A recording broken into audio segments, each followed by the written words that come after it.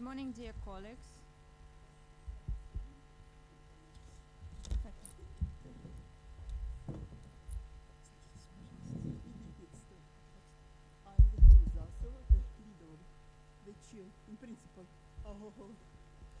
Yes, I'm Lyudmila Zasova, the chairperson of this session, but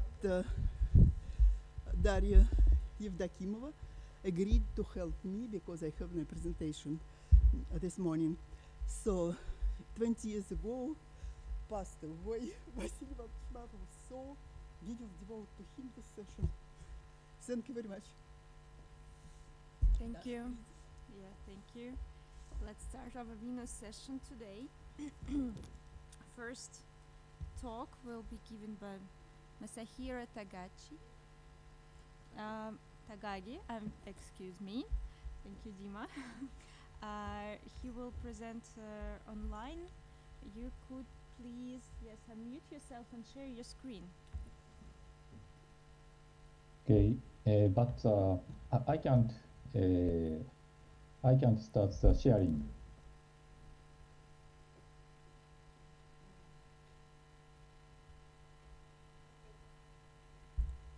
And now, please. Okay.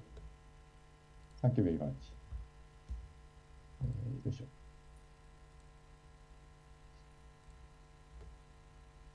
We see your screen. We hear you well. Please, you can start your presentation. Okay. Hello, everyone. I'm Masahiro Takagi. I'm from Kyoto Sangyo University. My talk is on planetary scale waves and their dynamical effect on the general circulation in the Venus atmosphere. This work has been published in JGR Planets.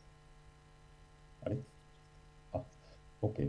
In the Venus atmosphere, atmospheric waves have been suggested from cloud images like this. This picture shows a Fourier analysis of the UV images.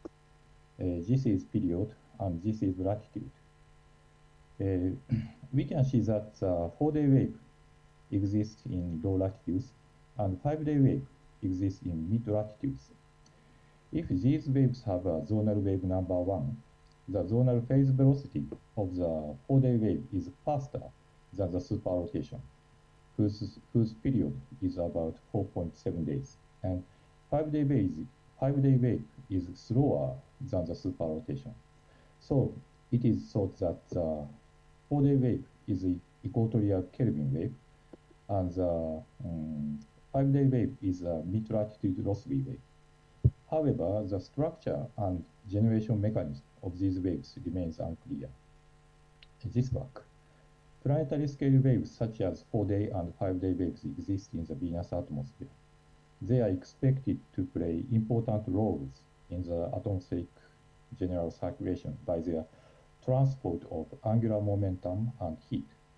However, they are poorly understood yet.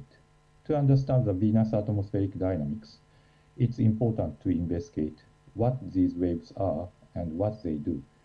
In the present study, we focus on the 4-day, 5-day, and 7-day waves found in GCM and investigate their structures, generation mechanism, and dynamical effect on the general circulation.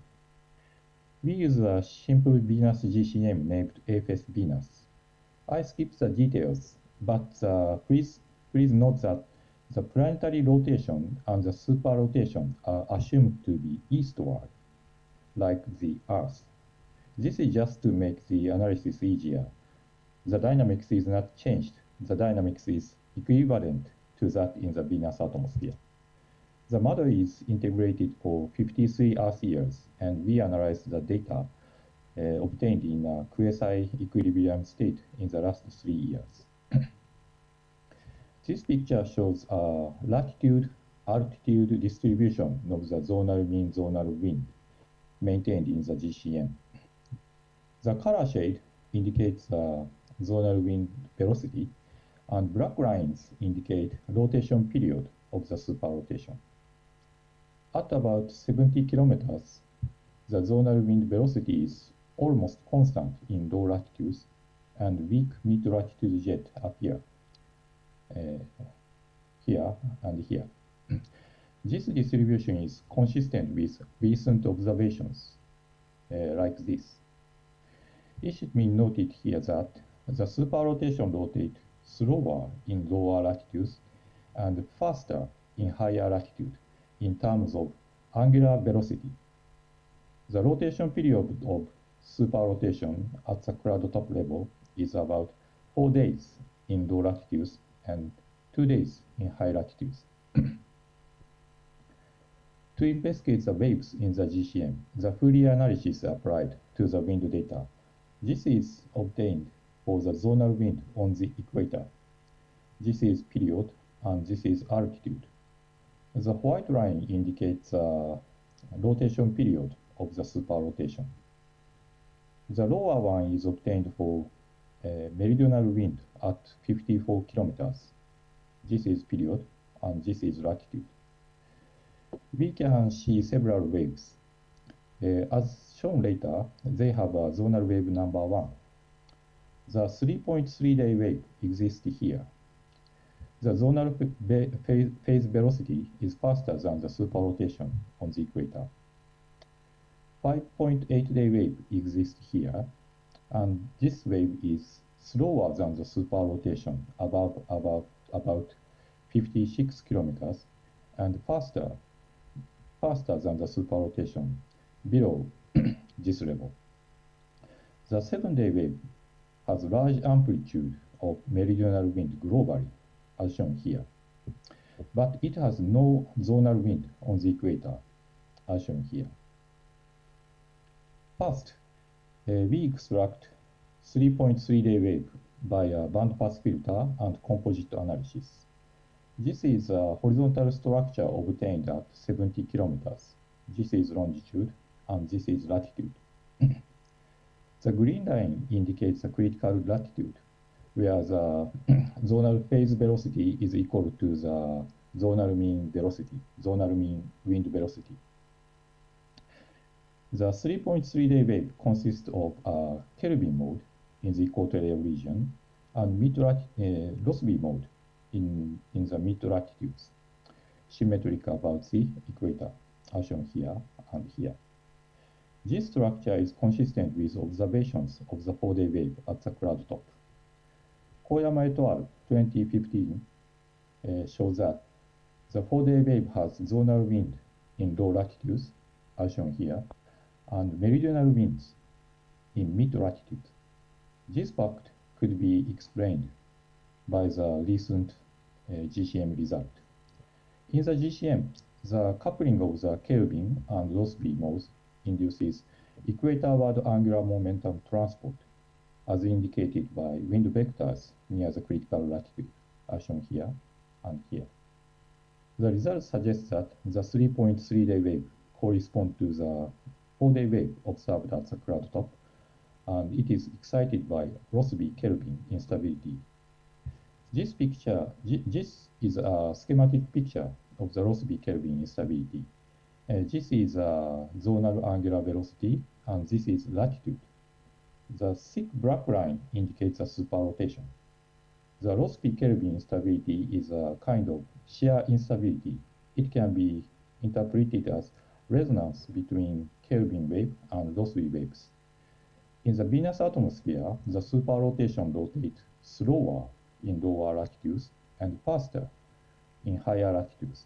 So the Kelvin wave and Rossby waves could have the same zonal angular velocity, as shown here, although the Kelvin wave goes eastward and Rossby wave goes westward relative to the superrotation. As a result, the resonance occurs, and the Kelvin wave and Rossby waves interact at the critical latitudes. At the same time, the angular momentum is transported equatorward, accelerating the superrotation in low latitudes. Let's go back to the GCM result.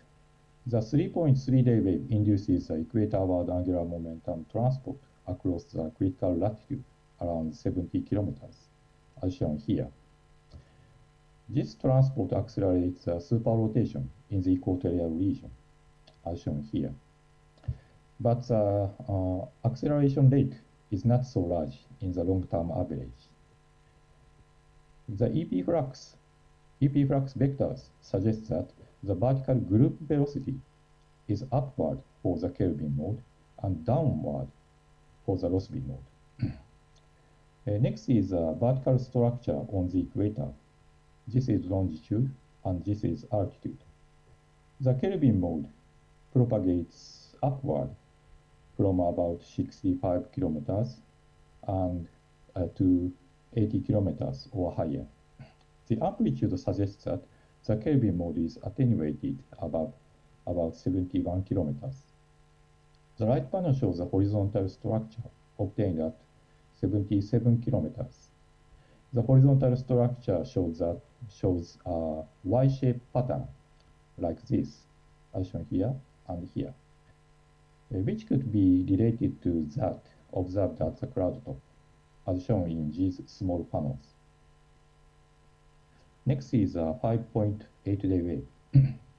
This picture shows horizontal structures obtained at 30, 40, 52, 60, and 70 kilometers. The horizontal structure of this wave is symmetric about the equator, but it changes significantly with altitude. Below 56 kilometers, a Kelvin mode is predominant in low latitudes, as shown here and here. In 40 to 65 kilometers, a pair of Rossby wave appears in high latitude, as shown here and here and here.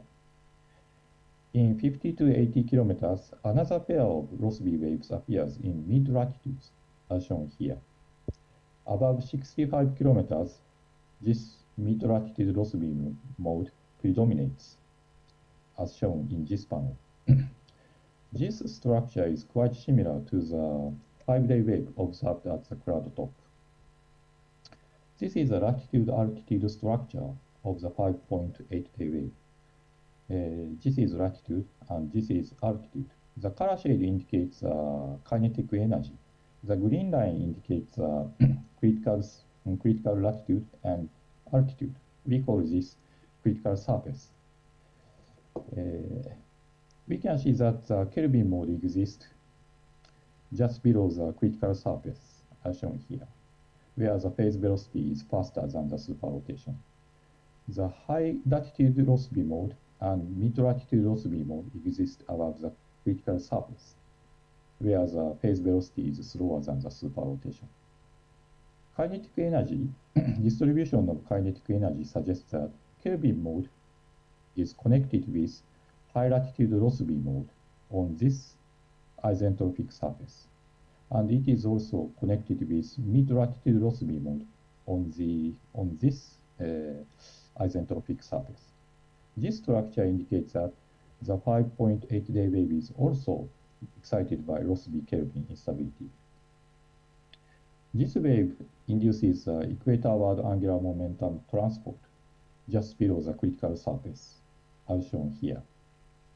This transport accelerates the superrotation in the equatorial region, as shown here, and produces a equatorial jet.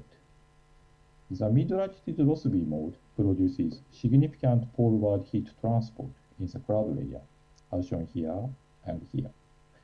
This large heat transport was attributed to baroclinic instability in our previous study. However, it is associated with a 5.8-day wave excited by the Rossby Kelvin instability. Next is a 7-day wave. This is a horizontal structure of the 7-day wave observed at 48 kilometers. This is longitude and this is latitude. The 7-day wave is anti-symmetric about the equator. It is dominated by vertical motions in mid-latitudes and high latitudes. The structure is divided by 4 critical latitudes, as shown by the green lines at 48 kilometers. The relative phase velocity is westward in the equatorial region and high latitudes. eastward, sorry, relative phase velocity is westward in the equatorial region and high latitude, and it is eastward in mid latitudes. The right panel shows a zoomed-in picture of the equatorial region. The equatorial region is also dominated by vertical motions like this, which are similar to the equatorial Rossby wave.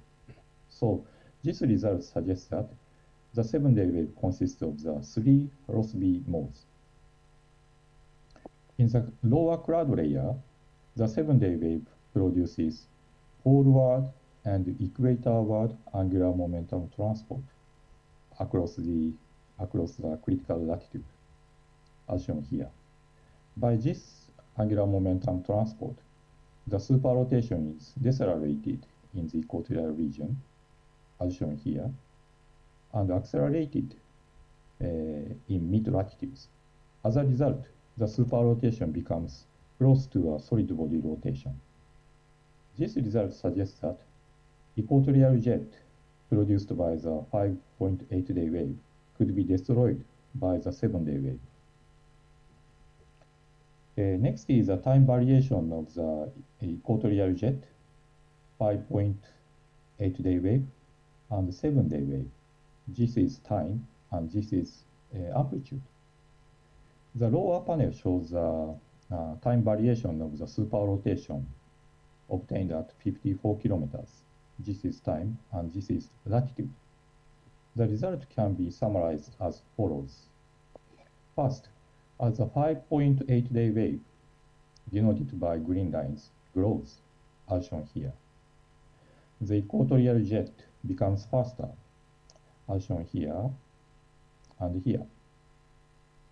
As the equatorial jet matures, as shown here and here, the 7-day wave begins to grow, as shown here. As the 7-day wave grows, the equatorial jet becomes slower, as shown here and here, and the superrotation in mid latitudes becomes faster, as shown here and here. After the growth of 7-day wave, the superrotation becomes almost constant in low latitudes, as shown here. As the 7-day wave decays, around here, the 5.8-day wave grows again, as shown here, and the equatorial jet becomes faster again, as shown here and here. In this way, the quasi-periodic variation of the equatorial jet is caused by the alternating development of the 5.8-day wave and 7-day wave. Conclusion. The 4-day and 5-day waves observed at the cloud top were reproduced in the GCM. These waves are excited by the Rossby-Kelvin instability. The 7-day wave, which has not been observed yet, is excited by shear instability due to the equatorial jet. The equatorial jet in the lower cloud layer is produced by the 5.8-day wave and destroyed by the 7-day wave. Its quasi-periodic variation with a time scale of 280 Earth days is caused by the alternating development of these waves. The present result provides a possible explanation of the equatorial jet inferred from the Akatsuki observation. A similar result have been reported by Lai et al. 2024 using the LMT GCM, which is an independent GCM. Unknown waves may be hidden in the cloud layer, so to understand the Venus atmospheric dynamics, we need further observations in the cloud layer. Thank you for your attention.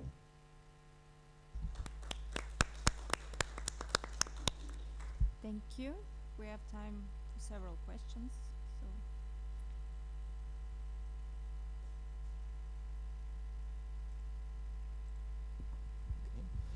Hello, Masahiro. Here's Dmitry Titov speaking. Well, thank you very much for the talk. I would like to ask the following question. So as I understand, you explained the superrotation, at least the cloud tops, as the result of interplay between the Rossby and Kelvin waves, right? So this is how it looks like. So my question is, is it related to the cloud structure? So basically, if you in your model move clouds, for instance, 50 kilometers or 20 kilometers down to 50-kilometer level, will the structure be repeated? I mean, the waves will appear at the cloud tops?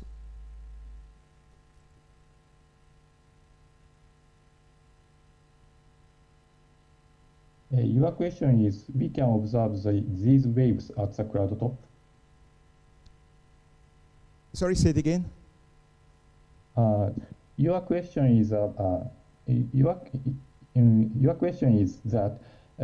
we can observe these waves at the cloud top? Yes. Yes. I think so. I think so. For the 3.3-day wave, this wave has a horizontal structure at the 70 kilometers, and it has a maximum amplitude at the cloud top. So we can detect this wave, and this wave is maybe related to the Y-shaped pattern. This wave may be also related to the Y-shaped pattern. So this Y-shaped pattern could be related to this 3.3-day wave. And we also observe the 5.8-day wave at the cloud top. This structure is quite similar to the 5-day wave. So I think the observed 5-day wave can be explained by this 5.8-day wave. Okay, thank you. Thank you. Thank you very much. Another question? Lisa.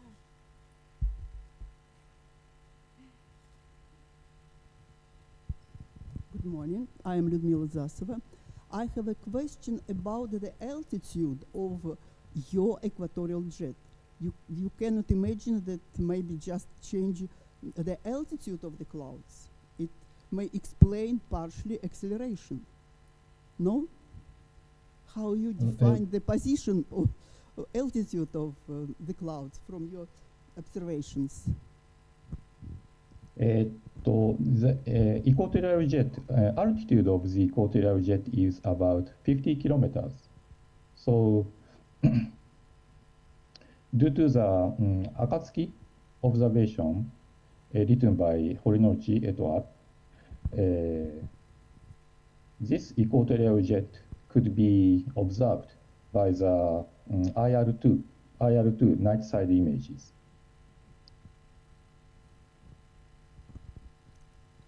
And this equatorial jet is produced by the angular momentum transport by this 5.8-day wave. Okay, thank you. Thank you. Thank you very much. We have to move on to the next speaker, José Silva, stationary mesoscale features on Venus day-side clouds.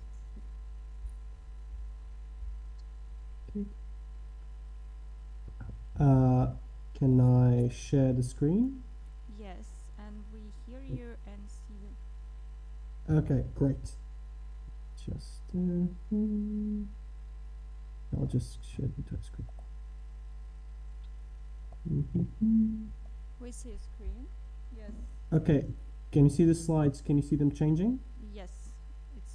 Awesome. Okay, Please start. I'm just gonna put this a little bit smaller. Okay, may I start? Yes, yes, sure. Okay. So, hello everyone. My name is José Silva. I come to you from South Korea in the Institute for Basic Science. So I'm attending online. I would love to be there, but I really appreciate the opportunity to present at the International Moscow Symposium on Planetary Science. And what I'm going to present to you is basically, it's an ongoing work, and it's something that came kind of by accident. What I mean by that is because this current study is based on a previous search I was doing of gravity waves, traveling gravity waves on Venus's atmosphere on the day side. And I found some structures that were not moving, that were stationary, similar to the ones that have been reported by, for example, Fukuya-san or Kitahara-san in previous papers. But these are smaller, are at higher latitudes, and I found them at visible and near infrared wavelengths using Virtus data, so from the Venus Express mission, so a little bit older data. And also, there's a case to be made about how the more waves we find at different geographical location, different local times, can give us hints about the not only the frequency of observation of these waves, but also any kind of clue or hint to near surface circulation, because since these waves are stationary, they probably are generated by topography. Thus, there might be a connection between near surface circulation and the waves that we see on the upper clouds, at least on the day side. So, for those of you who might not be as familiar with gravity waves, just a very brief introduction. So, gravity waves is an oscillatory perturbation on the atmosphere in which buoyancy acts as a restoring force. So, you have several layers in the atmosphere. These are what we call internal gravity waves. So we have no phase transition between these stably stratified layers. So they're all in equilibrium, and the pressure only varies significantly in the vertical direction. And we induce perturbation in one of them, and because everything is in equilibrium, as you perturb one of the layers and the air in that layer moves either up or down depending on the perturbation, because everything is in equilibrium, it will try to restore itself, basically forming an oscillatory pattern and a wave that we may be able to see on the atmosphere. Now, the nature of the perturbation itself can be from flow over mountains, that is topographically generated, or convection, or there are other mechanisms that can generate these kinds of waves. But the really interesting part about these waves is that they are able to transport energy and momentum not only horizontally in their own layer, but also in the vertical direction, which is especially significant for the case of Venus, because these waves appear to travel quite a long distance, maybe 60 kilometers or more, where upon which they will break when the conditions for them to propagate no longer work. So these waves are not just on Venus. We see them also on Earth. I'm just going to use the pointer here. We see them on Earth, we see them on Mars, and we see them on Jupiter. There's also some reports of gravity waves on Saturn, and possibly there might be some gravity waves on Uranus and Neptune. You only need a stably stratified atmosphere and some kind of way to perturb that to create the oscillatory pattern that form gravity waves.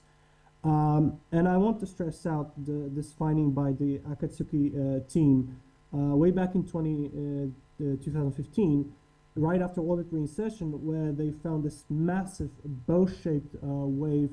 It's almost like a planetary scale, as Takagi-sensei was talking about a little bit. And this, because it lasted a few days, and the scale of it that has not seen before on other studies, it prompted a new search of these stationary features on Venus. So some few studies followed that using the LIR instrument. Here we found more waves on other regions.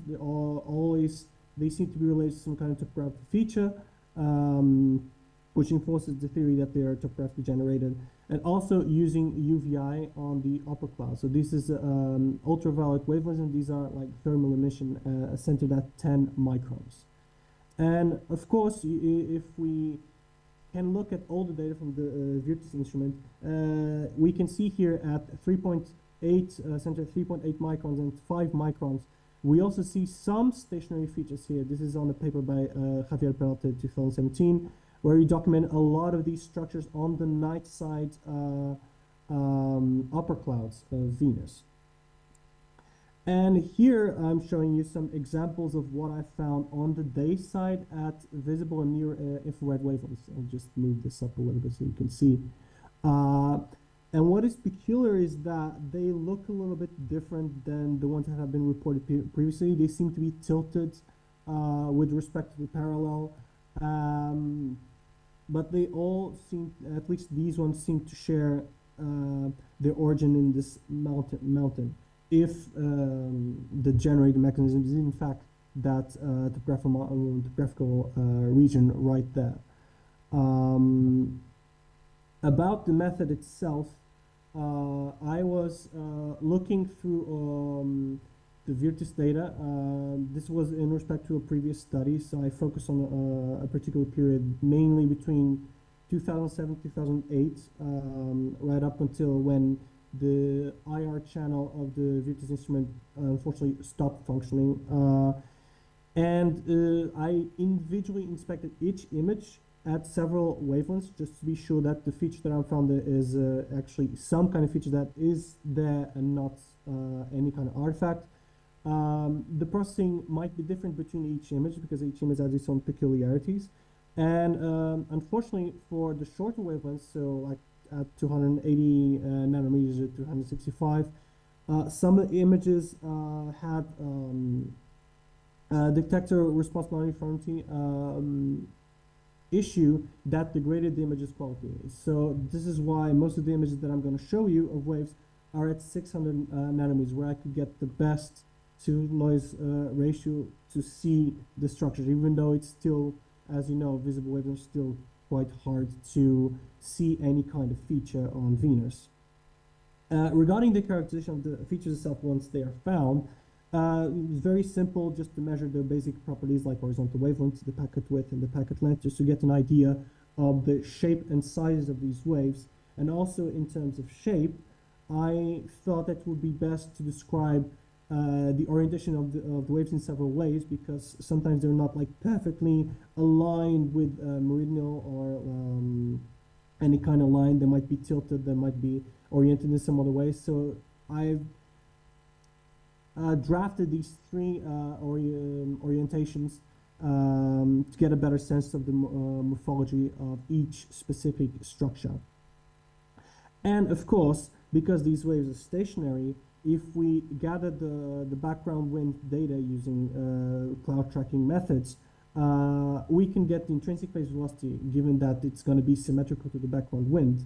We only need to retrieve the traces in the vicinity of this wave or along its latitudinal line, as long as it's not too far in terms of local time. And you can get you can extrapolate intrinsic phase velocity to gather more properties of the waves later on. So in total, so far I have managed to found a little bit less than 30 of these mesoscale stationary structures. You can see two examples here. These are both on Virtus data with a topographical overlay on top of it. I also include here some data from IR2 because I had a previous search of other features using IR2, and the channel that I'm using for IR2 is 2.02 microns, which also looks at the upper clouds on the day side, and I also found some stationary features there. For example, there is one stationary feature here that is on the same region at the same time as the feature that has been reported by Kitahara-san's paper in 2019. What was interesting is that I could accompany this feature for about 9 days, which is quite remarkable in my opinion. You can see it here, this long stretch, and also UVI, you can see it here in the stretch here. And there's a mountain that appears to be associated with the structure. So about the findings themselves and about their distribution in terms of the latitude and longitude map, you can see I've included here both the previous study by Kitahara-san's in 2019 and Fukuya-san et al. 2022. The waves that have been found in LIR, you can see that they are substantially larger than the other ones, but I decided to include them for completion.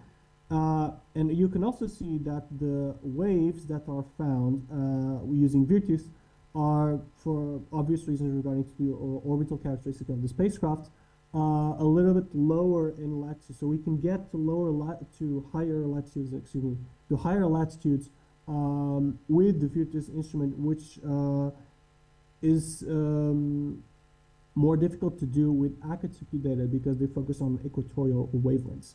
And you can also see that it's not exactly a clear correlation with all of these structures with any kind of significant topographical feature.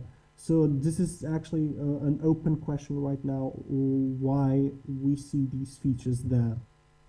And this is just a snapshot of the orientation, at least 2 orientation parameters that I found. So most of them are aligned to, the orientations are aligned to the perpendicular of the equatorial line. So it look more or less like the structure that we are familiar with from studies with Akatsuki data. Although as we get to higher latitudes, there seems to be a hint that there's some distortion of this orientation, there's some shift in this orientation, possibly because the background zonal wind profile weakens as we get to about 50 to higher latitudes, especially for the upper clouds and the middle clouds, more or less. Regarding some of their properties, including the horizontal wavelength and the width of the features that we see, we can tell from this plot right here that regarding latitude, the horizontal wavelength does seem to be too much dependent on latitude. We have horizontal waves from about 100 kilometers to 600 kilometers. And then, of course, for the larger waves with LIR, we have even larger horizontal wavelengths. But for the width of these features, there seems to be a hint of some dependence with latitude, possibly because, again, as we get to higher latitudes, because we have this shift in the zonal wind profile, it might be a limitation to the width of some of these features as we get to higher latitudes.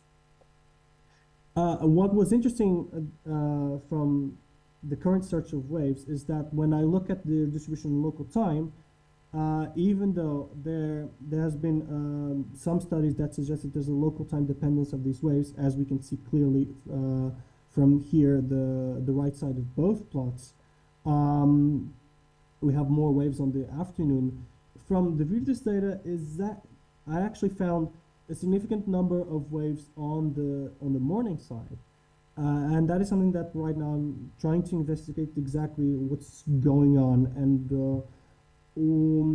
if the waves that are on early local times might be dependent on latitude or not, because the Fifteenth waves are smaller and are at generally higher latitudes than the ones found with Akatsuki data, either with IR2 or UVI. As for some of the dynamical properties of these waves, to get the vertical component of oscillation, namely the vertical wavelength of these waves, we've used the dispersion relationship, which is here. So we want to get the vertical wave, which is inside the vertical wave number, which is this value right here. Also, we have the horizontal wave number, where the horizontal wavelength is, the intrinsic phase velocity, which we can get by getting the traces from the background wind that I explained earlier. There's a density scale height here, and the Brunt-Weissel frequency, which is an important number. And this is going to vary with both altitude and latitude. So for each altitude and latitude, this is taken from temperature profiles that can be gathered either by from Venus Express data and from Akatsuki data. And taking all the structures that have been found for each of the instruments, both Vitis and IR2 on this study and from previous studies, using these altitudes as kind of a proxy to calculate to get the Brunt-Weissel frequency, we get these average values for the vertical wavelength of all the structures that have been found. Now, take these altitudes with a grain of salt, especially the ones that are highlighted in red, because the contribution functions that, this is from several papers, these suggested altitudes, but the contribution functions for some of these altitudes are quite broad. So these altitude ranges might be larger than what I am focusing on right here. But we can see that for most of the waves that are found with Akatsuki, so at lower latitudes, we have more or less similar vertical wavelengths calculated from the dispersion relationship. But when we look at Virtus data, we actually have substantially smaller vertical wavelengths. So I did an experiment where I fixed the altitude just at 67 kilometers, for example, and calculate for all the structures that I found on each of these instruments, and I see the same kind of trend. Now, these two numbers are relative to either using wind profile for the middle clouds, using visible data. These are results that are published by Ricardo Luiz in 2015, or using upper clouds wind profile that has higher zonal winds up until like 100 to 120 meters per second. So we have a substantial difference of the vertical wavelengths because of this change in the background if you consider one or the other. And I do have to mention here that these results are from taking the average wind profiles. Right now, I am still recovering some wind tracers of my own to get the intrinsic phase velocities from the wind tracers themselves and not from an average wind profile. And so far, I've concluded that at least for the activity data, for all the activity data, it's not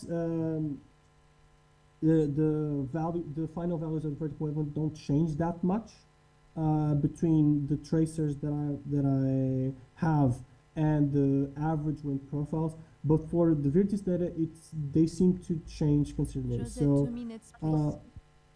sorry? 2 minutes, please. Oh, okay, thank you. So as I was saying, for the Virtus data, there seems to be a difference between the wind tracers that I can find, that I can retrieve, and the average wind profiles that have been published before. And with that in mind, looking towards the future, there's a need for a recalibration of the Virtus data cube, especially for the shorter wavelengths. So I can confirm some of the structures that I found for the shorter wavelengths to get more of a sense of how these structures behave at different wavelengths on the day side. And obviously expanding the sample is always a good idea. Taking advantage of the Virtus data set that has not been fully explored for this purpose, and also looking at activity data that has not been covered for this specific goal. And I am, because of this finding of waves at early local times, right now I'm interested in the local time dependence of stationary features, using both Virtus data and activity data in try to understand their distribution in local time. And with that, I'll end and appreciate any questions you might have. Thank you very much. Thank you very much. We have time for one question. Dennis was the first one. Is it okay? Hello, Jose. Denis Bilayev is speaking. Thank you for your nice talk. Hi. Question is about vertical component, vertical wavelengths. In principle, you can use Vera data with vertical profiles with precise derivation of vertical component. Did you try to use it? Yes, yes. It was interesting because for Virtus data, I use both the profiles from Vita data and both the profiles from Akatsuki data, and from both profiles, the resulting Brunt-Weissel frequencies that I can get. Sorry, not Vera, Are Vera not- data. Vera, yeah. Vera experiment. Yes, thank you.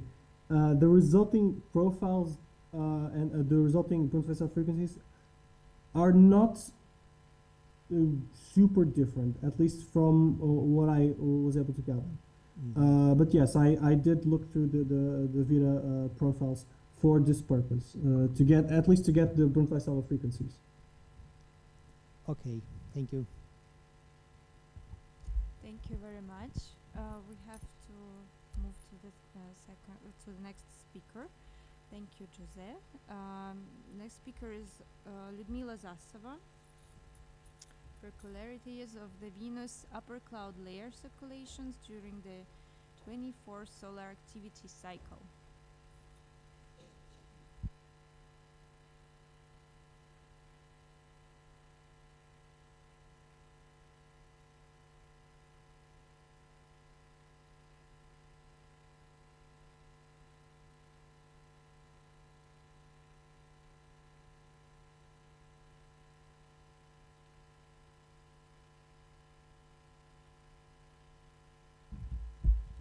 Mhm.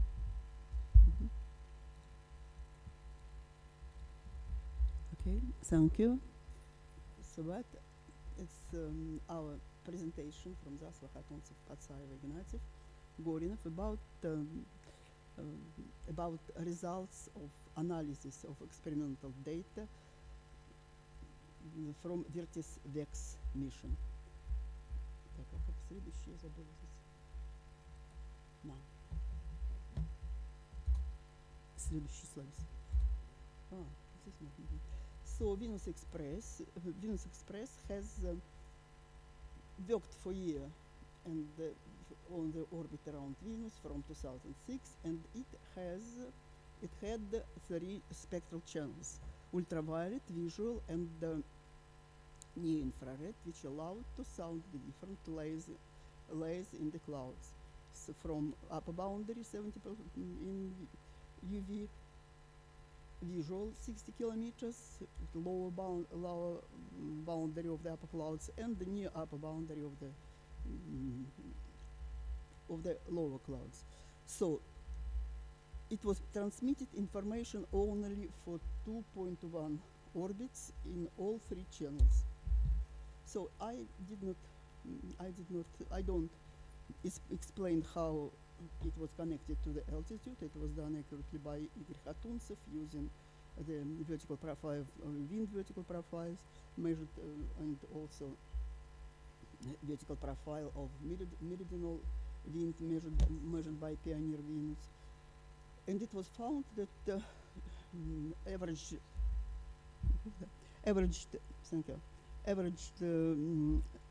vertical wind shift, it was found of 2 kilometers. So I show the vertical structure of the structure of the clouds. It measured from Pioneer Venus, altitude and number density, extinction, mass loading, 3 cloud layers, ultraviolet channel test. Measured at upper cloud, so upper cloud, middle cloud, and low cloud. Measure at upper cloud of the Venus, visual channel near the lower boundary of the upper cloud and near somewhere in the middle clouds. So it is just ultraviolet absorber, which is important for us because it is source of which support the superrotation. It is in the upper clouds. Okay, it is ultraviolet absorbed is deposited above 58 kilometers, absorbed from 320 to 500 nanometers, and it is in the layer of 10 kilometers. As a result of so huge absorber within thin layer, it generates the thermal tides which support the superrotation. As it said that acceleration by thermal tides happens in the area where absorber is deposited. Above, so it is flux. It is flux, and it has change 2 times the gradient. It is above 58 ultraviolet absorber, and it is boundary of the cloud layer. Thermal tides, just several words about the thermal tides. Temperature may be presented at horizontal levels, may be presented as function of P, phi, and solar longitude. I show here this 2 harmonics, one day and half day. dependent on the latitude, and it is here for low latitude near the cloud top, and one may see that at below 100 millibar, it has seen the minimum of both thermal harmonics. It coincides with position of the mid-latitude jet in frame of Hadley circulation. In the mid-latitude jet, the flux which coming from low latitude loses its moment in the mid-latitude jet. But above the clouds, it is 50 and 20 millibar levels. The flux going to continue to go to the pole and converge somewhere in the polar region. It's just for information. Also, we need understanding position of the mid-latitude jet. So it is obtained from the cyclotrophic balance, which works well for Venus atmosphere. It is average temperature and the average position of the mid-latitude jet, altitude and latitude, and if you look on the temperature over the average temperature field, one may see the temperature increase to the pole above the 70 kilometer, and decrease below. It say us about the Hadley cell, existence of the Hadley cell. So, and it was found that mid-latitude jet may change its position within at altitude from 65 to 70 kilometers, and for latitudes for 45 to 57 degrees. Sorry. Назад ее как так же, да? Page up. Sorry. Now, the aim of my talk, it is investigation behavior through the solar cycle, 24 solar cycle. It is average zonal speed and VMC and Akatsuki. One may see that when the solar cycle increases, on the average, the wind speed increases for VMC. It is the beginning, it is minimum of the cycle. Yes, for reference is given magnesium 2 cycle. So it was near minimum and another near maximum. In these two parts, it was divided by Marina Patsaeva, and I will say that it is a reasonable division. So it's so-called 26-2011. It is middle. It is middle period and slower and fast period near maximum of the solar cycle. In parallel with the increasing of wind speed, decrease the ultraviolet albedo twice. It means that the energy come into the to the upper cloud where the absorber is deposited. Okay. So now we can, for these two periods, we can compare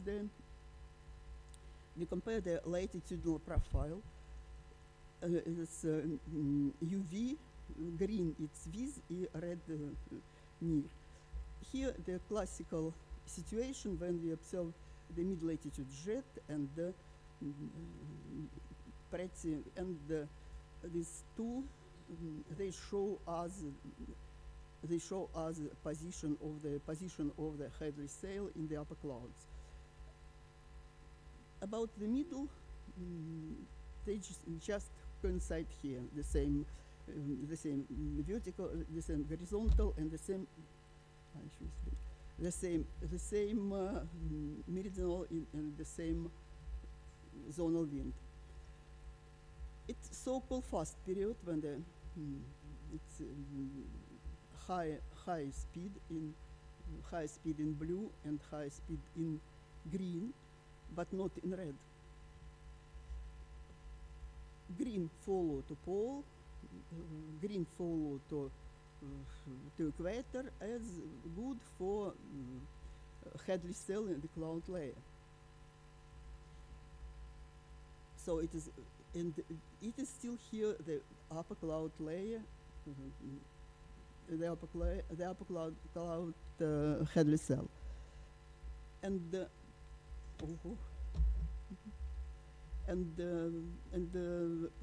red one, it doesn't change. You know that it is, yes, it was upper cloud Hadley cell was known, but it was suggested also to have inverse Hadley cell below the clouds, and we think that it is the upper boundary of the inverse Hadley cell. So, but if you look at this increase of the wind with solar cycle, you may see that it is some minimum. It's not monotonous increase. So it's zone of wind speed, and on the right axis it is longitude, and also this nice small map. One may see that below at altitude at longitude as it should be, and the Aphrodite here, and look at lowlands at 220. So it is average for each point. It is average longitude, and here it is shown the average surface altitude. Aphrodite and the lowlands at 220, and one may see that really this small local minimum may be connected to the low latitude. I just say maybe another reason. So a behavior of the zonal wind over solar cycle includes both a change of the UV albedo, its additional energy input, and the influence of the surface altitude. Example of individual orbit. This is orbit. This is two orbits with some maximally different position, different speeds, wind speeds. Here on orbit 1113, it is dark. Even visually, one may see that it's dark features here. We cannot differ between Rossby and Kelvin wave. We just follow dark features, and even several features is even seen in the visual images. This orbit boss is here, near minimum of solar cycle. If you look at the latitudinal profile for orbit 2006, it looks like traditional. It may have Hadley sail in the upper cloud, and 96, but at for 1113,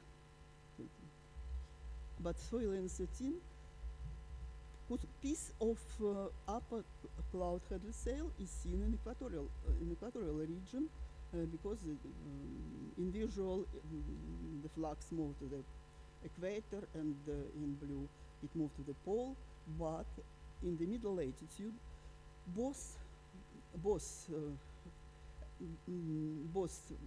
zonal speed and also close to each other meridian speed coincide. Both this level at very close to each other altitude, and both in the upper clouds, and in both the flux is directed to the pole. So we don't see, in this case, we don't see the Hadley sail. The Hadley sail at the low boundary of Hadley sail at latitude less than 30 degrees, but the infrared channel it's at its own place, so does not change in the middle clouds. So it was concluded that the very strong UV absorption UV feature we observed only in the upper cloud boundary of the upper cloud boundary in both UV and VIS. We see near in the images one may see that really very 1113 is really very dark, and absorption is ultraviolet absorption is so strong that it even included 513 micron region. It may be reason why the both level is so close to each other. If you calculate to meter per second per kilometer, it will be of 10 kilometers. It's unrealistic. Another and the last very interesting from my point of view, very interesting images. It's from paper of Marina Patsaeva 2015.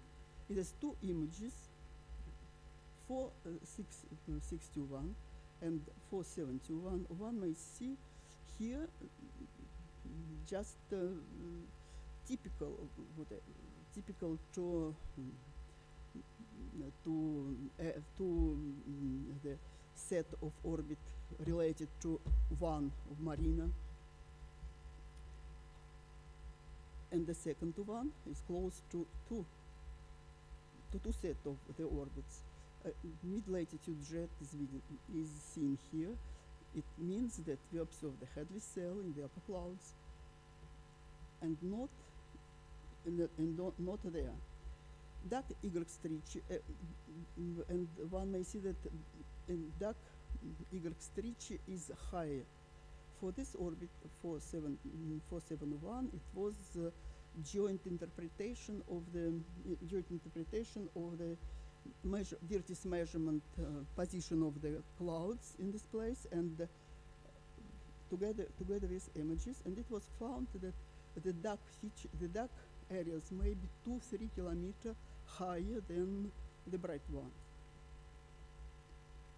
Discussed Julio the position of from the other side.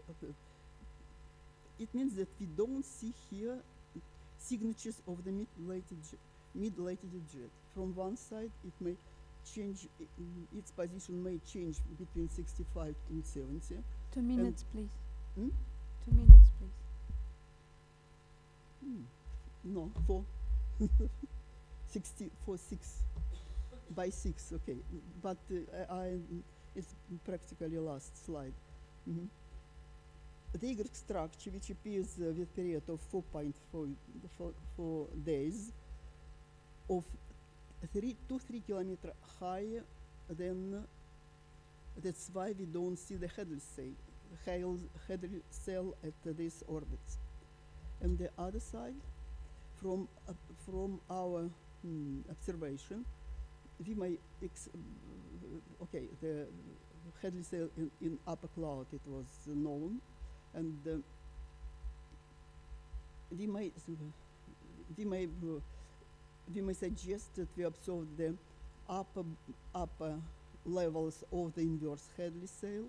So our observations suggest the Hadley cell, and besides it's one in upper cloud, in middle cloud, and the last one in the low clouds, and it was why it was found fragmentally. Why we think that it is Hadley cell, but not low latitude jet, because simultaneously with changing the horizon, the zonal speed, meridional speed change, and the flux change its direction. From here, Dima Gorinov found the Hadley cell in the low cloud. So summary: VMC observation carried out on 3 channels UV, VIS, and NIR during 24 solar activity cycle in the range from minimum to maximum revealed the increase in the superrotation velocity of the upper cloud layer by 10–15% during the observation. Observation in near channel refer to the middle cloud layer will change less essential. In average, the zonal wind increases from minimum of the solar cycle to the maximum simultaneously with the increase of the UV albedo, means the increase in the absorption of solar energy by the UV absorbed in the upper cloud layer results in the generation of the thermal tides and the acceleration of superrotation in the area where tides generated. That is in the upper cloud layer. The wind speed increases not monotonously. Local minima of 10 meters per second is associated with low area of the surface elevation. Observed at lambda at longitude 250 degrees during 8 to 10 Venusian years, or 2011–2012 our years. Dark Y structure, which appears each 4.5 days, is probably higher at 2–3 kilometers over the cloud layer. It leads to high absorption of in UV and even V's, which influences the circulation of the upper clouds. So it needs really, I used only several orbits for this work, and really it needs more detailed works, especially statistic of the ultraviolet dark in the ultraviolet, when we have dark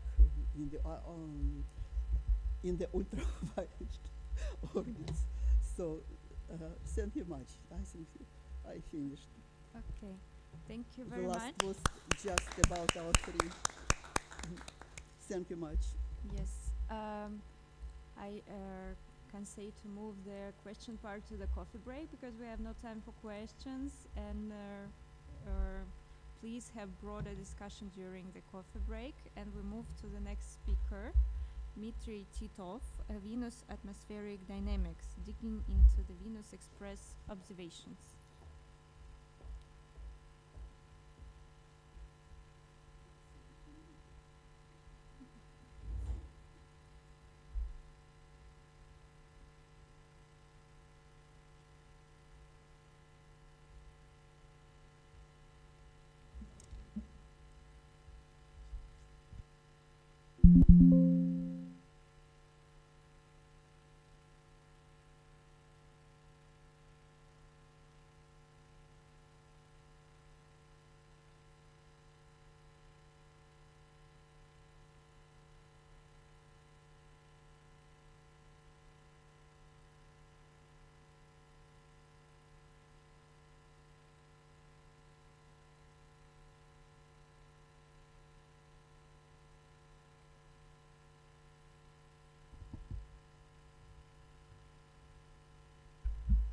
Okay, demonstration is all right, so you can. Thank you very much. Yes, thank you. Thank you, and I would like really to show here a little bit glimpses of what Venus Express have done and what can be still done with the data of Venus Express. And I showed this presentation, well, a couple of times in the conferences this year, but the audience is different. But still, if there are people who heard about this already, I apologize for that. So let me see, page down. Yes. Well, as Ludmila told, and before the presentations about the modeling of the Venusian circulation, the key question is now what supports the superrotation, what supports this really 60 times faster rotation of the atmosphere as compared to the solid body. And if there are Hadley cells existing in the atmosphere, and what is the momentum balance, what is the momentum and energy transport.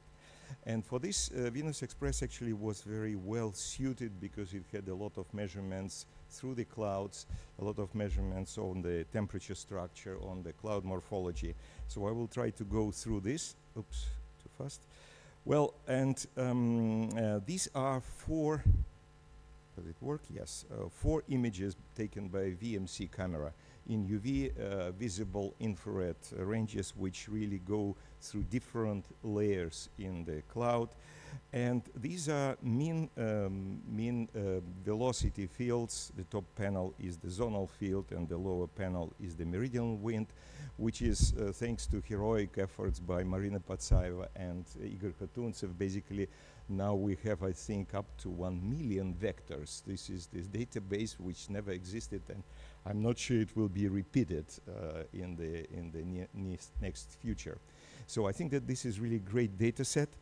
And from this data set, actually, we see that the clouds are really, that the velocity of the zonal wind, it has some variations.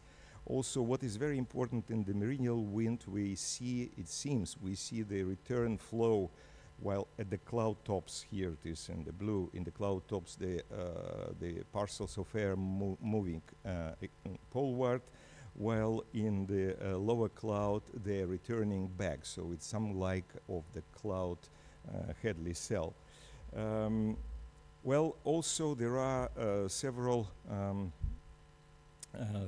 variations, diurnal variations of the velocity, and in the zonal wind, both zonal wind and meridional wind, they show peak velocities somewhere in the afternoon, and with slight peaks in the meridional wind, the minimal wind at the equatorial latitudes. Then what is interesting is that there are some correlations between the wind speed at the cloud tops. Imagine at 70 kilometers, correlation with the surface. The black curve here, the mean topography, with the peak topography, which is produced by the Aphrodite Terra, which is the highland mountain range. And you see the mean solar wind, you see obviously this is accelerated. Well, since the velocity is negative, going deeper means acceleration of the zonal wind above the Aphrodite. So we all ascribe this to the presence of gravity waves and interaction between gravity waves and the zonal flow, but still it is not described. I mean, we're just saying what we see and putting our guesses. Well, there are a lot of waves were detected by VMC, especially in the polar regions, which are pretty well correlated with the position of Ishtar Terra there, the highest mountains. And there was also, you saw the Jose showed very nicely placed correlation of the gravity waves observed in the lower latitudes, also which are correlated with the mountains on the surface. Well, and the recent result is this 12 years cycle of the global zonal and meridional circulation. You see here, this is the 12 years green curve, green dashed light is the 12-year cycle, while the dots are measurements by different missions, Venus Express, Akatsuki, and even the older Pioneer Venus mission, it fits very well. So now it seems then 12.5 years cycle, it is very well established. Well, still there is a question what drives it. So we still do not know, we have only guesses. Well, if you go to the atmospheric stability, the measurements of the temperature profile with radio occultations, and here what is plotted, the atmospheric stability, which is actually the difference between the gradient of temperature, vertical temperature gradient, and adiabatic temperature gradient. If it is 0, it means that there is convection present. And we all see, well, 0 lines here are shown in red vertical lines. 3 parts of the plot, these are low latitudes, mid latitudes, and high latitudes. And what you see that definitely the convection is driving the main cloud deck. So the stability is 0. While when you go to polar latitudes, surprisingly, the cloud seems to go much, much deeper. So simply this convective region extends to the down to 45 and probably even lower kilometers. So this means that really in this region we have quite different structure of the cloud. Yes, and from the cloud morphology, we see we can trace the motions, and it seems that UV features are present, more explicitly present in the middle and low latitudes, and you see it clearly here on the image, and the high resolution image. It shows all this convective activity, turbulent activity at the cloud tops, while the polar regions, they are really much more quiet, so much more streaky features there, and all is filled by the whitish haze. So this means that it's really quieter zone in the Venusian atmosphere. Well, comparison of the images taken on the day side. This is the day side in UV, which corresponds to 70 kilometers. And on the night side, at 50 kilometers, you see the morphology repeats itself when you take simultaneously the images on the day side and on the night side. You see simply all these spiral arms, which are really extending, both seen on day and night side. So this means that really the morphology of the cloud it's not belongs only to the upper cloud, but also goes through the cloud to the very depth of about 50 kilometers. Well, another interesting result, which was made by Venus Express, and Nikolai is here, so remembers these days, is that in the polar region we have a depression of the cloud. So basically all over the planet, which is bluish here, the cloud is located at approximately 70 kilometers plus minus 1, while above the, say, 50 to 60 degrees latitudes, the cloud goes down by about 80 kilometers, which is a lot. It's about 2 scale heights at these latitudes. Then we can say that something is happening at this boundary between 50 and 60 degrees latitudes. And the same boundary can be seen in the near infrared. For instance, on the right side, this is the image in the infrared. Color means the radiation which is escaping from the bottom, from the hot areas of the planet. And what you see here, that this dark bluish circle in the middle, around the southern pole, is basically very thick and opaque clouds through which the radiation cannot penetrate upwards. And again, this boundary at around 50 to 60 degrees latitude. This is the southern latitudes. Well, all in all, basically allows us to say that there is some kind of dichotomy in the Venusian atmosphere. The properties of the cloud, circulation, temperature in the middle and low altitudes are quite different from what we see now in the high latitudes, above the circle of 60 degrees. And so, well, I looked at and actually it is known that similar things were observed on Titan. So, and here I took a couple of plots from Tinby et al. Paper in 2008. And the upper plot, it shows the distribution. This is latitude and this is the altitude distribution of acetylene, well measured on Titan. And we clearly see that there is at some boundary on Titan, at some latitudinal boundary, the acetylene is much more abundant in the polar region than in the mid-latitudes and low latitudes. Well, this is the potential vorticity plot, also vertical coordinate and latitudinal coordinate. And what happens at this boundary, about 60 degrees latitude on Titan, is that a vorticity gradient is really goes very steep. So gradient is pretty high. And from the dynamics, from the atmospheric dynamics, it's known that these are the situation when the gradient of vorticity is very high. There could be what is called transport barriers. So basically, the mixing between the low vorticity and high vorticity regions is suspended. So there is no mixing between those areas. So that's why some portions of the atmosphere, they can be isolated from each other just by very fast motions of the air, and which is expressed by vorticity. And actually, looking back, this is the pre-Venus Express time. So this is the vorticity which was estimated by Sanjay Limay, taking the Pioneer Venus observations, wind tracking.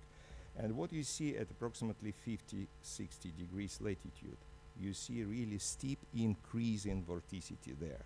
So we can also have a look, and I think that our idea is really to have a look at the Venus Express data, which are much more abundant as in comparison to Pioneer Venus, really to understand this influence of vorticity on this dichotomy, how I called it, which we see in the Venusian atmosphere. And so these are several issues, several open issues, which we are going to address in the Sun Yat-sen University in the future. So look at the flow divergence and assess the vertical motions. For the moment, we were just working in the horizontal space. Then, as I said, vorticity distribution and really looking at these potentially transport barriers, quote unquote, momentum transport, energy transport, atmospheric stability. Well, basically, it's the most interesting is really cloud depths, how deep in the cloud we can go. And we have a lot of data from the radio occultations, about 800 radio occultation profiles. And again, cloud morphology, looking at the morphology and comparing morphology at the cloud top and in the lower cloud. Also, cloud streaks can be used as the tracers of the circulation. So basically, if you say that the air parcels that are going along the cloud streaks, you can derive the ratio of the, zonal wind to meridional wind. So, and I think that this is some kind of a plan which we're going to do. And I think that I will stop here and would like to introduce the next talk, who will be given by Yutian Qiao, Professor Qiao from the Sun Yat-sen University. He will tell a little bit more about the Sun Yat-sen University plans and groups which are working there. So thank you very much here. Thank you. Thank you very much. We have time for questions. Yes. Okay. Let's then move to the next speaker as it's continuation to your talk, and maybe the questions will be after. Okay. Hiya. Yutian Cao, Mm. please. We hear you. Hello. Okay, thank you. Let's share the screen. Yes, please share your screen. Can you see my slide? Yes, we see your slides. You can start. Thank you. Okay, thank you. Right. Okay, good morning, everyone. I'm Yu Tian-Cao from the Planetary Environmental and Astrobiological Research Lab, or PER for short, from the Sun Yat-sen University, China. It's my honor to attend the Moscow Solar System Symposium this time. And on behalf of our planetary atmosphere and plasma environment team, I'd like to give this talk about the works about the modeling studies of miniature ionosphere and upper atmosphere. Hope next time we can have a chance to attend the symposium in person. And this is my email. If you are interested in content of my talk, please do not hesitate to contact me. Okay, here is the outline of my talk. I'm going to introduce 3 works focusing on miniature ionosphere, including a kinetic model, photochemical model, and Monte Carlo model. Finally, I will briefly introduce our planetary atmosphere and plasma environment group from the PER lab. And tomorrow morning, Professor Zhiyong Xiao from our lab will give a more detailed introduction to the whole lab. Okay, as far as we know, several missions have provided extensive information on the electron density profile of miniature ionosphere while radio occultation experiments. However, almost all other information about the Venus ionosphere comes from the pioneer Venus orbit (PVO). For example, the ion density and the electron temperature, ion temperature. These few missions can provide more ion density and plasma temperature data about Venetian ionosphere in the near future. It is necessary to develop the modeling study of the Venetian ionosphere. The first Venetian ionospheric photochemical model is constructed by Chen and Nanking in 1978. Fox then developed a more complicated model in 2001. Since the most chemically robust models up to now were developed more than 20 years ago, it is timely to reinvestigate the structure and the composition of the Venetian ionosphere, especially in view of our greatly improved understanding of ionospheric chemistry over the past few years, partly owing to similar modeling studies of the Martian ionosphere. We firstly developed a multi-stream superthermal electron kinetic model, as the photoelectron is one of the most important sources of photochemical process in Venetian ionosphere. We solved the superthermal electron intensity as a function of the location along the magnetic field line and the energy and the pitch angle in Venus ionosphere with a kinetic approach based on the steady-state Boltzmann equation. In this work, the neutrals are taken from the previous models. Thanks to the electron spectrometer measurements on board the Venus Express, we are able to provide a data model comparison. We therefore provide here the geometry information of VEX on 18 May 2006, including the altitude, solidus angle, and the magnetic field deep angle. Due to the time limit, I just showed part of the results of our works. In the left panel, we provide a data model comparison. The result indicates that well consistent between our model, the gray line, and the electron intensity made by the ELS on board VEX, the dark line. In the red panel, we present the contributions of different pressures for electron with an energy of 20 eV, including the transport, the photoionization, collisions between electron and the neutrons, and the collision between electron and the thermal electron.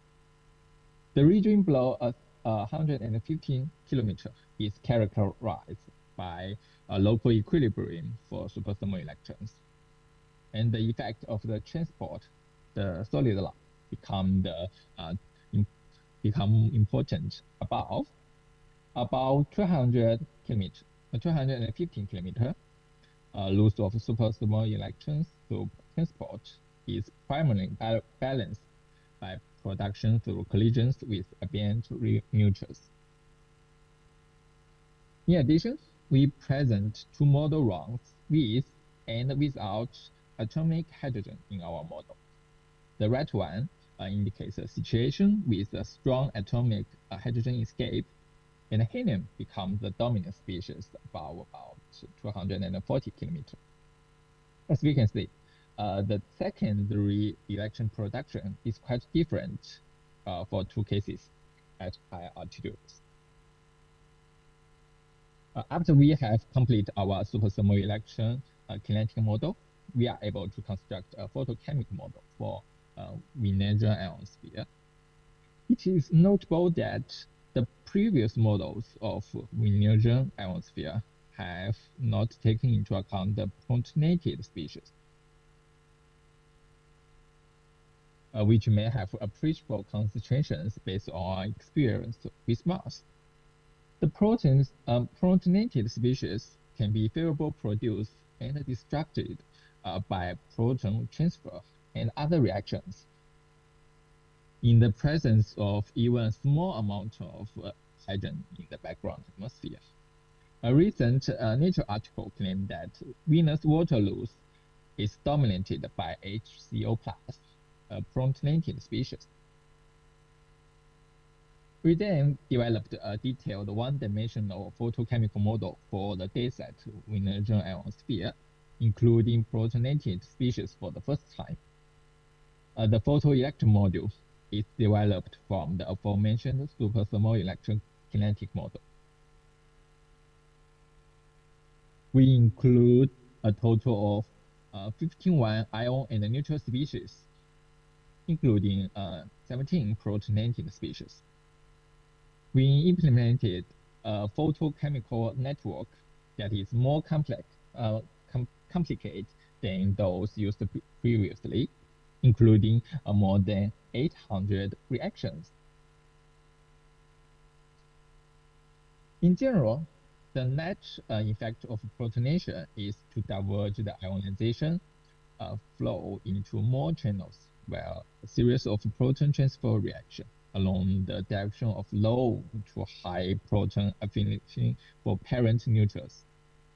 In particular, the distribution of molecular oxygen ions, the O2+, the pink line in the right panel, is significantly enhanced at high altitudes, where it can be efficiently produced via the reaction between oxygen atomic oxygen and the OH+. With the aid of the photochemical model, recently we investigate how the structure of topside Wienergen ionosphere responds to varying molecular hydrogen distribution. Our model results show that at a basic level, increasing molecular hydrogen concentrations enhance the protonated species, while non-protonated species are generally depleted due to the rapid reaction with the hydrogen. The offsetting chains for two ion groups result in relatively stable topside electron density. This work helps to explore how non-thermal atomic hydrogen escape from Venus. As we know, the escape of hydrogen and helium controls the climate evolution on the planet due to the close link of those species to the water content and the solar wind interaction with the atmosphere. Due to the relatively strong gravity and the absence of an intrinsic magnetic field, atmospheric escape on Venus is thought to be dominated by ion escape. However, a variety of processes, such as the dissociative recombination of ionospheric O2+, are able to produce hot atoms, which can deliver a significant amount of energy to light neutrons and drive their non-thermal escape. It's kind of a sputtering escape. Such a hydrogen or helium being knocked on by hot oxygen is defined by us as the secondary escape. A particle can be knocked on by another particle or not is naturally controlled by the inertial energy of the primary particle and the relative mass between two particles, as well as the incident angle. It's easy to imagine that escape energy is least when the mass ratio is 1 between two particles and decrease with increasing scattering angle. To determine the escape of hydrogen and helium, we implement a test particle Monte Carlo model. Here we show a parameter for the collision yield, defined as the average number of escaping neutrons produced per hot oxygen atom to evaluate the escape probability of a given species while knocked on by hot oxygen. The collision yield is species dependent, as we can see in the panel, and varies differently with the solar radiation. Finally, we show that these secondary escape particles generally originated below the exobase around 200 kilometers. We also show in the left table that kick out by hot oxygen is the dominant mechanism for molecular hydrogen and the helium to escape from the winner. For atomic hydrogen, the secondary escape or the knockout by hot oxygen is just slightly lower than the chemical escape, which is reported by the Nature recently, as I mentioned before. Due to the time limit, I just left the scientific summaries here. And the last but not the least, I'd like to briefly introduce our group in planetary atmosphere and the plasma environment. Professor Jun Cui is our group leader, and he is also the department head. Now we have 5 faculties and 3 postdoctors. We basically working on the planetary ionosphere and upper atmosphere, and focusing on the atmospheric escape and the structure and the dynamic of the ionosphere. Also, we try to extend our work to the exoplanet atmosphere. We also have another professor, Lai, to working on the interplanetary environment. The whole group, our group focusing on evolution of terrestrial planets habitability involving data analysis, well, both the telescope and the satellites. We also constructed several numerical models, as we reported in this talk.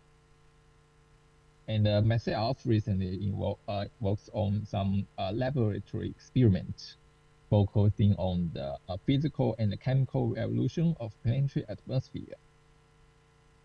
And this time we are also eager for collaborations with people all around the world, including but not limited to the planetary data planetary science data analysis and the modeling works, as well as the laboratory experiments. We are open to any visiting researcher or student, and we are pleased to offering postdoctoral position or faculty positions for you. And if anybody is interested, please do not hesitate to contact me by email. And or Professor Dmitry Titov. He is now the important member of our department. And you can also talk to him in person. And this is all for my talk. Thank you for your attention. Thank you. Okay, we have time for questions. If there are any online or offline. Yes, we have one question.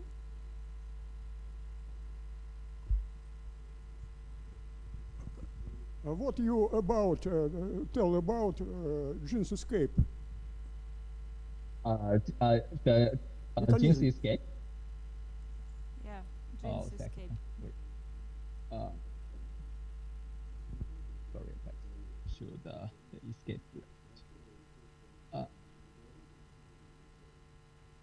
I think it's here. Yeah, I think here as far as we know, so far the Jean's escape for Venus is only we have the previous works is only analyze the atomic hydrogen, and it's quite a low flux because the heavy gravity on Venus.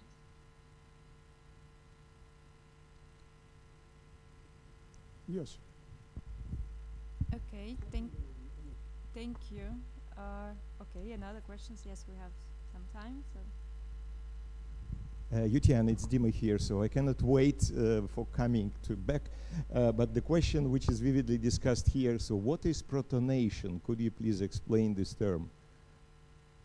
Okay.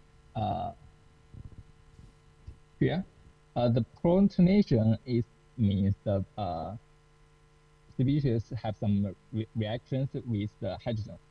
They can both let's see formation with hydrogen or destruction with the hydrogen. It's both the process we call the protonation.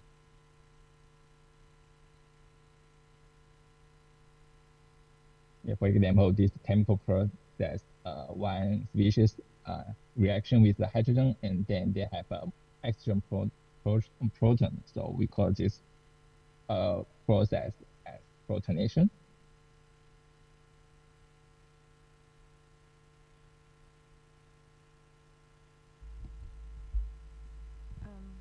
Okay.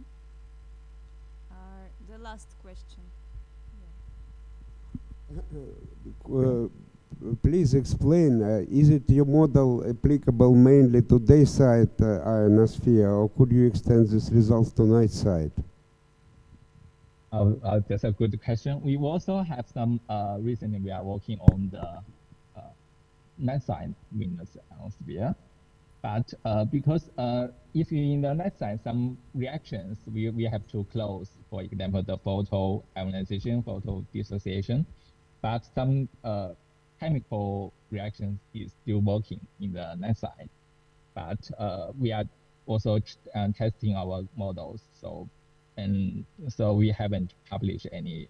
I think we also have a publication about the night side, but it's probably the Martian ionosphere.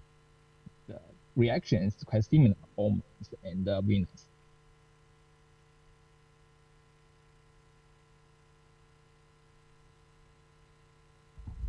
Okay, thank you very much. Thank you again, the morning speakers. Now we have a coffee break until 12 o'clock. We will continue our business session 12 sharp, so don't be late. Please feel free to continue the discussions during the coffee break. See you in 18 minutes.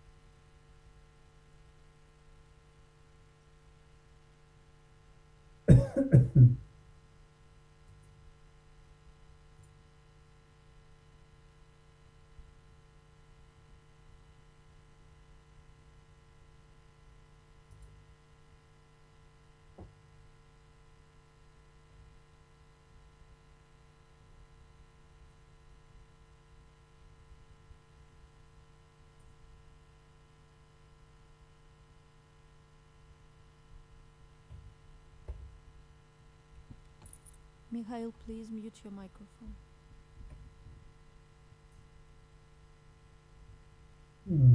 Я сейчас выключу микрофон своим.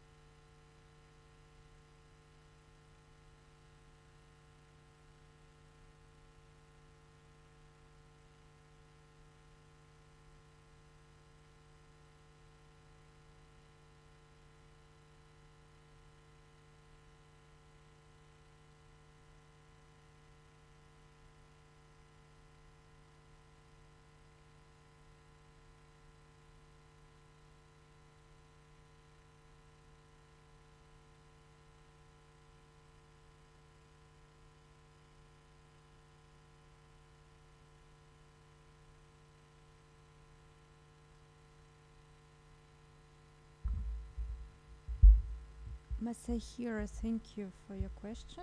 I see it. I will address it to Ludmila. Maybe like in the beginning of the lunch break, you may interact with her. Is it okay?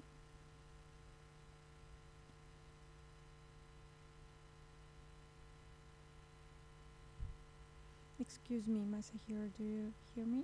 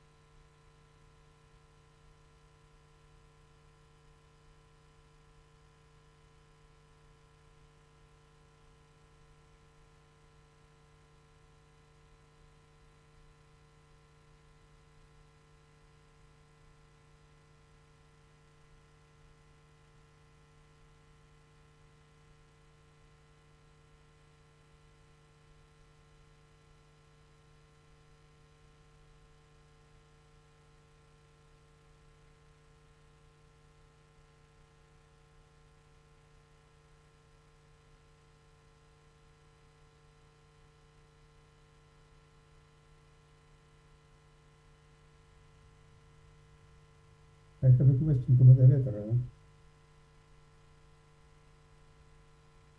Can I ask you? Я могу по-русски вас спросить, а? Mikhail, yes, just briefly because we have we have Давайте to я start. по-русски вас спрошу.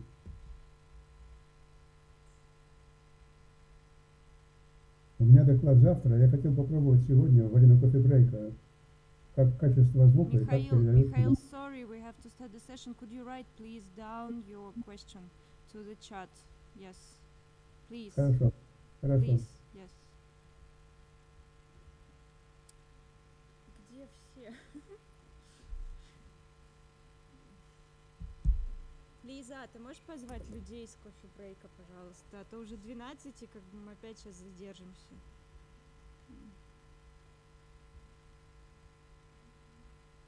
Нет еще? 12.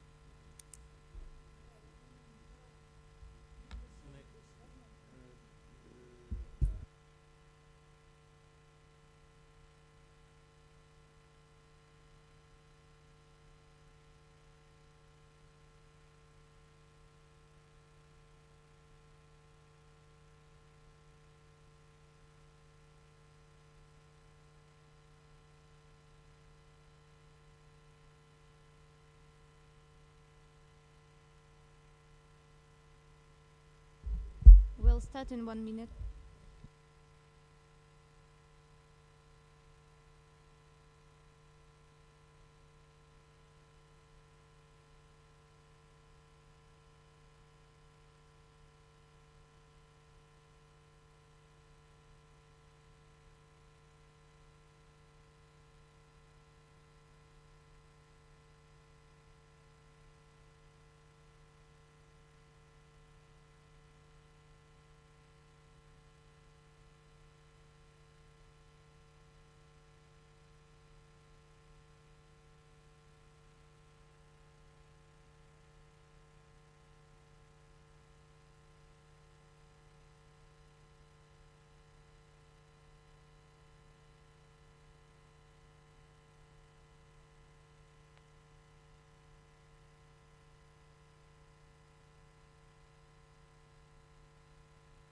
А где у нас вот это вот, да? Екатерина Федоровна. So, okay, we continue our Venus session, and the first talk will be given by Елизавета Федорова, distribution of CO2, H2O, and H2O, concentration and temperature in the mesosphere of Venus based on Swarvex observations from 2006 to 2014. Good afternoon, dear colleagues and guests. Today I will present my work dedicated to processing the SWAR data. Let's start. Water and its isotope H2O are very important to chemical and physical processes in Venus, in the Venus atmosphere, and the evolution of its climate.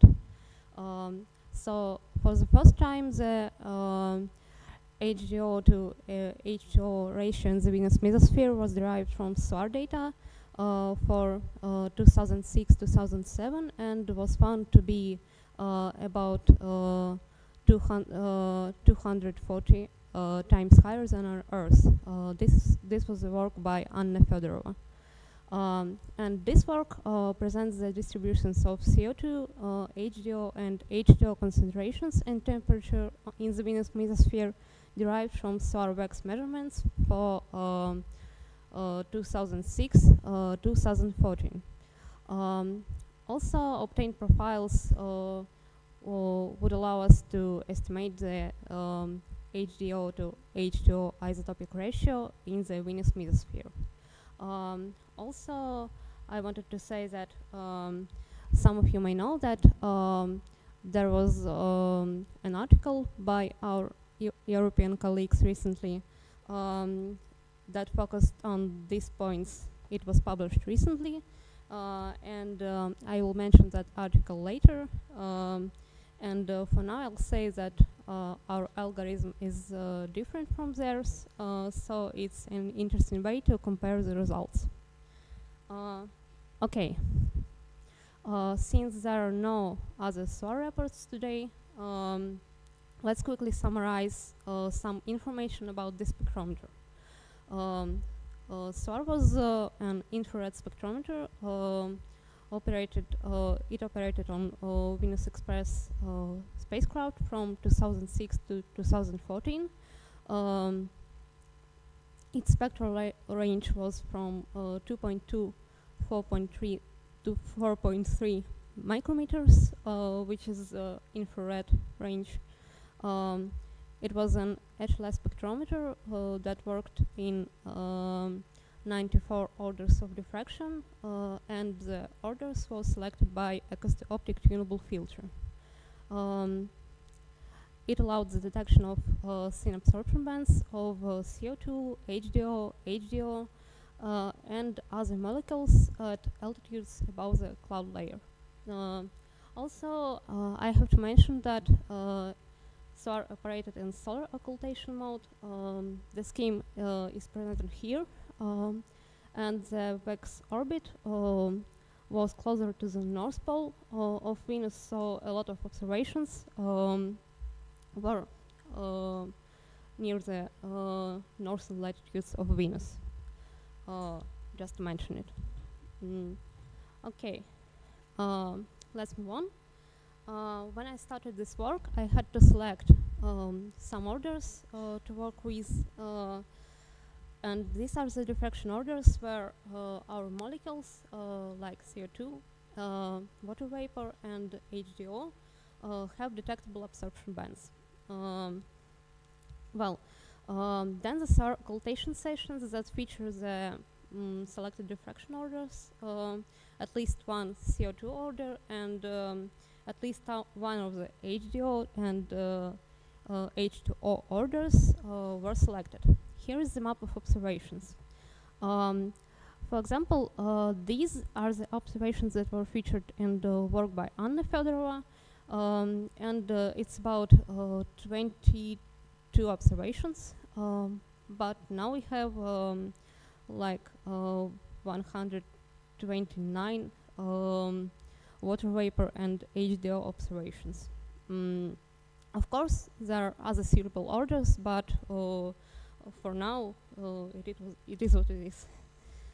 So let's move on to the special retrieval algorithm, which was previously successfully applied for SES data in these works. And my work is the first attempt to apply it to SOAR data. The first step of the algorithm is the simultaneous retrieval of temperatures and densities.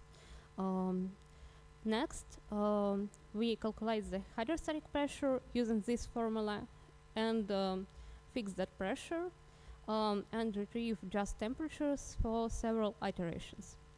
After that, the temperatures and pressures are fixed, and the last step is the density retrieval.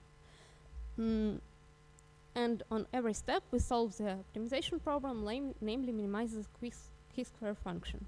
That chi-square function features the synthetic transmittance spectrum. So let's look at how do we create synthetic spectrum. We use the Beer-Lambert law, considering the molecular absorption and aerosol extinction.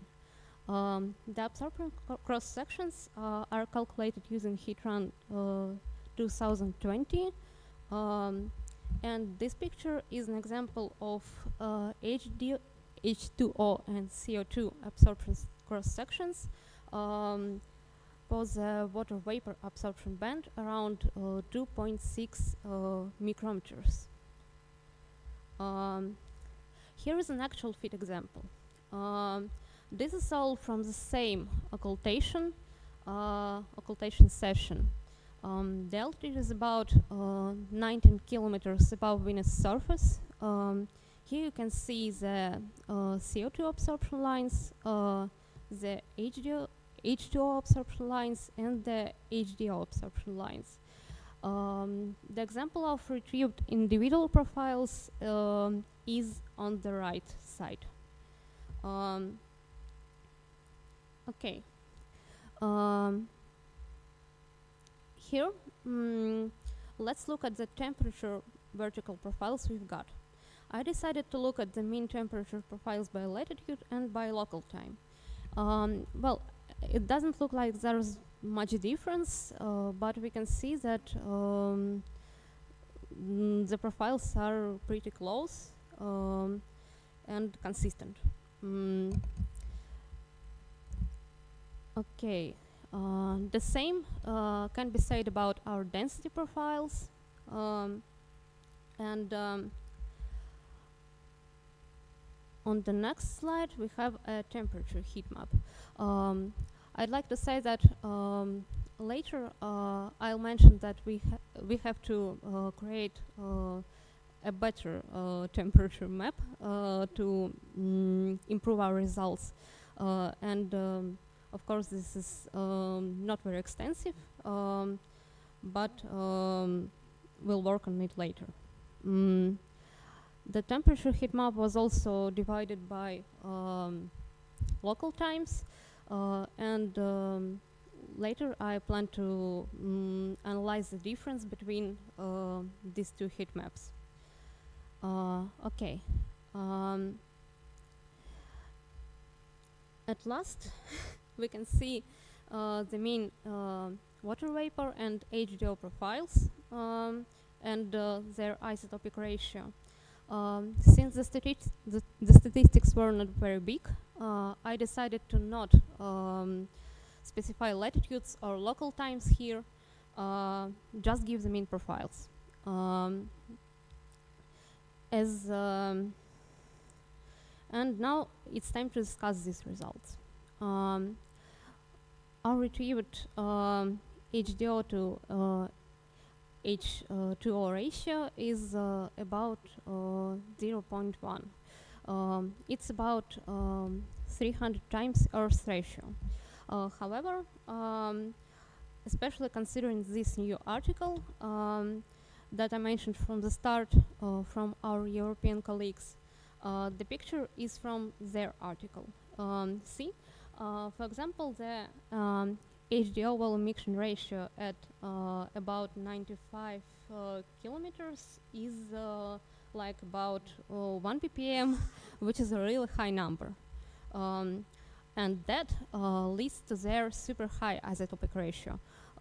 It goes like from 0.025 at 70 kilometers to 0.24 at 108 kilometers, which is from about 100 to 1,500 times the Earth's ratio. In comparison to this work, my results turned out to be quite moderate and more in line with Anne Fedorov's work from 2008, but we'll see. Because our European colleagues have a data set of about 300 observations, and for now my data set is smaller than theirs. Let's talk about the conclusions of this work and some future plans. A large set of CO2, H2O, and HDO observation was analyzed, and the result is mostly in agreement with Anne Fedorov's 2008 year work. And the difference from the new article from Mahio is significant, so we need more observations to compare. Also, we plan to expand the number of H2O and H2O profiles by including other diffraction orders and create a database of temperature profiles. Thank you. Thank you. We have time. Yes, Misha, we have time for a question.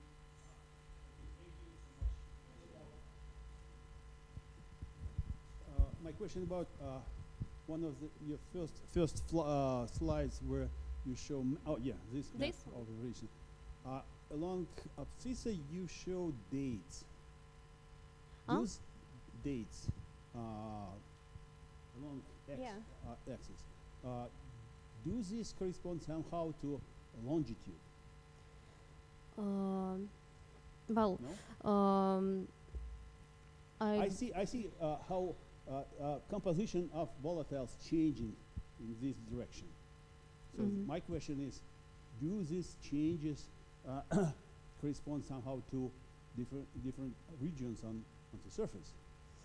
Well, since we don't analyze surface at all, I think it's not very important because after all, Venus doesn't have any seasonal changes in temperature. My question about a different thing.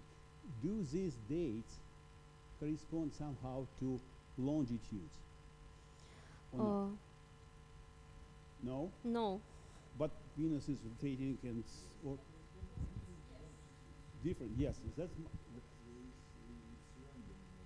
random? Yeah. Okay, got it. I understand. There is no systematic. Okay, thanks.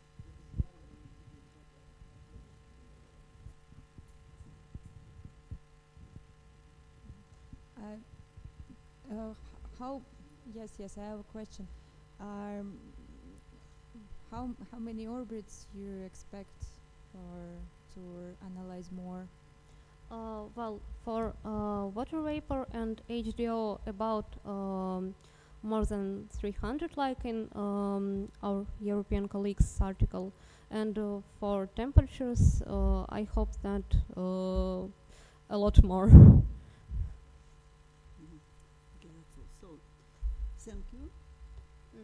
The next talk will be given by Dasha Evdokimova, Venus low atmosphere properties from SPECAF year-weeks measurements in near transparency windows. 15 minutes.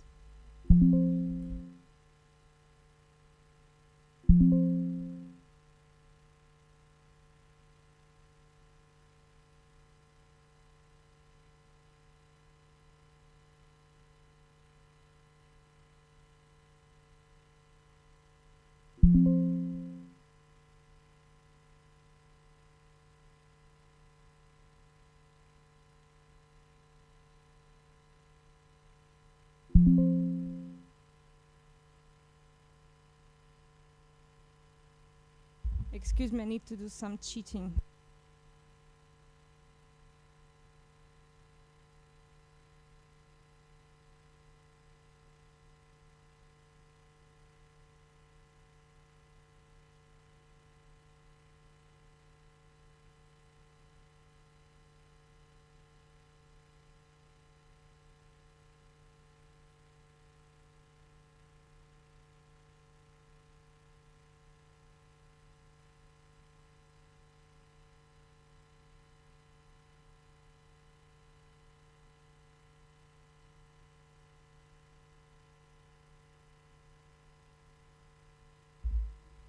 Okay, apologies for some technical issues.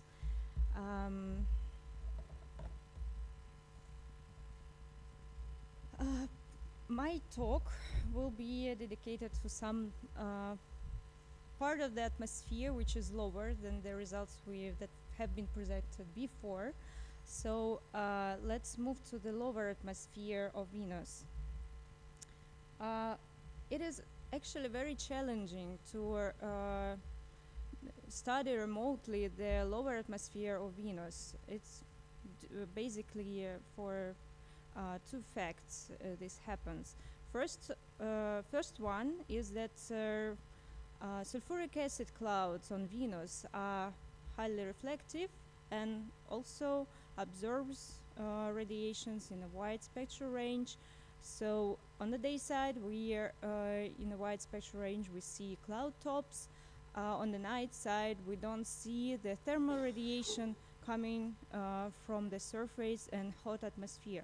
Also, CO2, the greenhouse gas, doesn't help us in these observations. So there are only several very narrow near-infrared atmospheric transparency windows where the thermal radiation from the hot surface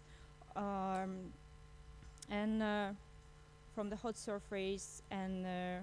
hot lower atmospheric layers come to their escape to the outer space. So here we can see that their transparency windows at about 1 micron correspond to directly to the surface. We can look at the surface in this spectral range, and at about 2 it's already only their subcloud atmosphere.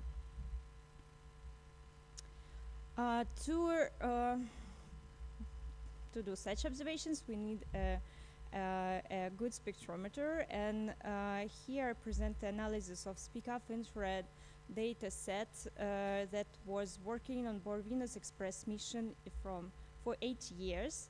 The key component of the spectrometer is the acoustic-tunable filter. It's very important that it's the main component of the spectrometer, because to expose one wavelength, just one point of a spectrum, we need to tune the filter, and then to compose the whole spectrum, we need move from one wavelength to another, so it takes time. For example, at night side of Venus, where the thermal radiation of the lower atmosphere and the surface of Venus is weak, we need more time for the exposition, so not the full spectral range presented here was recorded. It was limited by several transparency windows. Field of view of a spectrometer is about 2 degrees in circle. So here there is example of one measured spectrum on 5 actually transparency windows of Venus, and these emission leads to several parameters about the surface and about the atmosphere, of course. These are their surface and atmospheric temperature, surface emissivity, water vapor, because we have some overlapping water vapor absorption bands are showed here. And of course, all 5 windows are modulated by scattering in their clouds. We don't have absorption in this range in the cloud layer, so we just see scattering in the clouds. These parameters, some of them we can determine, like water vapor content that we've been observed from the descent modules, it's been observed also in the transparency windows, and volume mixing ratio of the water vapor in the deep atmosphere was measured at about 30 parts per million. About their surface emissivity, it is not that clear, because we have different materials, and some of them may have unknown emissivity, and we don't know emissivity for all the surface. It's also the task of the study of the transparency windows, but laboratory measurements actually show that maximum for basalt the emissivity is about 0.95.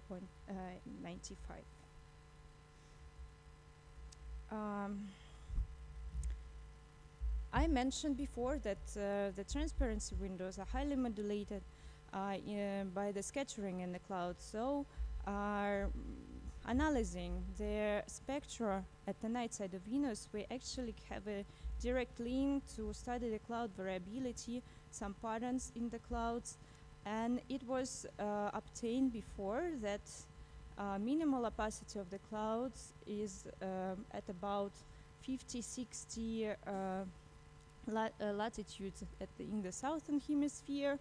It's been obtained from another instrument on Venus Express spacecraft, and also observations of 1.74 microns, 2.3 micron transparency window, the windows which are not observable by SPICAV infrared.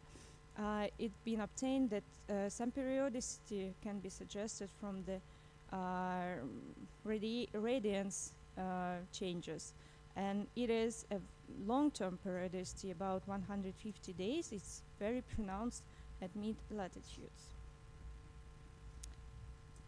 Going to the other analysis, we need to build a radiative transfer model accounting to the multiple scattering, and for this we use the DSORT package with actually a lot of parameters, very detailed model. Main part is how we represent the cloud layer. So here we use the simplified cloud model based on the representation of numerical density profiles for 4 modes of cloud particles, because 4 modes of cloud particles has been detected during the descents of Venera and Pioneer Venus missions, and generalizing all of these observations was presented in the House et al. Paper. It is also shown here. We need, of course, a temperature and pressure profile. We have to assume to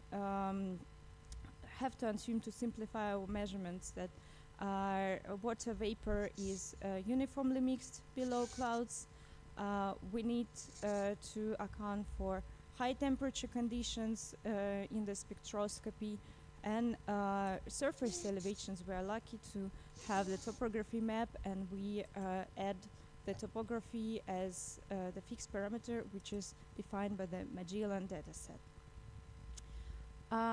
The parameters we have to fit, these are, of course, the water vapor, the water vapor volume mixing ratio, and we also scale the numerical density profiles of the most, like, not the tiniest particles, but mode 2 and mode 3 particles in the clouds. And this is enough to reproduce this scattering in the cloud layer. Other parameters which are fixed, which are not fitted, but they lead to some uncertainties as surface emissivity, some spectroscopy uncertainties, and the temperature profile, which temperature profile we prefer to use. I didn't mention it before. It's my mistake, but we need to account for oxygen air glow, which overlaps 1.28 micron window. We model it. I'm not giving a lot of details of this, but we use the algorithm presented by Jean-Luc Dortot. So here, this is example of the full spectrum optimization by the model. We see that we are able to reproduce for all the windows and the oxygen emission, which just peak is here. And there are some parameters like the total. We recalculated the scaling factor of a numerical particle density to more common cloud opacity parameter. And back to the whole dataset analysis, we have there obtained the latitude distribution, the mean latitude distribution of all the data, and we also see, but not in the southern, but in the northern hemisphere, the dependencies on the decrease of the cloud opacity at mid-latitudes. In the southern hemisphere, we see some decrease of the cloud opacity, but we are not able to resolve the minimum of the cloud opacity here, because the SPICAV has a fixed field of view, so the footprint is really dependent on the orbit elongation, and Venus Express orbit is very elongated. We also tried to confirm or just check the cloud opacity variability, long-term variability.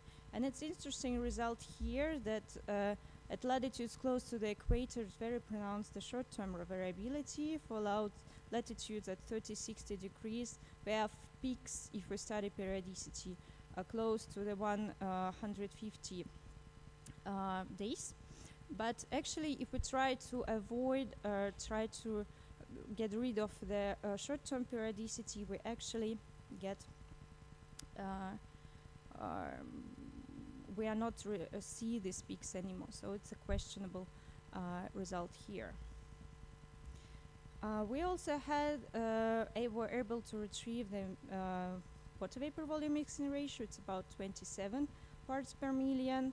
It doesn't, actually because of the error bars, we're not able to resolve some special patterns and it is rather uniform actually in time and in space.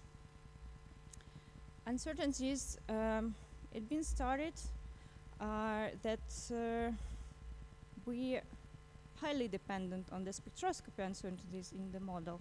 So to decrease the level of this influence throughout the results has been checked a lot, like CO2 continuum absorption, the high pressure absorption was limited, while just particularly considering 1.28, 1.3 window spectra. And we are now more certain about the optical depth we are retrieving because we are fixing this parameter.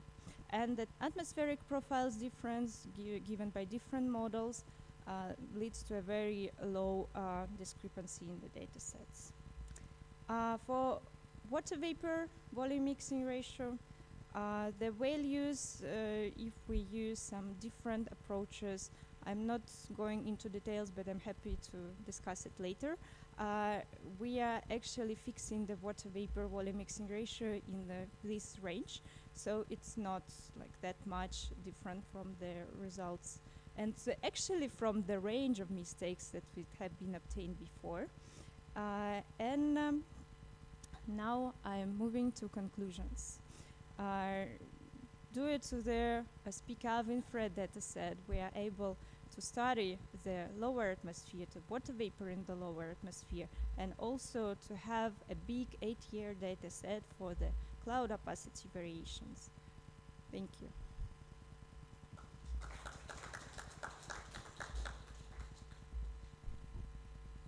Thank you, Dasha. So I think we have 1 minute for questions. Any question? Well, I have simple question. You have emission from the surface as a free parameter in your model, yes? No. No? No.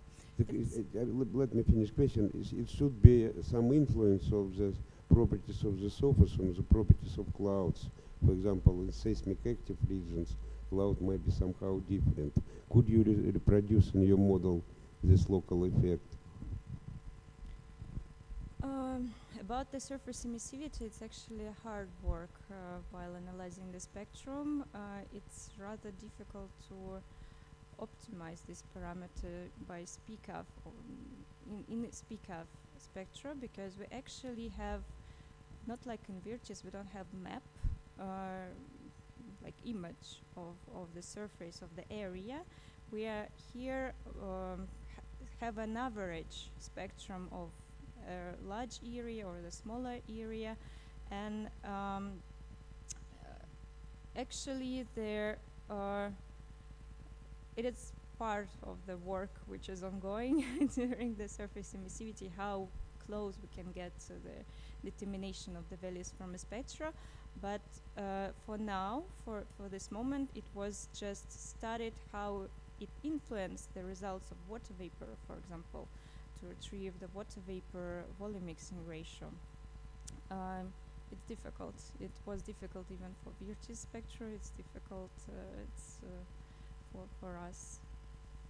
There is hope because the intensity of windows, they depend on surface emissivity, not homogeneously, they have different influence. So maybe it would be able to at least retrieve some relative emissivity changes.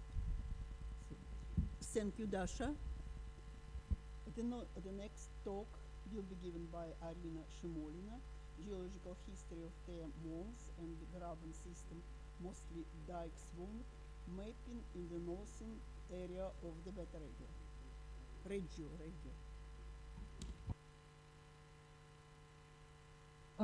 Hello, can you hear me?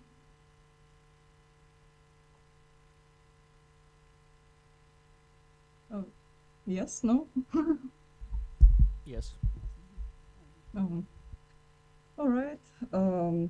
Good day, everyone. My name is Arina. A shame I couldn't attend it in person, but today I want to talk about geological history of thiamons and graben system mapping in the northern area of the Beta Regio. Thiamons is a large volcano located in Beta Regio, which is a part of Beta Atla Themis Regio. For mapping, we use Magellan SAR data. Here you can see thiamons. I'm not sure you can see now my mouse, I guess. Here you can see thiamons and the nearest structures, Divana chasm, Zverina chasm. Thiamons is about 650,000 kilometers, square kilometers in area, and the main goals of the work are detailed mapping of lava flows and graben fissure fracture systems of thiamons and nearby area, and tracking the evolution of volcanism in Beta Regio. So we created this map of thiamons lava flows based on the variation in radar backscatter. Recognized flow units were combined into flow groups, and those groups were combined into flow packages. Based on the sources they are likely originate from.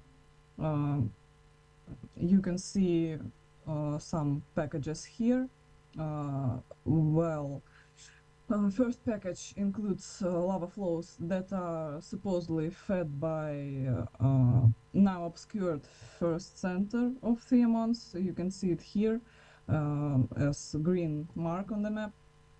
I will talk about it later. Second package includes two stages of flows from central caldera of thiamons, and the last package includes all of the flows that are likely fed by grabens or dikes in the area. So about dike swarms, radiating dike swarms. Assumptions about at least two centers were made. They were supported by the mapping of two distinct radiating swarms. You can see them here. One is green and it converges into the point located in the northeast from the central caldera in about 200 kilometers.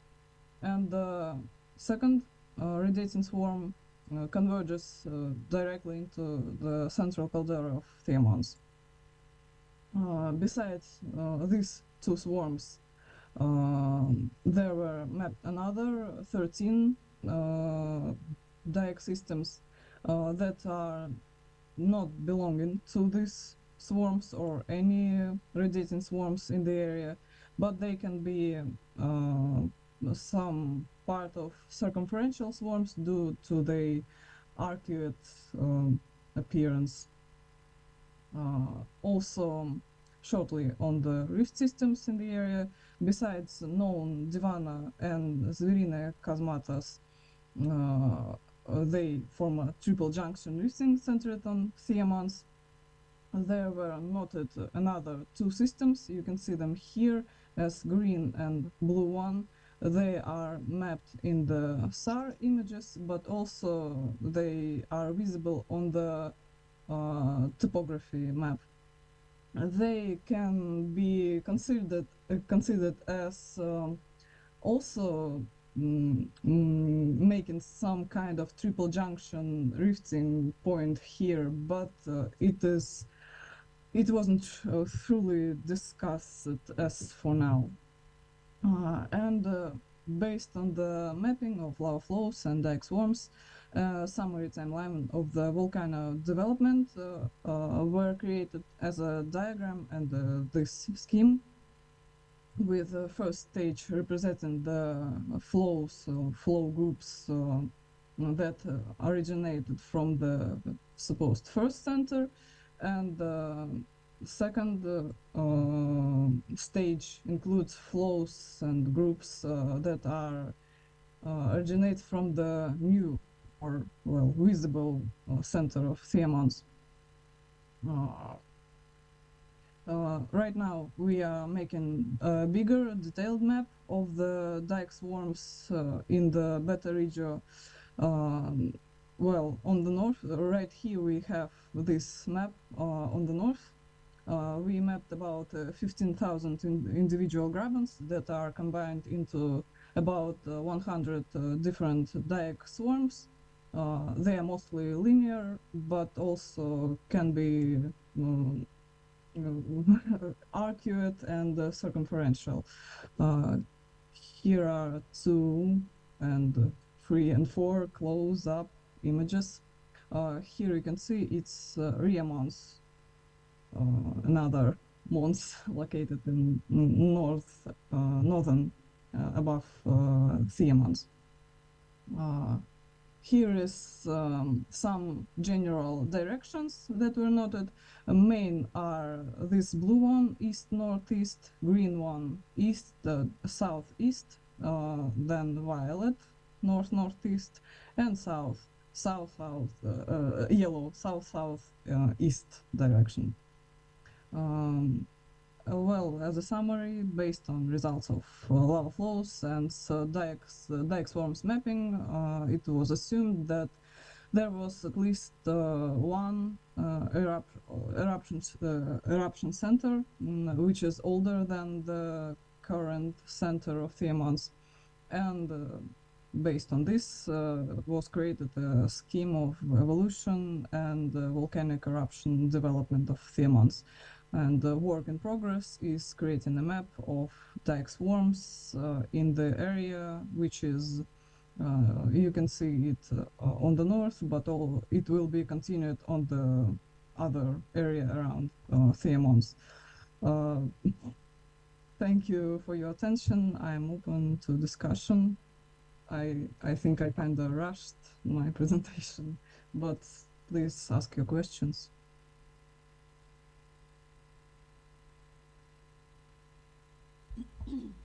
Thank you.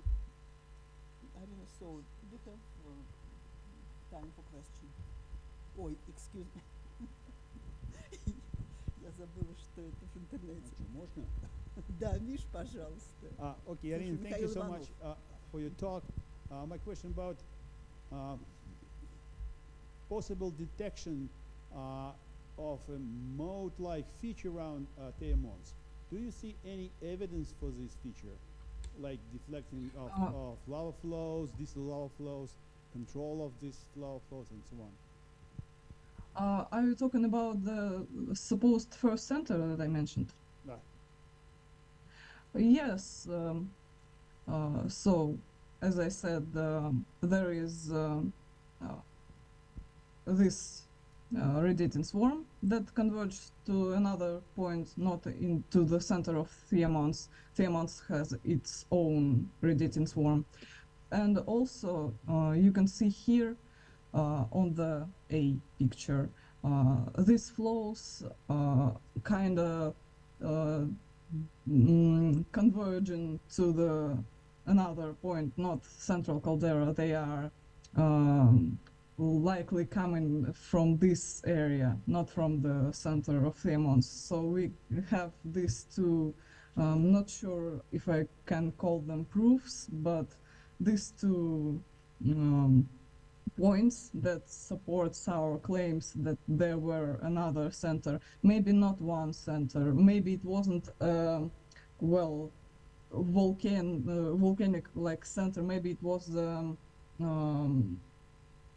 eruption from the fractures, I guess. But well, we think that Thiamons is not the center of Thiamons is not the only point of eruption here. Okay, but there is no control of distal flows by circumferential mode or depression. They just kind of straight flows radiating away from the center. Right? Or I see it on the map. Okay, thank you. Well, yes, some flows are kind of arcuate. Maybe, well, this blue one, maybe it was some kind of change direction due to the topography, but okay. Other, no. Yep, thanks. Thank you for your question.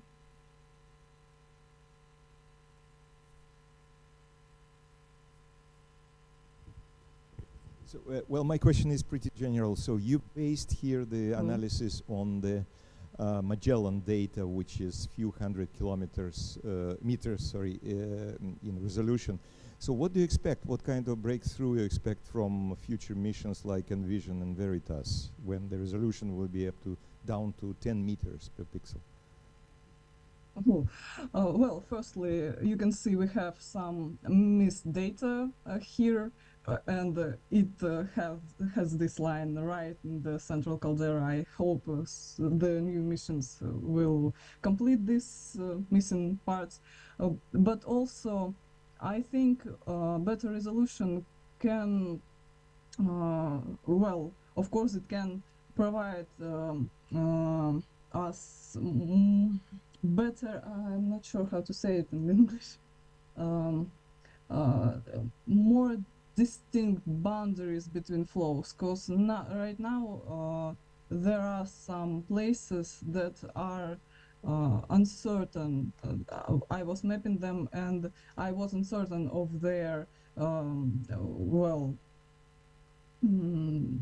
form, direction, boundaries, but I hope that new pictures, new maps on new SAR data will help to make a better mapping, and also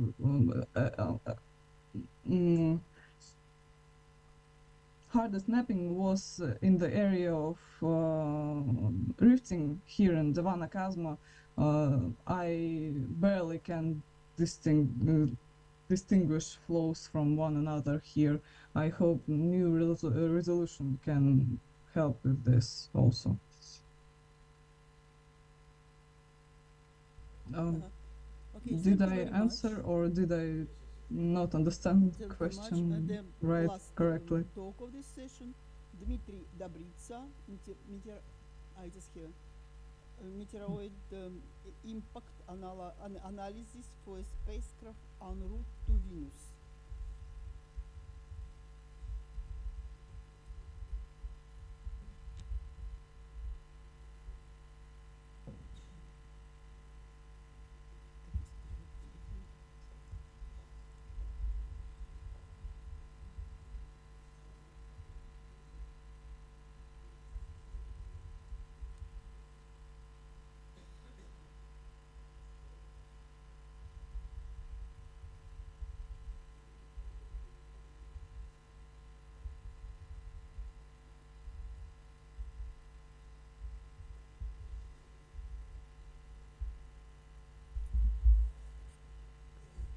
Good afternoon. I present you our assessment of meteorite hazard for a flight of a spacecraft to Venus. This work was done by employees of Lavочкин Association and Tomsk University. We calculated the trajectory of the interplanetary section and assessed the meteorite flux density of this path. Also, we examined studies of the last years related to dust environment of Venus. This slide provides definitions of K-terms. Let me also emphasize that the smaller the heliocentric distance, the higher the impact speeds. Near the Earth orbit, it is about 42 kilometers per second.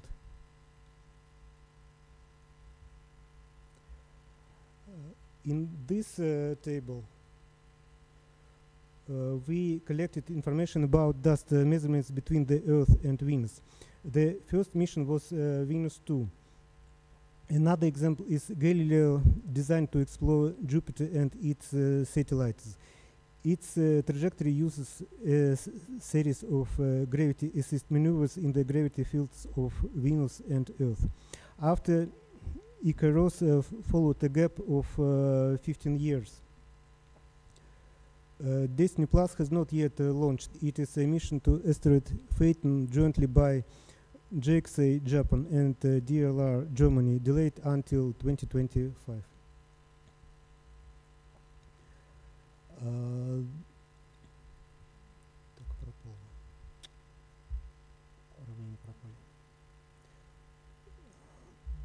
Next. Уравнения пропали. Пропали уравнения. Next.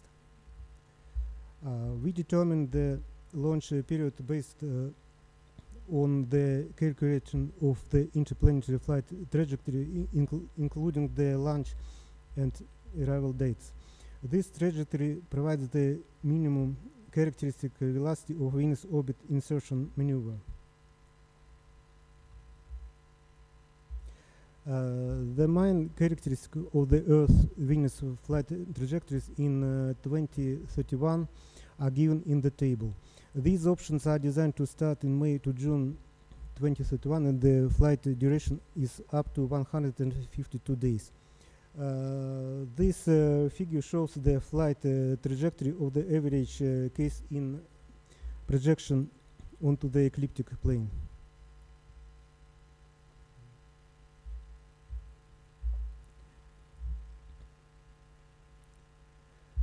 To convert the flux density of sporadic meteorites from one coordinate system to another, you can use Liouville theorem by determining the relationship between the phase density and the particle flux density.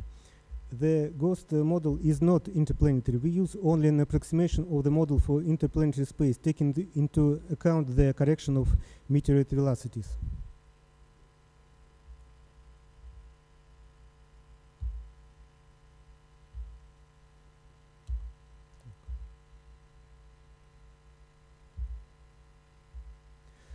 If the impact velocity exceeds the speed of sound in the target material, which is about 5 kilometers per second for aluminum, it is called a hypervelocity impact.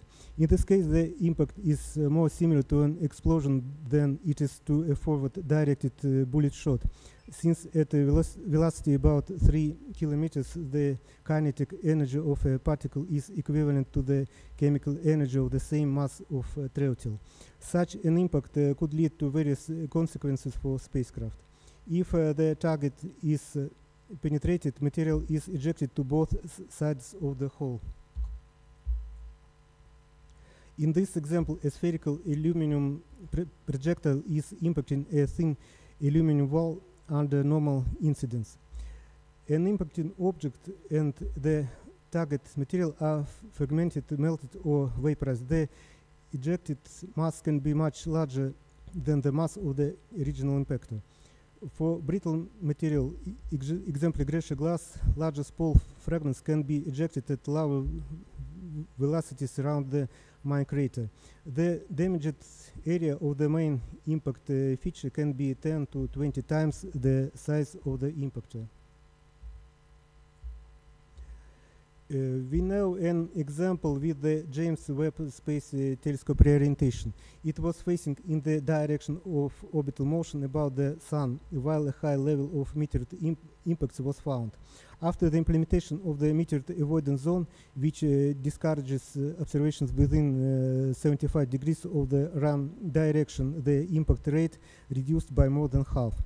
If the target is composed of several layers with spacing in between, this configuration can act as a so-called Whipple shield. In a Whipple shield, the outer layer breaks up and melts and vaporizes the impactor. The debris cloud spreads within the spacing, and when impacting the inner wall, the impact load is spread out upon a larger area.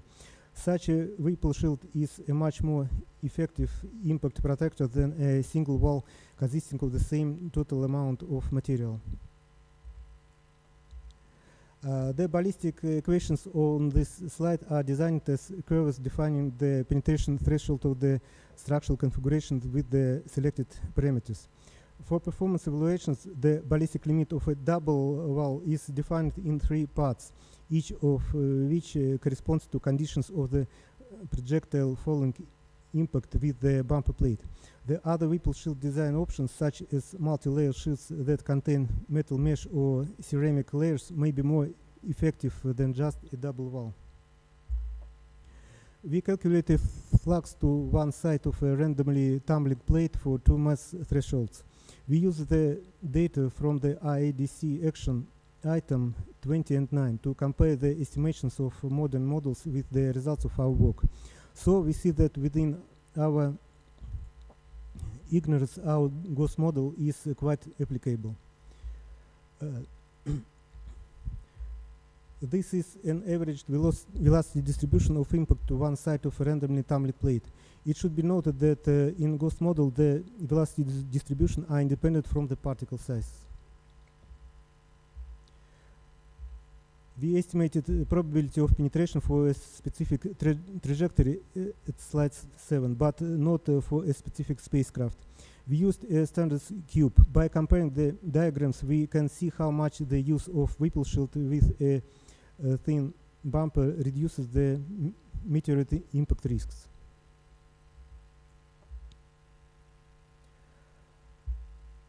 In the last 15 years, there have been no direct dust measurements between the Earth and Venus. However, there are some new experimental and theoretical results. We have no time now for a detailed review, so let me present several selected important results. The first one is not a new result. The dust ring around Venus was obtained by spectroscopic observations in 1979. This result was not confirmed since then, but also was not disproved. Stereo and PSP space observatories confirmed the existence of a dust ring at the orbit of Venus. The maximum overdensity of dust in this ring compared to the zodiacal cloud is about 10%. Japan's solar sail technologies spacecraft Icaros found continuous raising of the flux density about an order of magnitude between the Earth and Venus orbits, and that is much higher than in the green model. And the last, there are several simulations of meteorite streams in the vicinity of Venus, but this is definitely not enough. The circumsolar dust ring along the Venus orbit most likely consists of the dust particles trapped in one-to-one stable resonance with Venus. Stereo observed possible dust in Venus 3-2. Theoretical studies by Gallardo show that the region between the Sun and the Earth may contain many stable resonance. Non-gravitational forces shift resonance for dust particles, and their locations are poorly known. However, not only dust but also asteroids can be captured in resonances. Venus has no known natural satellites but does have 7 known co-orbitals. There are objects with well-defined orbits that fall into a one-to-one mean motion resonance with Venus. In this figure, we see the motion of asteroid 2012 XE 133 in the time range of -200 to 50 years, projected onto the ecliptic plane in a coordinate system rotating with Venus. As we see, this is a quasi-satellite. This asteroid is small, but because it is new with eccentricity equals to 0.43.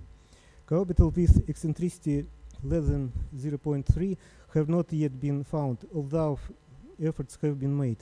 Observing such asteroid is a problem for both the ground-based and space-based telescopes. However, this does not exclude their existence. Paconi et al. Estimate the upper limit for the number of orbital asteroids with low eccentricity and brighter than 21 magnitude, approximately 400 to 900 meters in diameter, between 4 and 48.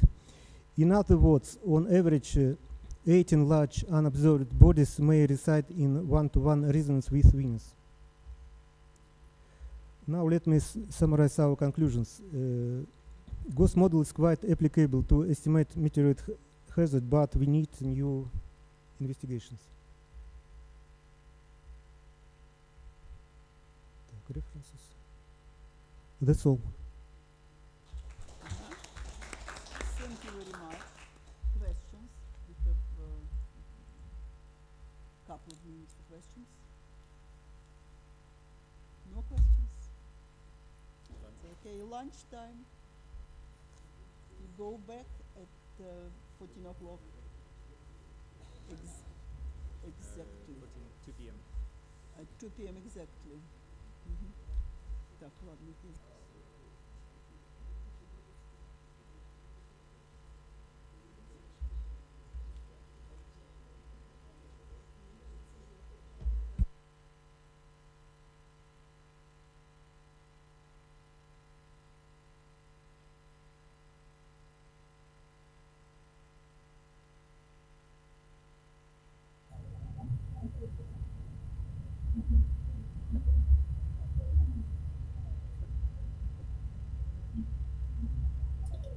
Дарья, уважаемая Дарья,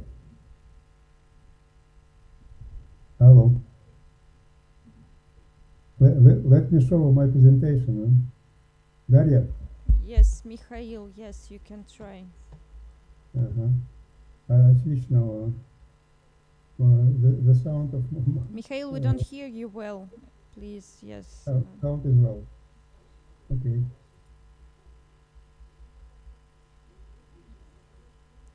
Михаил, мы вас плохо слышим. Такой далекий звук. Далекий звук. Сейчас попробую настроить. Сейчас как? Лучше, хуже? Я не слышу вас, правда. Я слышу звук, но вас очень плохо слышно. Плохо по уровню или по качеству?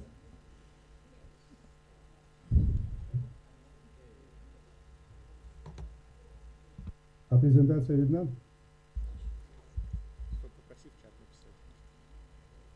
Михаил, я не понимаю, что вы говорите. Извините, пожалуйста. У вас что-то с микрофоном. Если вы хотите попробовать расшарить экран, вы можете сейчас это сделать. Может, сейчас лучше будет, а? Я переместил его подальше от динамика. Может быть, онлайн вас лучше слышно, но в аудитории вас плохо слышно. То есть надо уровень добавить или качество речи плохое? Попробуйте в чат написать, Михаил, потому что вас не слышно. Ну, секунду.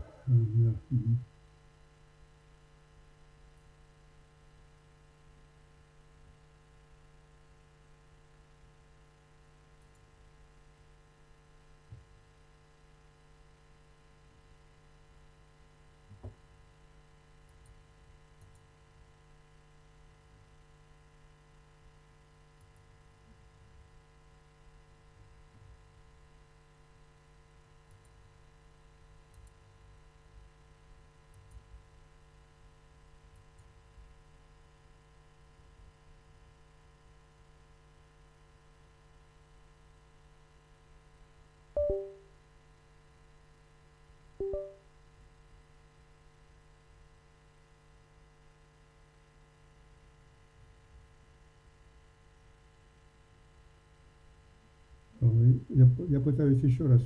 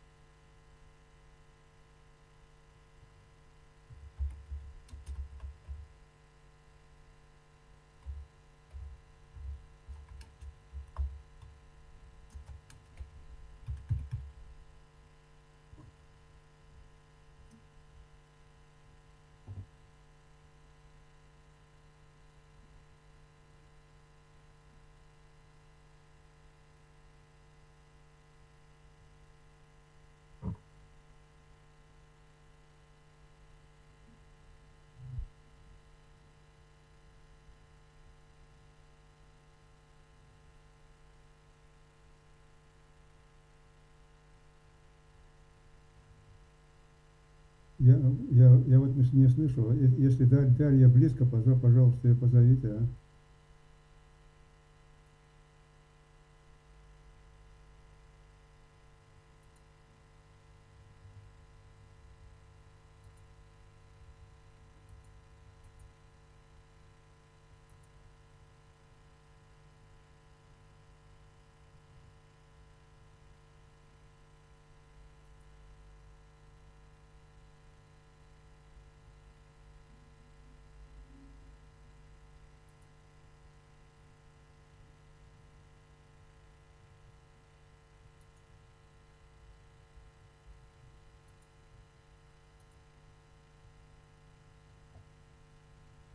Если Дарья меня слышит, пожалуйста, посмотрите, как моя презентация выглядит, а.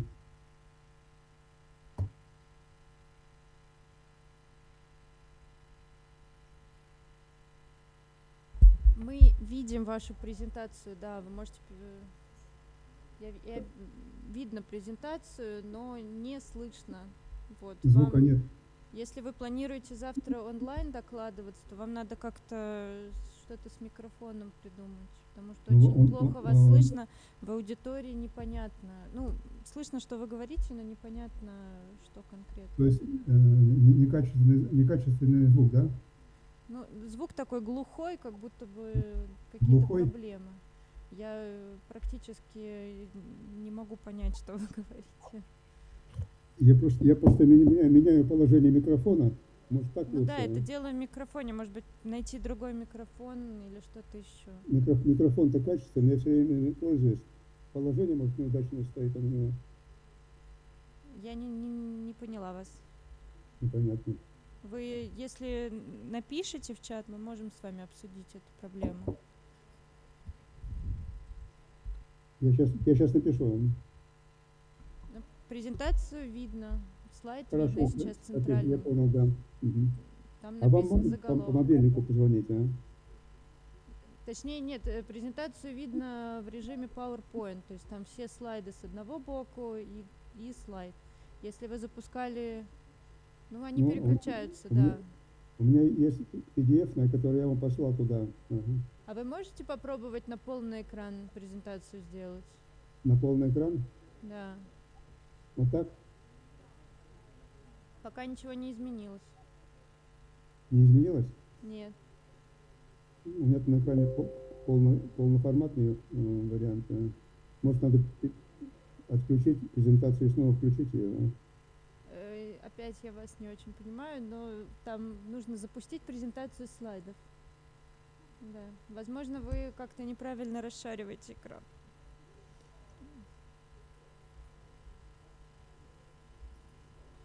Попробуйте запустить демонстрацию всего экрана, не только приложение PowerPoint, тогда у вас сработает. Всего экрана. Минутку.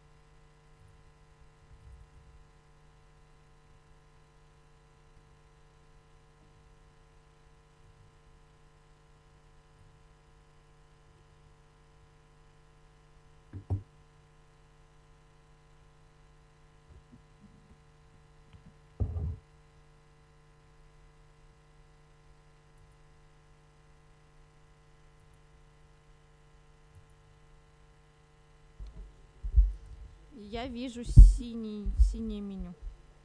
Синее? Так, минутку. Сейчас.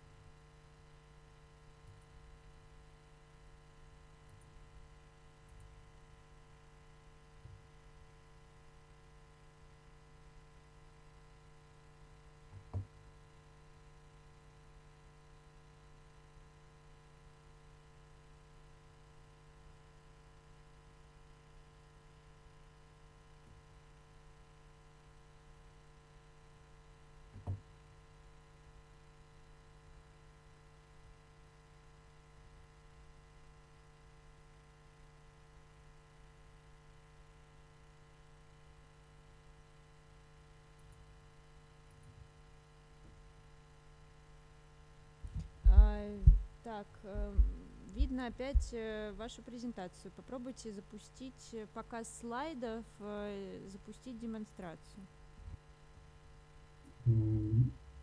Так, вот я запускаю демонстрацию, окно и своя презентация. Вот поделиться. Нажал.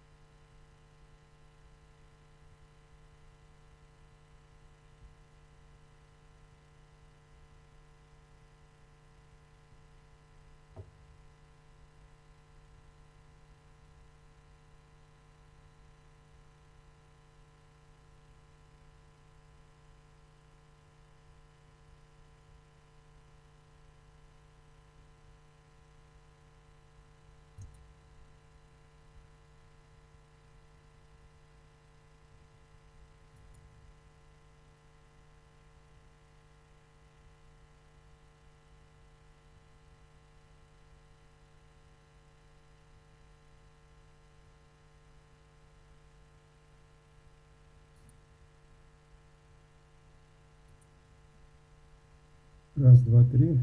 Раз, два, три. Да, сейчас слышно.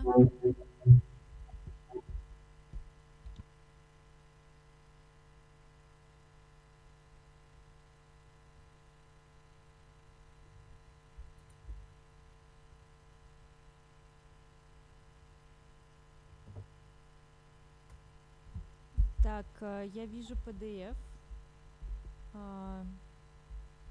Нажмите Ctrl-L, тогда будет на полный экран. Alt-A. Ctrl-L. Ctrl-L. Если у вас Windows, если у вас другая система, я не знаю. Нажал. Ну, пока ничего не изменилось.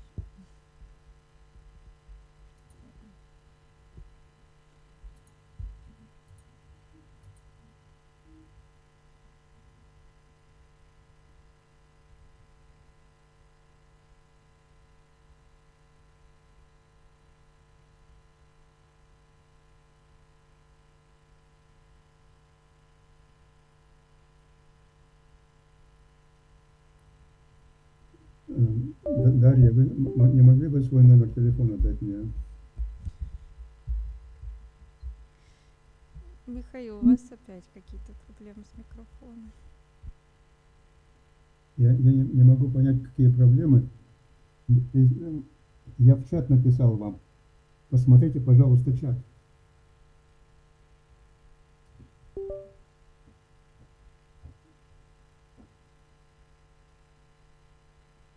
Еще раз, что посмотреть?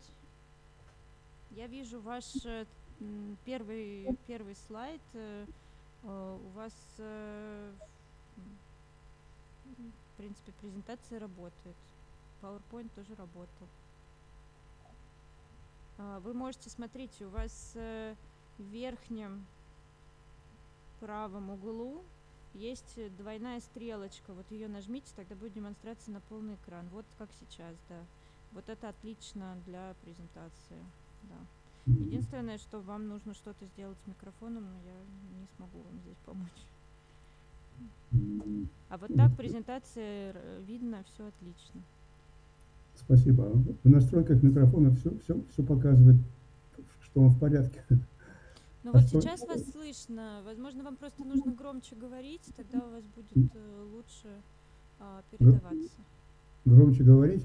Ну вот сейчас я вас хорошо слышу. До этого я вас слышала не очень хорошо. Ничего ведь не поменял я.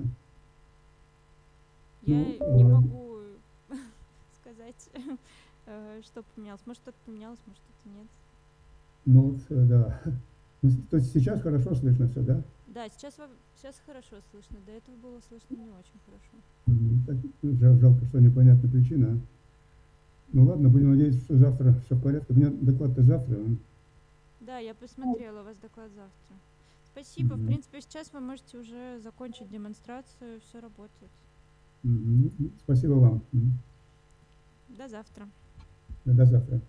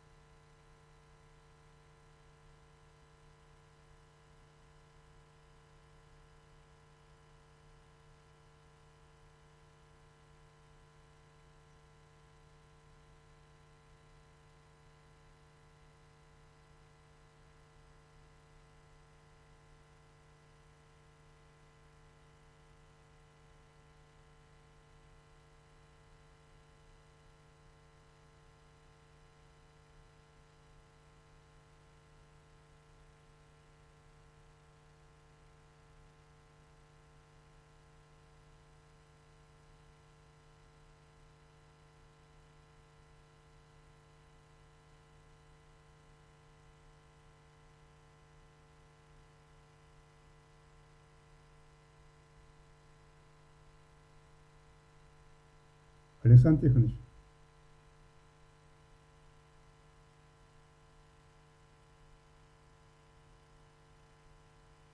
Александр Тихонович. Алло. Алло. Возьми, несколько ноль пять.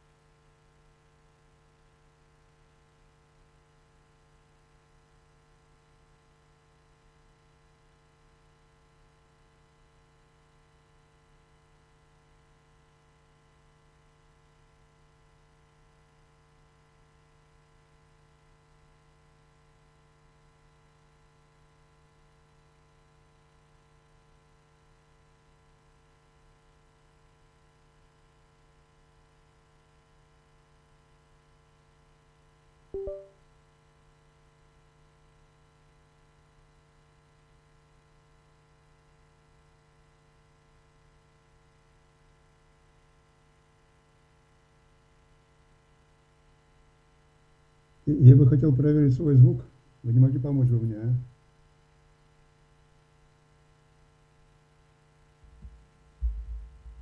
Какой вопрос у вас? Да я хочу проверить свой звук. Это я из Ну, Казани. вроде вот сейчас лучше. Сейчас я могу различить, да, речь, по крайней мере. Лучше, чем было. А? Ну, я не пойму, по громкости или по внятности, а? Ну, нормально, да, хорошо. Нормально идет? Да.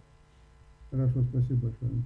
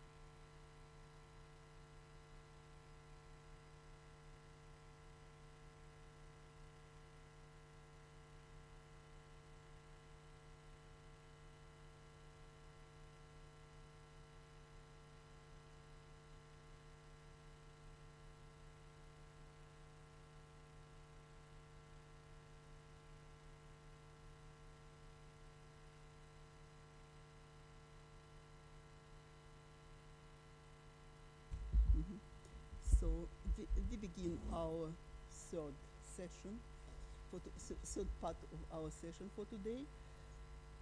And the first talk will be given from Lev Zeleny, but will be given Dima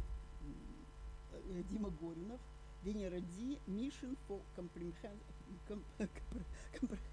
Study of Venus. Dim, 20 minutes. Thank you. Well, it's almost annual tradition now to present about Venera D on the Venus session of the Solar System Symposium. I'm glad to be giving this presentation today.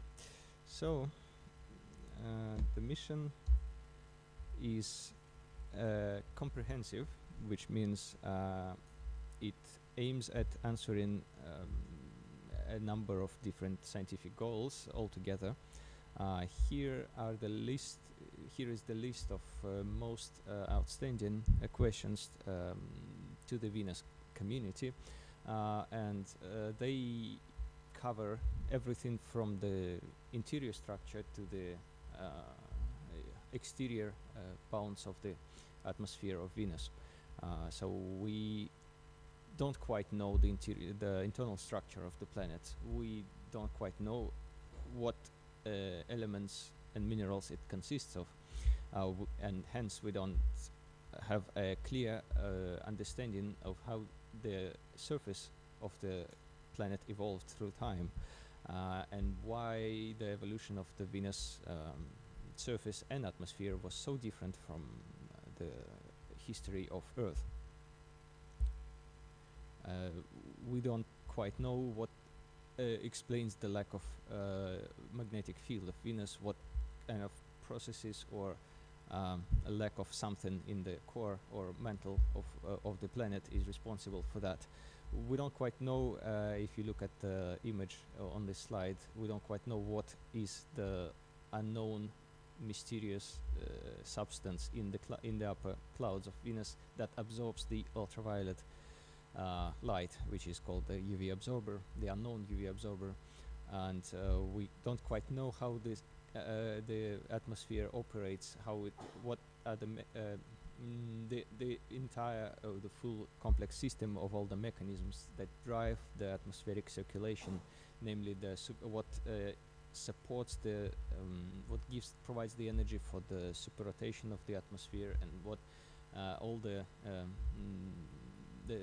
the various wave processes that take part in the whole atmospheric circulation. We would like to know if Venus is habitable, or at least was habitable in some near past. Namely, we are talking about clouds of Venus, and how, if there is any habitability, how it could be present there, how it could maintain itself as a system. And also Venus as an exoplanet in our backyard, essentially, is because we know that there are many Venus-like exoplanets, and by comparing them to Venus, by studying Venus, we can extrapolate this knowledge to a wide range of known exoplanets out there. So it is not a surprise that Venus is making a comeback, and there's a number of missions now selected for development to be flown to Venus in the 2030s. There is the Envision from Europe, the orbital radar, another orbital radar, Veritas, from the US side, together with Da Vinci, the descent probe, and the Morningstar, the privately funded mission to study habitability of the clouds. The Morningstar is actually the first one to be launched next year, actually, if everything goes according to the plans of the company, of Rocket Lab. Shukrayan 1, or sometimes just called Indian Venus Orbiter, is the mission that was selected just about a month or a couple months ago by ISRO, the Indian Space Research Organization, to be flown in 28, and of course our mission Venera D with the launch date of 31. And I will be talking about this mission and what is the uniqueness of this mission, what can it do that other mission cannot is, of course, the in situ measurements, and namely the lander and the aerial platforms. The lander is we haven't had the lander since Vega, and of course since that time our technical capabilities have increased immensely, and we can launch the same sort of outer shell vehicle to deliver the scientific instruments, but the instruments inside the vessel will be order of magnitude better than the previous ones. Venus, so Venerity consists of several elements because it wants to study Venus from several points of view, from from the orbit using remote sensing, and in situ from within the atmosphere or from the surface. It has several modules, therefore the orbiter, the lander, and the atmospheric platform. We start with the orbiter, and its goals are to study, to perform remote sensing from an orbit that is identical to that of Venus Express. That is a polar orbit with a 24-hour period, and on the approach branch of the orbit, we will be looking at the southern pole, and the pericenter will be above the northern pole. The instruments here will provide coverage of several aspects of the atmosphere. First of all, of course, the thermal structure. SVET is a combined suite of two instruments, the Fourier spectrometer and the radiometer, to study the 3D, to obtain a 3D picture of the thermal 3D thermal structure of the atmosphere from the ground level to 100 kilometers. I will show it in the next slide. VICA is the instrument that will look in nadir and occultation mode to study the composition of the atmosphere, night glows, and even the thermal structure below the clouds. The UV mapping spectrometer now will provide us information about the UV absorber and some sulfur and oxygen compounds, structure of the upper atmosphere. VMC is the spiritual successor of the same instrument with the same name on board Venus Express, which is the 4 coaxial monitoring cameras from UV to near IR to study cloud dynamics and distribution of the absorber and albedo, to hopefully maintain this trend of continuous observing of Venus atmosphere, to study long-term variations, long-term processes, and finding some trends, maybe connected with the solar cycle or maybe something else, and the lightning camera to catch the optically catch the lightnings in the visible range. So this is how just an example for one of the instruments of how the Fourier spectrometer on the left and the radiometer on the right can cover the altitudes from 0 to 100 and provide us with, if we make enough orbits, to provide us with a 3D thermal structure of the planet.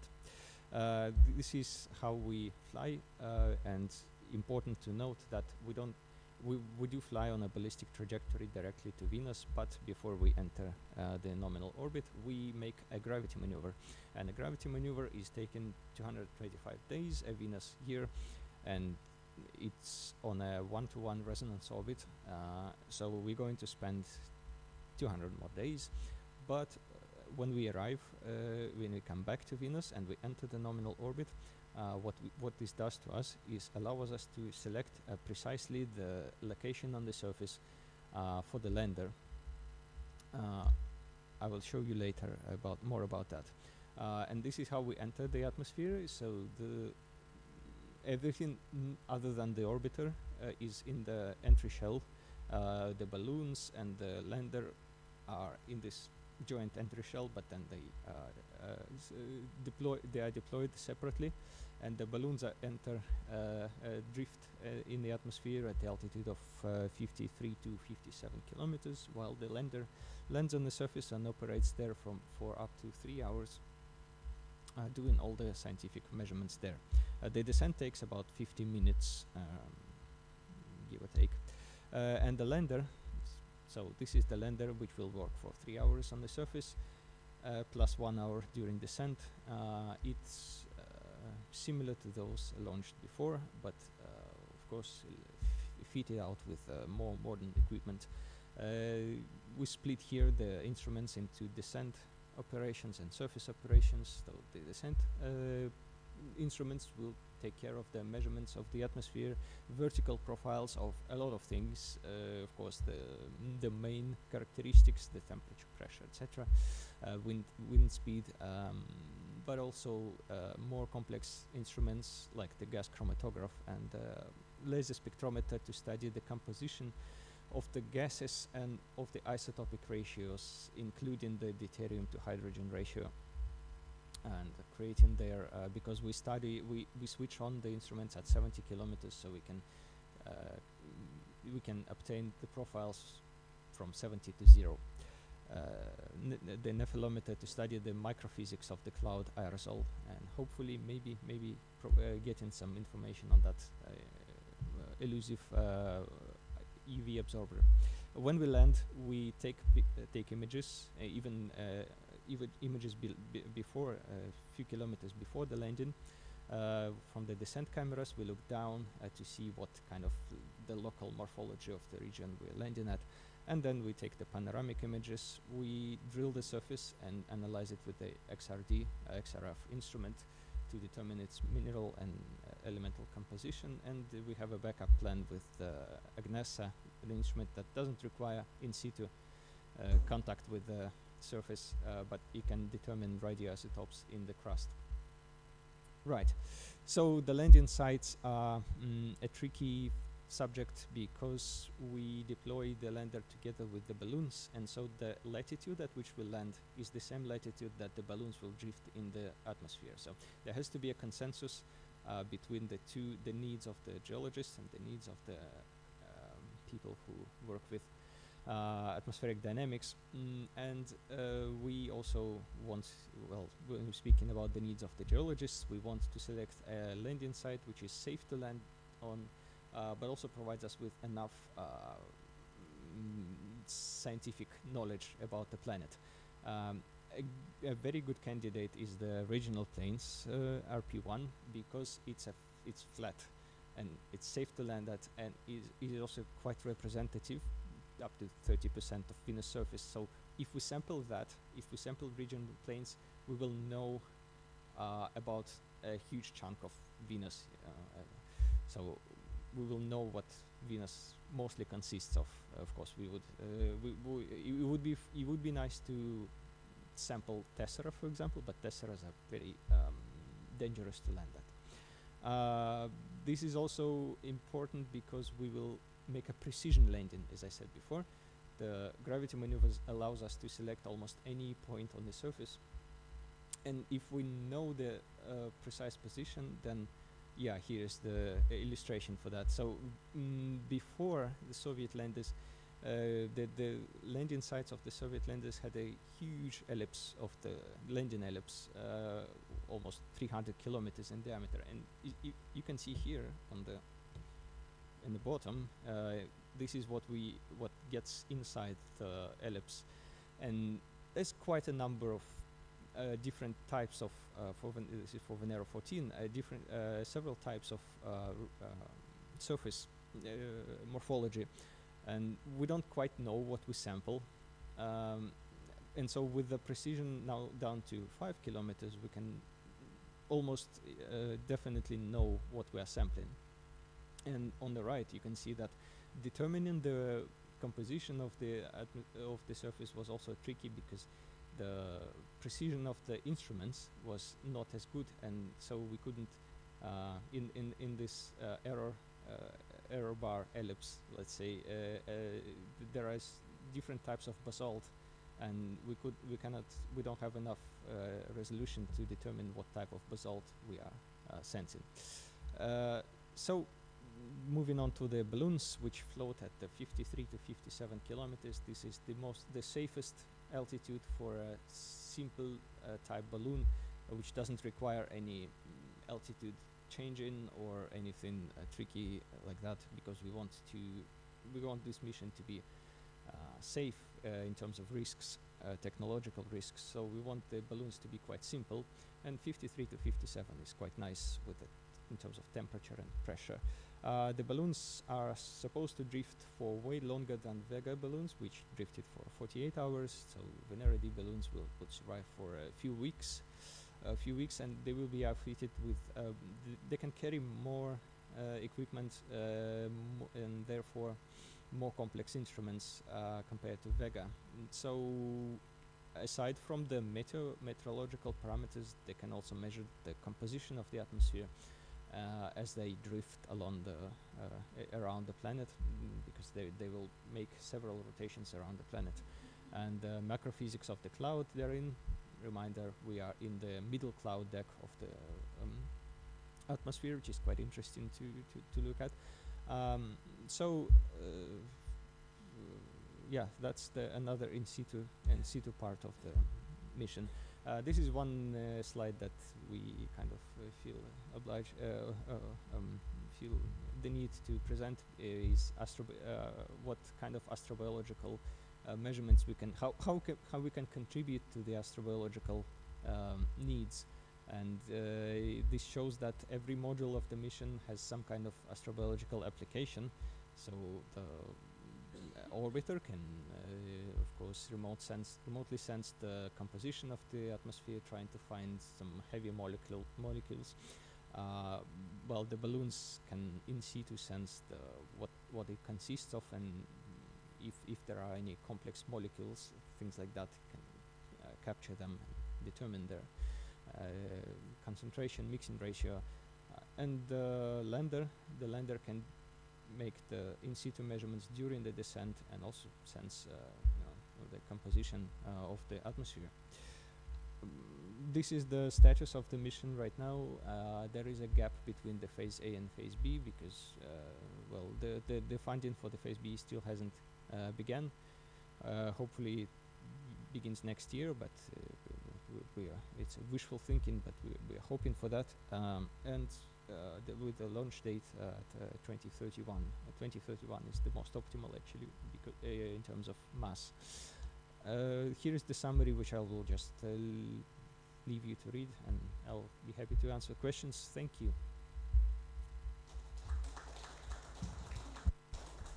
Thank you, Dima. We have time for one question. Dim. Well, first question is: do you have plans for air braking of the orbiters, or it will go in with the just with the engine? No, if I recall correctly, it's just engine braking. Yeah, and also concerning the payload, I see that plasma is completely missing there, or on the orbiter. Problem with plasma, or the issue with plasma, is that yes, we have considered instruments that analyze the particles, for example, the detector for positively charged particles, for negatively charged, etc. But for a good interpretation of this data, we also need magnetic measurements. Yes, and to fit the orbiter with a magnetometer is quite a journey, because we have to install it on a long mast, like several meters long, so it doesn't interfere with the rest of the instruments on board, and other instruments don't interfere with the magnetic measurements. So it's not very welcome on board right now because of that. Please. Let me one comment. In publications of Fedorova, Kораблёва, there are a lot of description about day glow and aurora in Mars atmosphere, and in Mars atmosphere there are Cameron systems of carbon monoxide. It will be very useful to measure in Venus atmosphere Cameron bands and infrared band 4.7 to study electronic and vibrational kinetics of carbon monoxide in atmosphere of Venus. It will be possible this together measurements. Cameron in ultraviolet region and infrared 4.7 microns. This requires me the knowledge of the spectral structure of all the bands of CO, which I'm, the knowledge which I do not possess. But this is a question to particular instruments installed, and I think CO was in the plans, but I cannot say it for 100 with a certainty. But I'm sure my colleagues will answer to you during the break. Maybe I can comment. We plan simultaneous observations of VOLA UV spectrometer and VICA infrared spectrometer together, and they will cover could cover all these bands. Not 4.7. 4.7 is out of infrared spectrometer.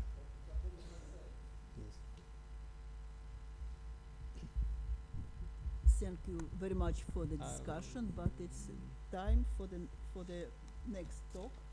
Vladimir Zubko, and he's here. Vladimir Zubko, analysis of the prospective mission scenario with determination of attainable landing sites on Venus under technical restriction to lander's orbiter functioning. Vladislav O. Sorry.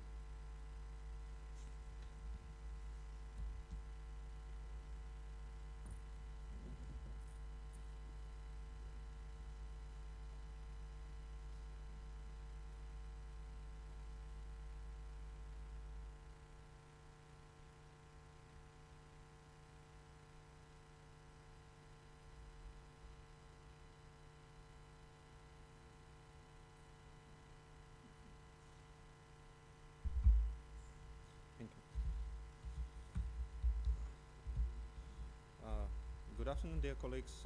Today I would like to present a report on analysis of spacecraft trajectories to Venus with determination of attainable landing sites on Venus under technical restrictions to lander orbiter functioning. Okay.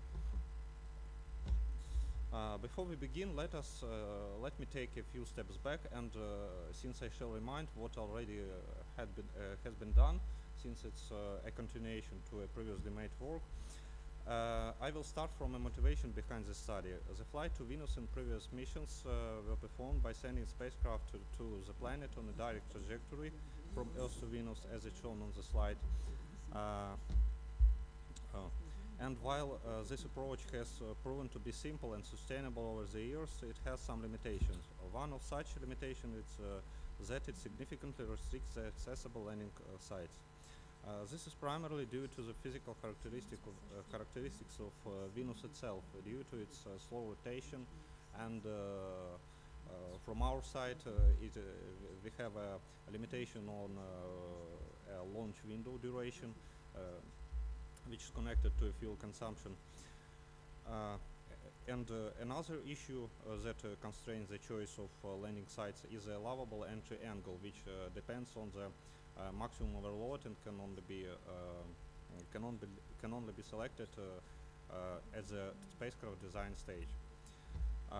As you can see on the slide, the white circles and white points depict the attainable landing sites taken as for example of application of the direct flight scheme.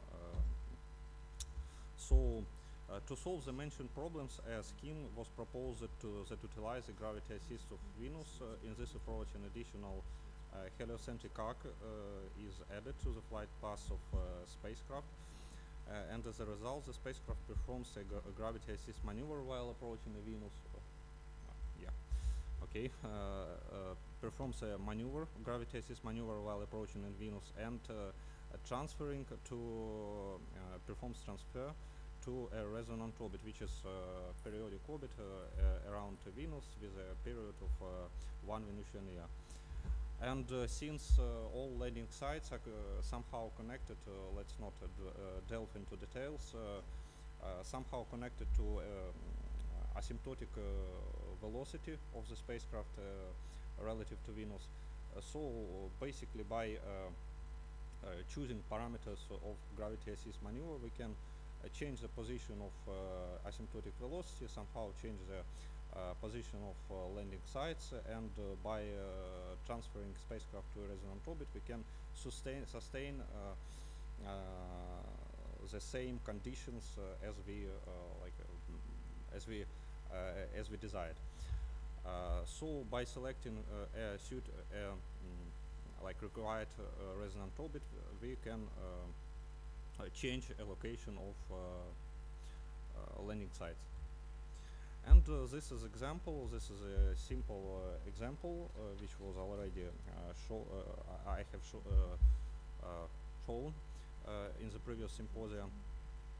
This is example of constructing trajectory to the Velama South. Is the place indicated, is the site indicated as having a high scientific value, and in the direct flight scheme, it remains unattainable for over a few launch windows, and even more for quite couple of launch windows. But in case of applying gravity assist maneuver scenarios, there always exists at least two heliocentric trajectories for every launch date and every launch window, and for every launch window considered, there exists a trajectory to land to a desired site.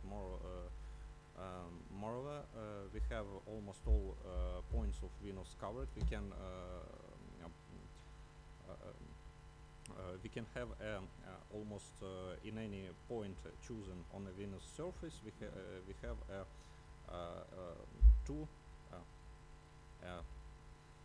one or two trajectories that lead to land in this place.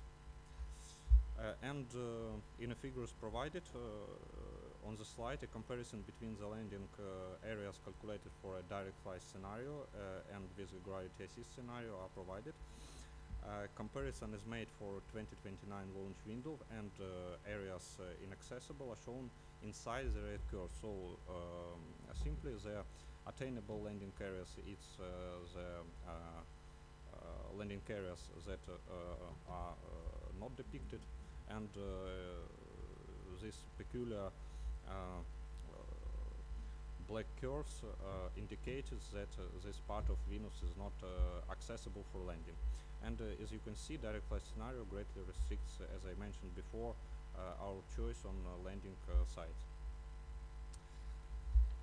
So all that we have mentioned was a summary of work that has been completed so far for estimating landing areas, considering only lander constraints, which we further will call like an unconstrained case, but if a study of Venus is conducted using an orbiter and lander, then the requirements for the orbiter would also need to be considered, since its functioning will in such a way will affect at achievable landing sites.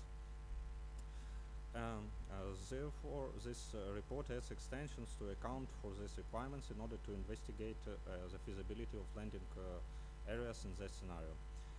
Let us take into account the particular case, not some abstract case, of considering orbital restrictions such as those in the Venera D mission. As with the mentioned project, we will separately consider each of the mentioned constraints and then apply them to draw the attainable landing areas. For our example, let's mention that we will discuss from 1 to 4th constraint, and removing first constraint, we took the basic orbit, which is classic for Venus exploration, which is a 24-hour periodic orbit with an altitude of 500 kilometers. From ballistic perspective, such choice of an altitude is dictated primarily by low fuel consumption on a breaking into the desired orbit. Also, we considered two launch windows in 2029 and 2031 first year, and in this slide, cost of flight to Venus as well as breaking impulse costs are presented for mentioned launch windows. But here and after, further, we will show results only for 2031 year, since our time quite we constrained in time. The most important one in terms of effect on our accessible landing areas seems to be the second, third, and fourth constraint that depends because it depends on orbit orientation. As it's known that we cannot freely choose any orbit or orbital orientation parameters we desire, such as inclination, argument of periapsis, and longitude of ascending node. It's restricted to a choice of to a spacecraft approach parameters of Venus, and in direct flight cases greatly constrained, as well as in some way it constrained in even in gravity assist maneuver scenario. So we have to study. We have to determine such orbital parameters that will satisfy required constraints. We took in order to address the longevity issue, which in our assumption was was most important constraints because it with another constraints quite affects the landing desired landing points. For this case, we perform like a simple numerical analysis conducted analysis of varying satellite orbits, inclination and perigee argument to identify the areas within these parameters that correspond to a high lifespan. For this case, we consider a three-body problem like classical one, because any other perturbation did not make a significant impact on orbiter lifespan. It's only on lifespan. And we identified that our results are quite coincide with the classical results. So basically, it means where our intervals in argument of periapsis and inclination, which corresponds to a high lifespan of orbiter, corresponds to those in which altitude of periapsis is increasing, and opposite, and in opposite. The radius visibility as well as longevity shows, as I said, shows the most influence on reducing allowable set of orbital parameters. Since in the strictest case of radio visibility, it led to reducing like all orbits available to choice of between two. The less influencing one is the eclipse duration restriction, as the analysis shown. With the inclination increases, less orbits are taken by the planet's shadow, and for a case of, for example, Venera D mission, it's this constraints affects less than any other present. In this slide, the results of comparison between attainable landing areas in direct flight scenario and the results of simulation performed based on gravity assist maneuver approach are presented.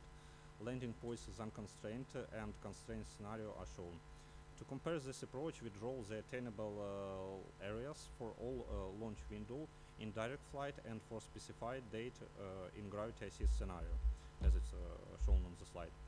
As you can see, the attainable landing points are decreased in both scenarios if applying constraints are applied, primarily due to quite strict demand to lifetime of the orbiter.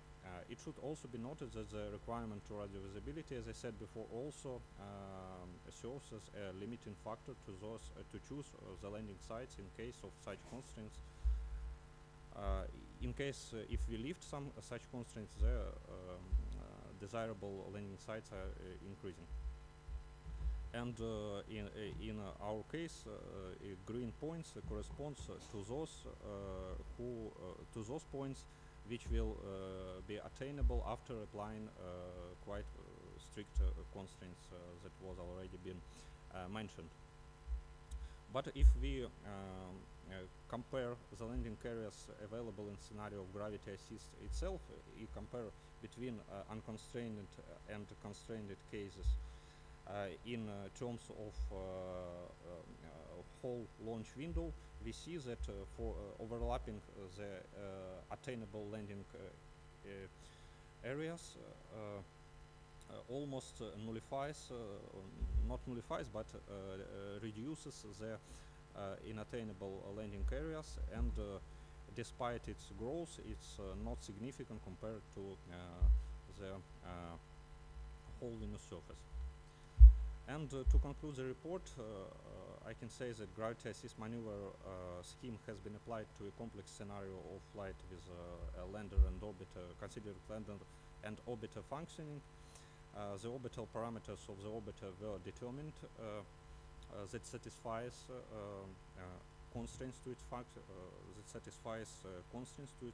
functioning, and it was shown that the landing areas in this case are decreased comparing to previously studied scenarios, but still allow quite wide choice in landing sites. And in case of comparing our previous results with current one for launch window, it's shown that orbital, we can say in like a first approximation that that orbiter requirements does not fully constrain our choices. That's all. Thank you very much, Vladislav. I think we have time for one question. Okay, thanks. Vladislav, first of all, let me congratulate you with recent defense, which I missed because I was in vacation time. But anyway, congratulations. Second question to your talk. So I have to be sure that we select landing site first, and then we select parameters of the gravitational maneuver, right? Yeah. Okay. As you say, as you said, we of course take a first priority of the landing site, and the second one is priority of the constraints that I have already mentioned. But this this calculation shows us allows us to depict areas which will be unattainable in some launch window, something like this. That's all. And that's these areas are quite small comparing to a whole surface of Venus, a whole number of choices we can make. Okay, thanks. Thank you. Another question? No more? Thank you very much. Yes, my question is about communication from the lander and from the balloons. Will they go via the orbiter or directly to ground? Yes, thank you for your question. As for balloons, it was not included in the study. In the study, it was in the study we have taken only lander and orbiter means, and balloons were not presented here. Simply, so I cannot answer. It's out of the scope. Okay. So thank you very much, Vladislav. And the next talk, so it is from Piera Vincheka, the active volcanoes of Kamchatka as a suitable terrestrial analog within the Avengers initiative and an opportunity for in situ operational test for future landing missions and landing use mission. Please, 20 minutes.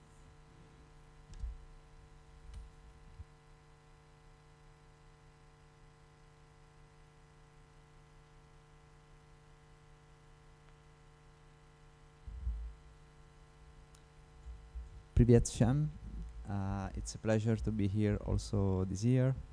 And today, following up to last year's presentation, today I'm going to give you first of all some updates about the Avengers initiative, and then in the last part of the presentation I will also show you some preliminary results taken by the analysis of Kamchatka volcanoes. So which can be also used, of course, for in situ operational tests.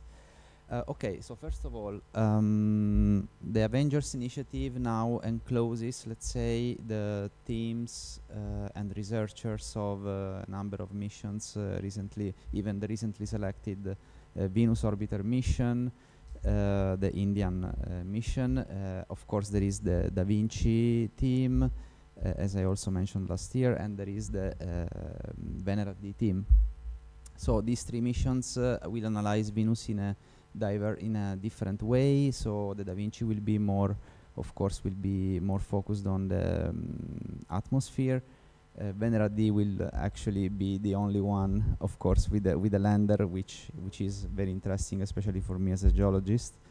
And then we will have also the Venus Orbiter mission that will most likely provide a radar map of the surface.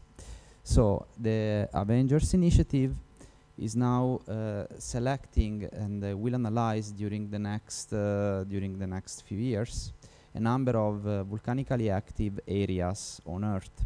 And then we'll use these areas for, of course, analyzing and possibly identifying ongoing volcanism on Venus. To this regard, it is also important to note that right now we are also proposing Venus as a possible analog for terrestrial exoplanets. So, because Venus may be also considered as a, let's say, as an Earth 2.0, so we don't know what can happen to our planet, but of course analyzing the runaway greenhouse effect on Venus can also tell us something on, let's say, the processes ongoing on Earth. On the other hand, studying Earth can also help us to understand the possible geologic past of Venus. So may have Venus hosted oceans.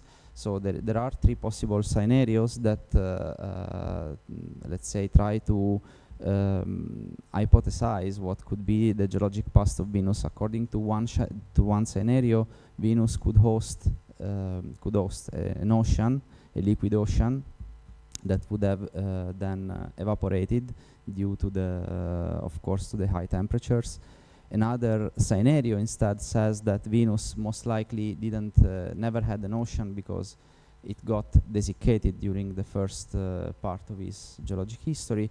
And then there is also another scenario where Venus instead may still host some water in the subsurface.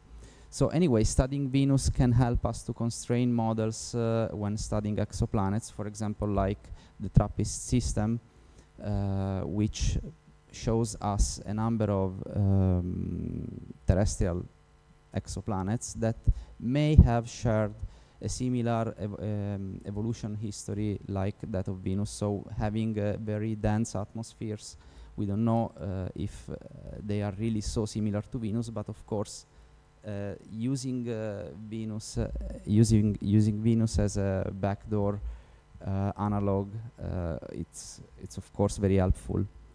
So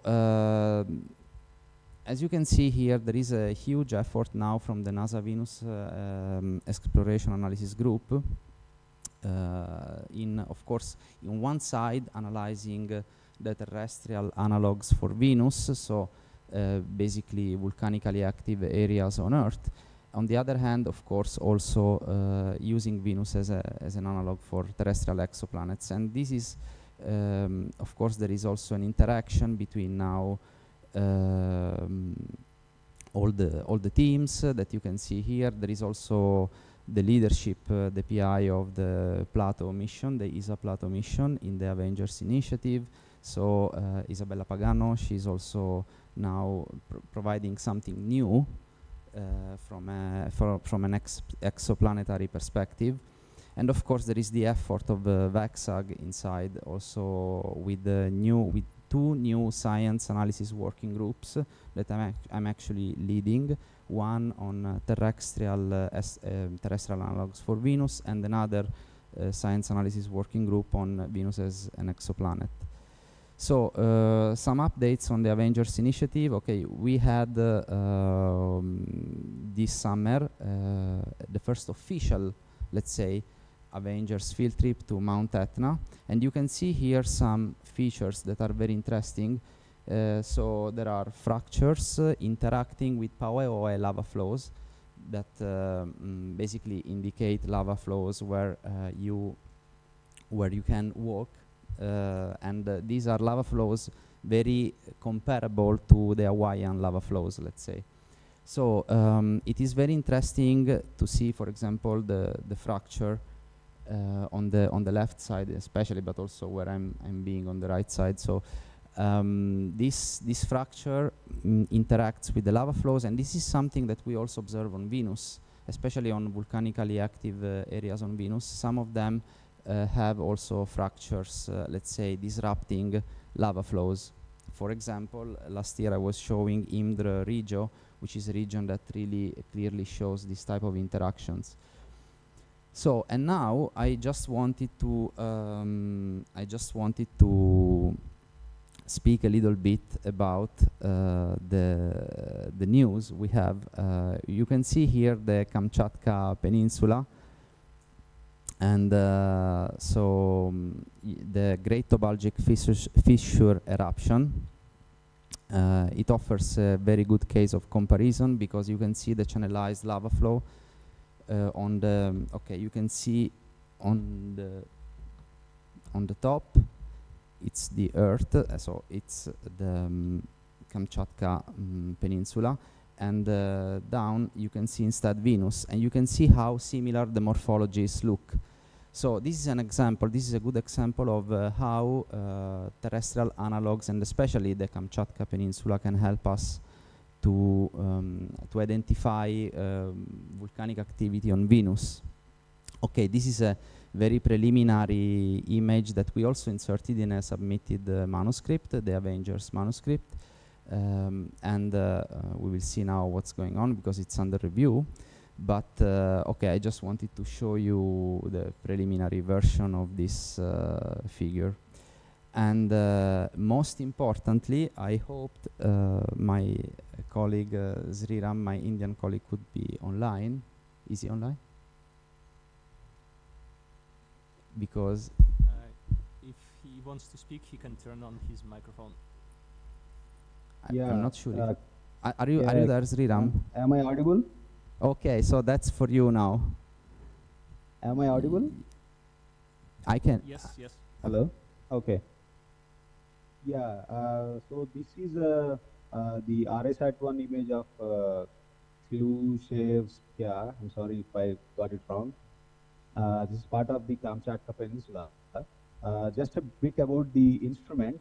This is a mission called EOS-4, Earth Observation Satellite 4, launched by ISRO in 22. It operates at C-band, that is 5.4 gigahertz, and it's a fully polarimetric radar instrument with a 17-day repetitivity cycle. So this is mostly a polarimetric as well as interferometric mission. So why we are targeting these analogs with these fully polarimetric instruments is to use this polarimetric information to understand the roughness and textural properties of new lava flows across these analog sites. In this example, you can see the extreme left is a HH polarization image, just very similar to the Magellan polarization images we have. And in the middle, we have this circular polarization ratio image, which is a product of this fully polarimetric radar data. And if you can zoom in part of these flows, you can clearly see the diversity that is highlighted by the polarimetric images, which are not visible very clearly in the HH image. So this distinctly separates some of the new lava flows on top of the older ones, especially near the vents. So this is our idea to extract the polarization information as a guide to finding new lava flows if present during the mission cycle of Shukrayan-1. Yeah, over to Piero. Oh, thanks a lot, Sriram. So I just wanted to also highlight the fact that polarimetric images are really important in the analysis, of course, of volcanic landforms, because as Sriram was also mentioning, they can really allow to distinguish different lava flows. At least the texture, it is pretty visible in this case.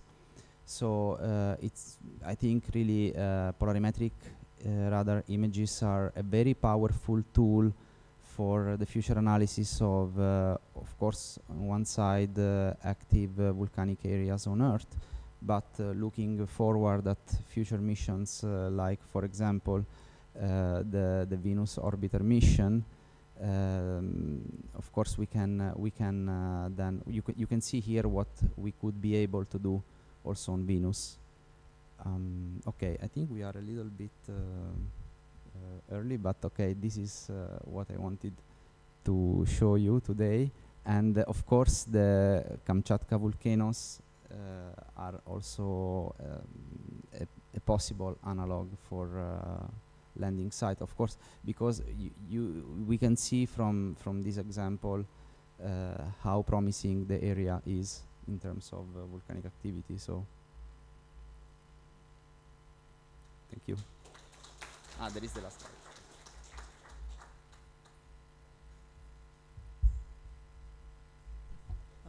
Thank you very much for very interesting Thanks, talk. Piero. Thanks. Nice talk.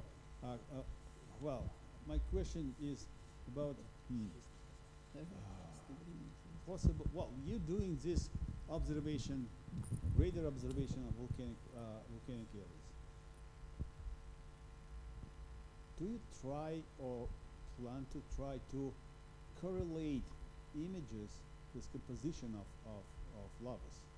For instance, in Kamchatka, we have a variety of compositions, yes, and we have a variety of morphologies. Yes. This is one, actually, this is an important part of the Avengers initiative, also that of the laboratory analysis. For example, we have the colleague Justin Filiberto in US, and also Sriram will perform laboratory analysis on in the infrared on the, of course, volcanic samples that we will collect during the field trips.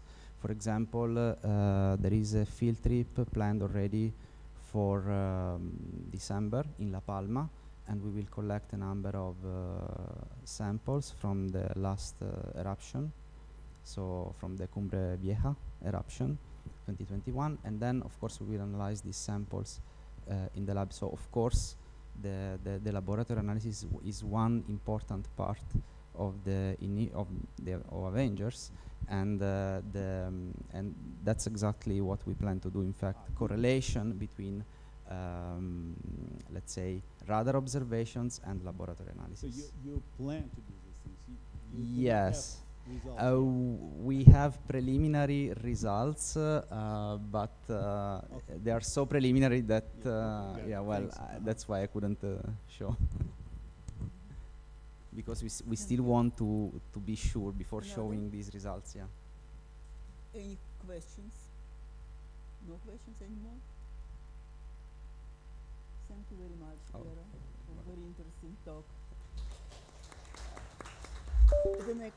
The next talk, Joshita Sharma, Payload Module for Long Duration Venus Exploration.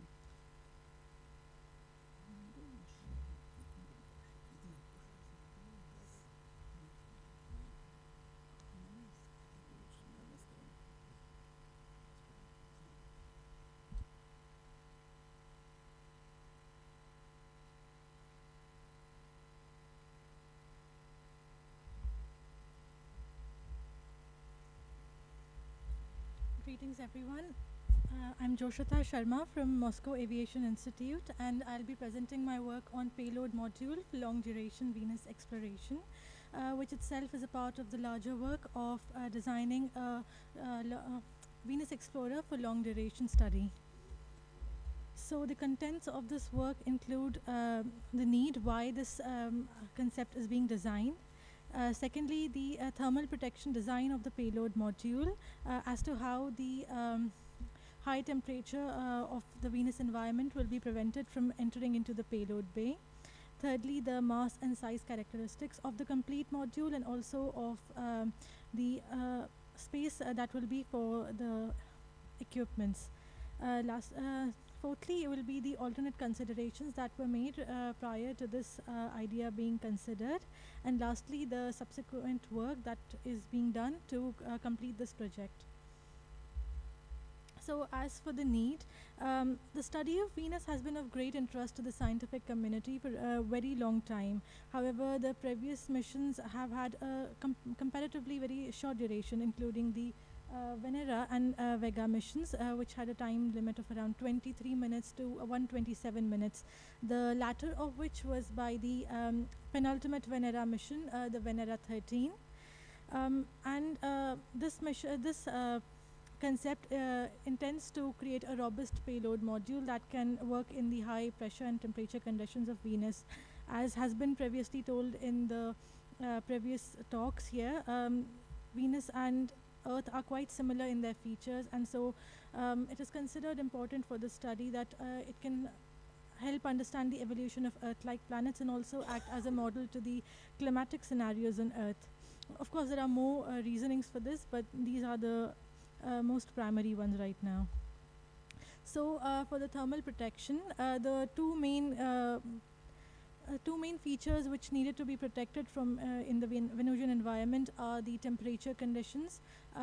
The temperature there ranges from somewhere around 450 to 480. In this particular design, a temperature of 475 degrees Celsius has been considered with an atmospheric pressure of 9.2 megapascals.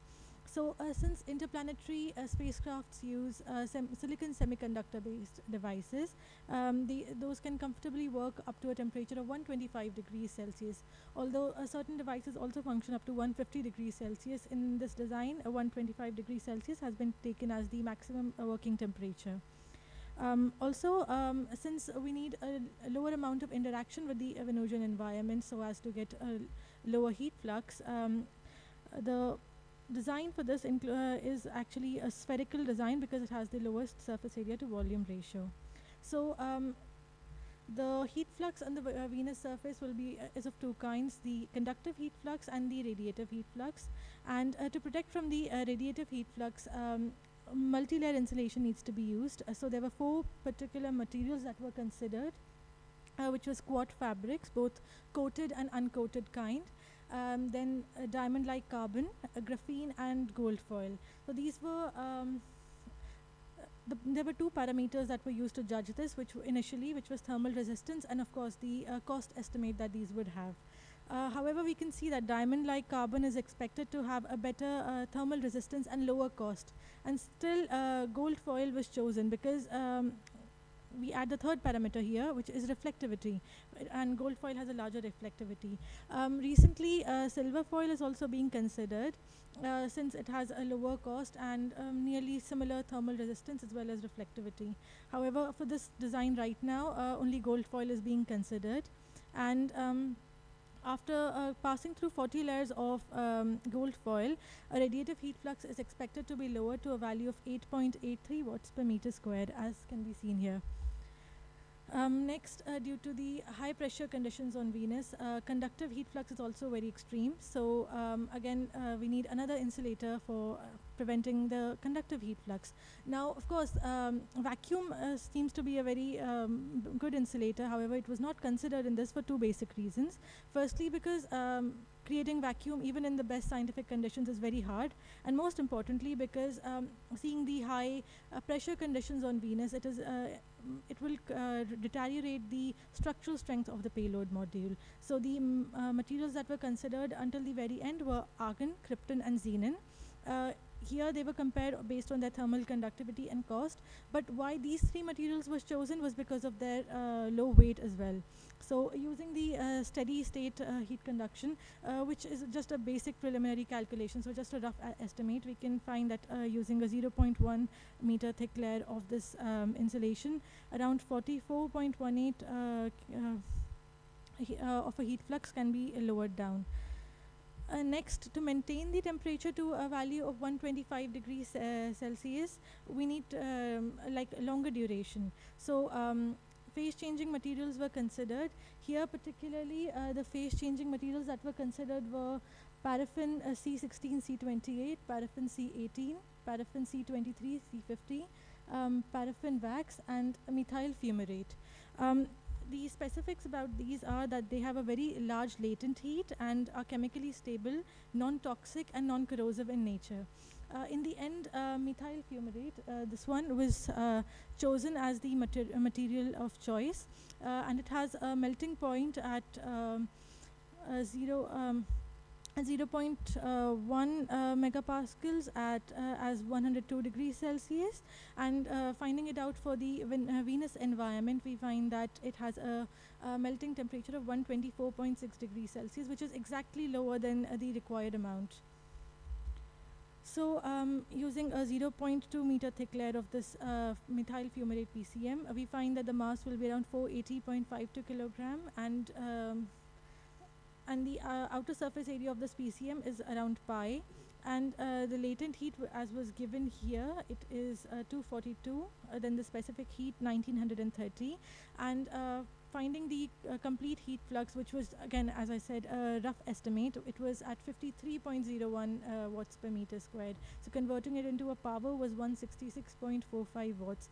However, we do not have the equipment heat dissipation right now, because the equipments that could be here are not currently decided. However, considering the volumetric space that will be given to the equipments, it was estimated, considering other spacecraft that have similar volumes, around 100 watts of equipment heat dissipation. So the total heat dissipation, it is given here.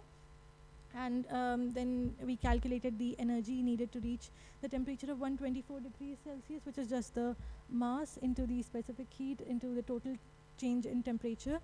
And as you can see, the total change in temperature is 124.6 degree here. So there is an assumption made that prior to this lander being separated from the space bus, it will be cooled down to a temperature of 0 degrees Celsius. Secondly, the energy needed to melt is considered here. So it is again mass into the latent heat, and the summation of this is given here. So to find the time period, we just had the energy by the heat dissipation, and it's around 869,516 seconds, which is just a little above 10 days. As for the mass and size characteristics, so this is a very basic diagram, it's not a scientific model. So the innermost part here we can see in white, it is the what can be the equipment compartment. It is supposed to carry a mass of 100 to 150 kilograms and have a thickness of around 0.3 meters in radius. Nextly is the PCM layer, the methyl fumarate layer, which is supposed to have the highest mass, 480.52 kilograms, as was mentioned in the last slide, and its thickness is also 0.2 meters. The blue layer here is the krypton insulating layer for the conductive heat flux protection, and it is supposed to have a mass of 1.5 kg, which is very low, and at a 0.1 meter thickness. Next is the gold foil here, which is supposed to have a mass of 62 kilograms with an approximate thickness of 0.2 meters. This cannot for now be confirmed due to as it depends more on the commercial aspects of it. The outermost structure, it is supposed to be of titanium, specifically in this case titanium 6Al4V was considered because of its less corrosive nature. It would be very conductive towards the Venusian environment. So on a total, without the equipments, the mass of this whole payload module could range to around 722 kilograms, and with equipment somewhere from 822 to 872 kilograms, and the total radius at 0.805 meters, or a diameter of 1.610 and a volume of 2.18 meter cube. As for the alternate considerations that were made, there were two basic ones. The first one, as is shown here, was about the active type, which used, so there are two kinds here, the first one and then the second one. The first active type uses a heat transfer fluid right outside the equipment compartment, and here, as we can see, we use Newton's law to make the calculations. For the second case, 3 layers of heat transfer fluids were used. In this case, one side was supposed to have an insulating material, and the other side was supposed to have a metal structure for support. However, both of these were not considered, since the minimum requirement for the energy was around 20 kilowatts, and at the current moment, no technologies allow such high energy consumption in interplanetary probes. Also, in the second one, as we can see, since there is a extra metal layers, it will also have a very high mass. Also, in this particular case, the assumption was made that the final temperature of the first layer would be equal to the initial temperature of the second layer, and so on for every single layer. I think a formula here is missing. Anyway, so this one is also very similar to the previous one. However, this is a passive cooling method. Here, the fluid layers again will have a metal on one side and another insulator on one side. Although in this particular diagram, as you can see, it's the fluid kind on both sides. So it could, in the third layer, the temperature could have been around 82.5 degrees Celsius, but it was again not considered. Firstly, because of its mass aspect, and secondly, because this temperature could not be maintained for a very long duration. As for the subsequent works that will be done here, so currently the design of orbit and trajectory optimization is being done, and the propulsion system is being expected to be designed very soon, and the lander entry into the Venus atmosphere is also being considered. And in the future, the space bus and the service module is expected to be designed, and also there could be a potential scientific equipment that will be considered, and based on that, the calculations will be done more correctly, because right now, as we have, they are only the rough estimate. So it is expected that the working duration could increase from 10 days, and hopefully the mass will also decrease. That is all. Thank you for your attention. Thank you very much. Please, questions? No questions? So it was last talk in our oral session today. So we thank you very much for participation and for very. Потом. Нет, сейчас еще постеры. We finish only oral session, and we begin our poster session. And the first presentation from Marina Patsaeva, wind speed variation at the Venus cloud top level from UV Akatsuki images to 365 nanometer.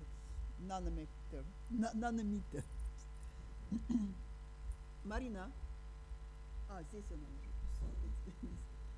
4 minutes, 3 minutes plus 1 question.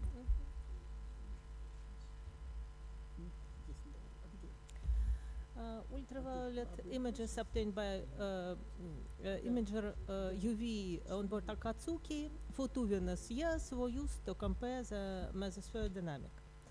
30,665 nanometers image correspond to cloud top level, and 20,083 images correspond to a bit higher level of upper cloud haze containing sulfur dioxide. Sorry. Latitudinal profiles of the mean zonal speed show the increase in zonal speed at cloud haze compared to cloud top in latitude interval plus minus 40 degrees for both Venus years.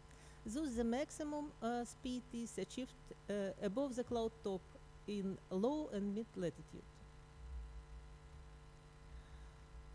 Dependence of zonal speed on latitude and local time shows the area of low zonal speed associated with the thermal tide. This area is shift at cloud top relative to cloud haze toward the morning terminatum. The absence of a difference in meridional speed in both channels indicates that the direction of the horizontal flow is stably maintained in altitude range under consideration. Thus, these channels are different from each other, and each of them is interesting to research. Thank you. Thank you, Marina. Questions, please. We have 1 minute for question.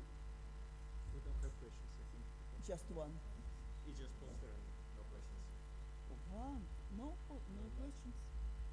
But we have 1 minute. 3? No, just 4 minutes. 4 minutes. 4 minutes at all? Okay.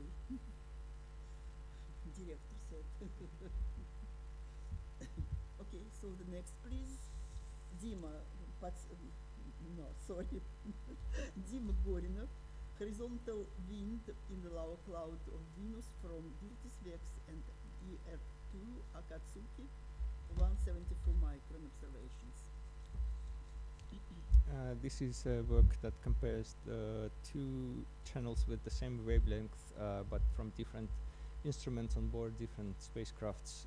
One is Virtus M on Venus Express, and the other one is a Hubble spectrometer, and the other one is a camera, a monitoring camera IR2 on board Akatsuki, which measured, obtained images of Venus in 1.74 microns, and from these images we can derive the wind speed. And from Virtus, the wind velocities here are roughly in the vicinity of 60 meters per second. That's the zonal speed, and meridional speed is in from minus to plus 5 meters per second. But important here is the sign of the meridional component, which is if it's negative, then it's like towards the pole. If it's positive, it's towards the equator. And here we see that it's mostly equatorward, but Venus Express was mostly looking at the southern hemisphere. So in the southern hemisphere, the motion in the lower cloud level is roughly is mostly equatorward, and the zonal wind speed manifests some both components manifest some local time dependence, namely that the zonal speed decelerates from the evening to the morning terminator, and the meridional component can even change sign. But these were the observations from 2006 to 2008, and then we have the next instrument that was measuring in the same wavelength, which is the IR2 camera, and that was in 2016. It was a short-lived instrument, but it managed to make one measure for around 1 Venusian year, and the situation here is quite radically different from what Virtus has measured, especially in the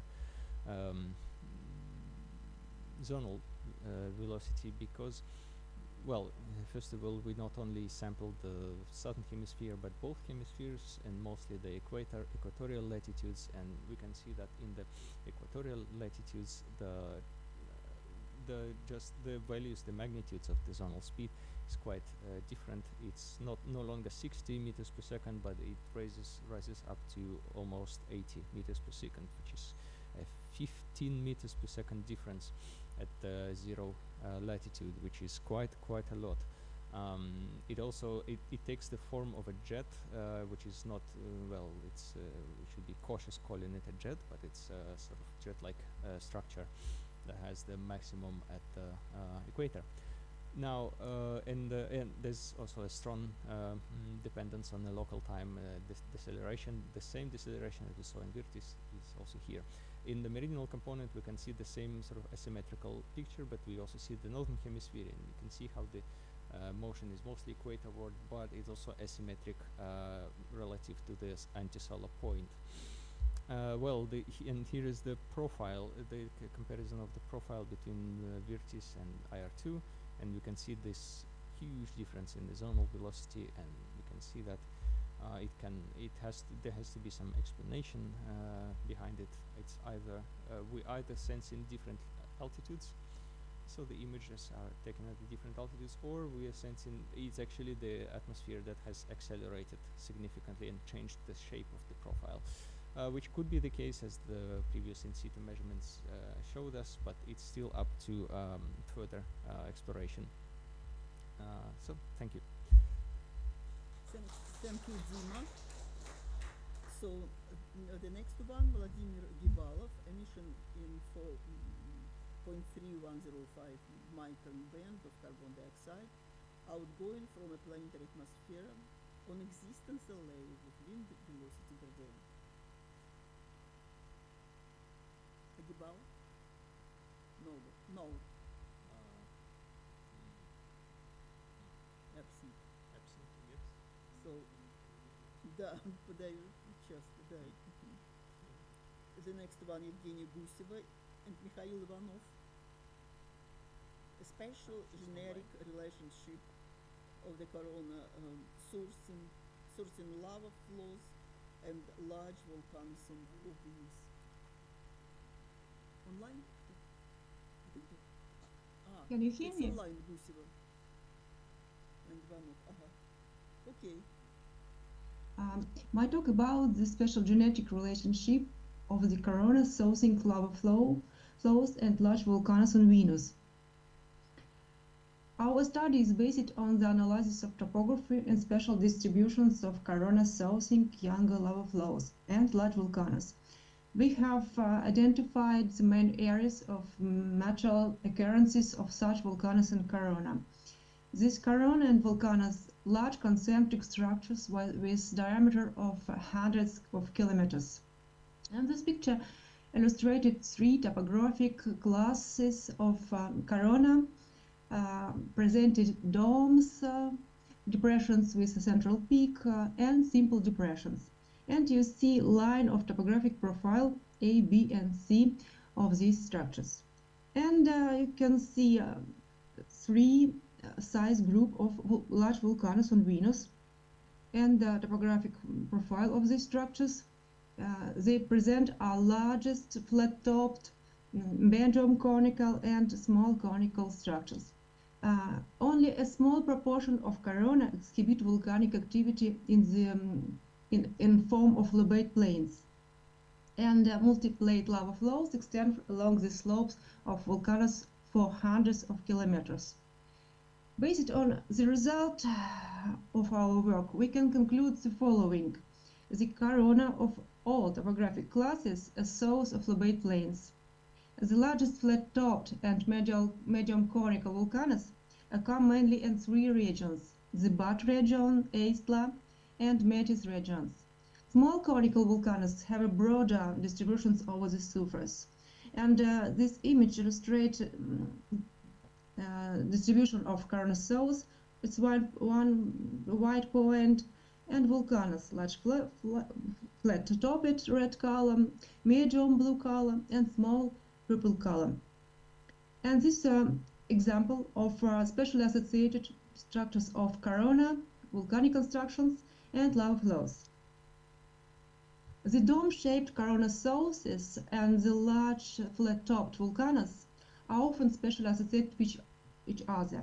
It's possible that such volcanoes may represent the result of the extending evolution of corona when large edifices formed over the sites of prolonging magmatic activity.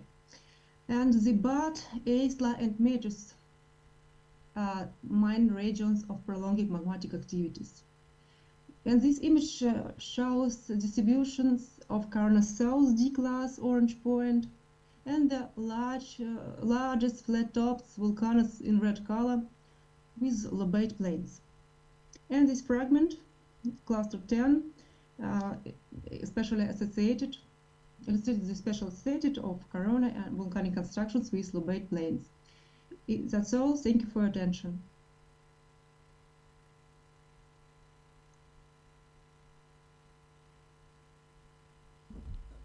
The next one, Daniil Malyshev and Mikhail Ivanov, again preliminary insight into the evolution of southern type volcanoes on Venus.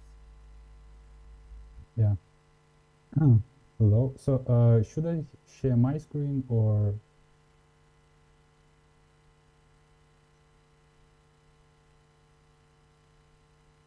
Okay.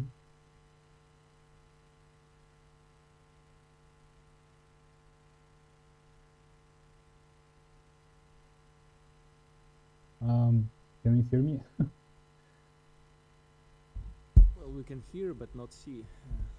Yeah, so that's the question. So I'm asking, should I share my screen or not? Yeah, you should. You have to. Ah, yeah. Okay. That was that what I was waiting for. Yeah. Okay. So good afternoon, dear colleagues. Well, so my work is kind of a logical, well, continuation of work of Evgenia and Mikhail. So yeah. Oops. Sorry. Yeah. Well, so there are two major volcanic centers on Venus, volcanoes and corona. Well, volcanoes are actually pretty similar to, volcanoes on Venus are pretty similar to those on Earth. Well, Evgenia already told you about corona, and well, volcanoes are basically divided into three classes by their size. You can see the example of a volcano on the left here, Toliki, and the example of corona, Demeter corona. Well, Evgenia already told you about the three major classes of corona divided by their topography and, well, representing their evolutionary stage. So, well, the main question we strive to answer is what actually was younger, volcanoes or corona? And, well, to answer this question, first we should analyze examples of corona and volcanoes. Well, so in the literature, the most of the large volcanoes on Venus are young, well, relatively young, and well, for example, Toliki here, and most of corona are actually very old. For example, Demeter corona, but actually, as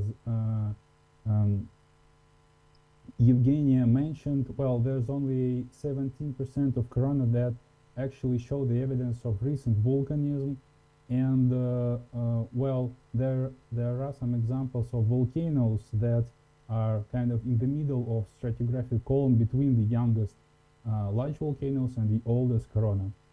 Well, so out of this evidence there could be the following conclusion. Well, if really most of the corona are older than most of the volcanoes, we can say that there has been a major change in the mantle convection regime throughout the geological history of Venus. Well, and to prove it, or we want to make more detailed stratigraphic analysis of corona and volcanoes, and well, summarize all the data that there is already in the literature. Well, that's it. Thank you for your attention.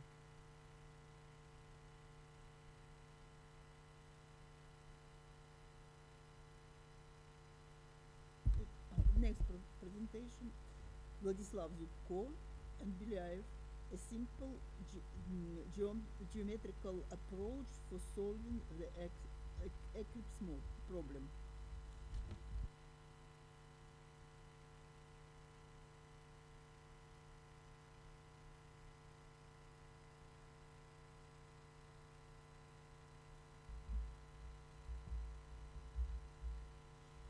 Thank you. Thank you. Yes, this problem lies quite beyond the scope of interest of this conference, but some application of results of solving this problem is can be practically implemented in have some interest for implementing it for planetary research. What is this paper and talk about is the determination of time duration and parameters of spacecraft or satellites when it's enter or exit a schedule of a planet or a body. Our idea was to solve, to represent this problem. There are already many methods to solve it, and this one is just one of a few alike methods. In our case, we derive a shadow equation. It's a basic approach for building analytical solution. Is to derive parameters for a first-order shadow equation. We derive it in representing the shadow problem in a conic model when we have a penumbra and umbra cones, and in our case we consider the unperturbed plane of satellite motion, and if this is then intersection of orbital plane of the satellite and penumbra cone or umbra cone results in obtaining an ellipse, which we called a shadow ellipse, that can be expressed in terms of orbital elements, and based on this the shadow equation can be built and parameters can be obtained. And more of that, why this is interesting interpretation of the shadow of the eclipse problem, because it simply can be extended to consider non-sphericity of the shadowing body, because it will affect only a change of shape of a curve in an orbital plane. So these slides present some kind of comparison between the various models and various orbital parameters. And the interesting part is the application of this method, of this approach, because it allows obtain quite fast solution for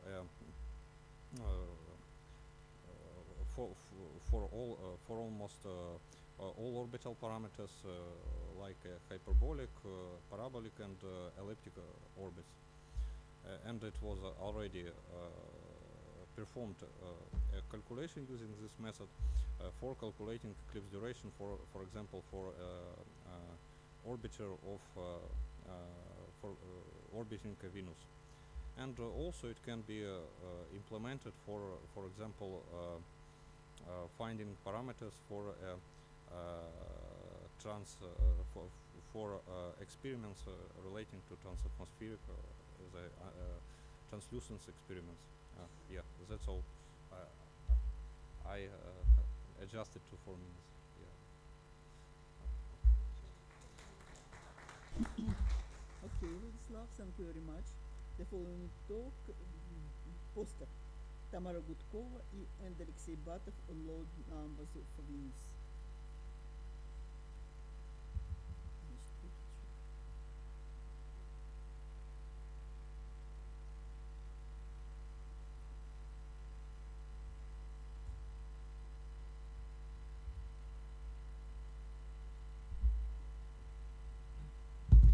Good afternoon.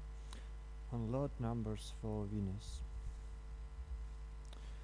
Questions of interpretation, geoid anomalies and gravitational anomalies of the non-equilibrium part of the gravitational field of Venus raise a lot of controversy. And the discussion about what part of the anomalous gravitational field can be supported elastically and what part of the anomalous can arise in the mantle and be supported by dynamic process is not completed. We present load love numbers calculated for a number of Venus models using topography and gravitational data up to 70th degree and order. The choice of the load depth in the mantle, setting the anomalous mass in the mantle, which drives the convective flow, is a slight simplification of the physical mechanism and is an approximation of the rather complex real distribution of anomalous masses in the mantle. The choice of compensation level is necessary to calculate the stressed state of the interior of Venus. Here you can see the value minus kn equal to 1 is a complete elastic compensation. The physical reason is the effect of deformation of the elastic shells of the mantle located above the weakened layer. For minus k between 0 and 1, we have partial compensation of the anomalous density wave under consideration. And on the figure you can see the calculated load numbers with the opposite sign. For the elastic model of Venus, red lines, models with a lithosphere thickness of 100 kilometers, green lines 300 kilometers, blue lines and 500 kilometers with pink lines, as a function of the spherical harmonic number and for different depths of an anomalous density waves. On the surface, at a crust mantle depths at 70 kilometers, at depths of 481, 756 and 1020 kilometers. The horizontal dotted line corresponds to the value kn equal to -1 isostasy. And in our work we used topography data and gravitational field data up to 70th degree. Thank you very much.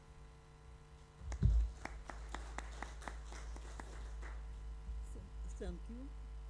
The next Tamara Kola from no, it's Oliviera Amori. From Tamara Kola. 3 presentation.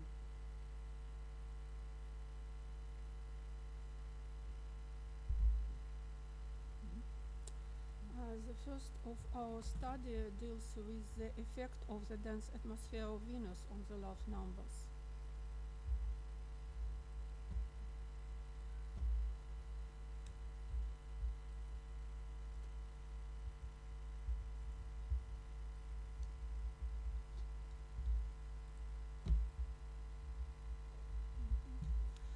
So the love numbers describe the deformation of the planet under the influence of the tidal forces, and they depend on the not only density profile of the planet but also on the shear and compression modulus, viscosity, temperature, and so on. And these love numbers, they are measured by satellite orbiting the planet and can be calculated also by theoretical models. So the love number K2 for Venus was measured by the Magellan mission. So you can see this value. And Veritas and Envision mission plan to obtain more accurate values of this number and to measure still uncertain parameters, tidal phase shift and love number H2.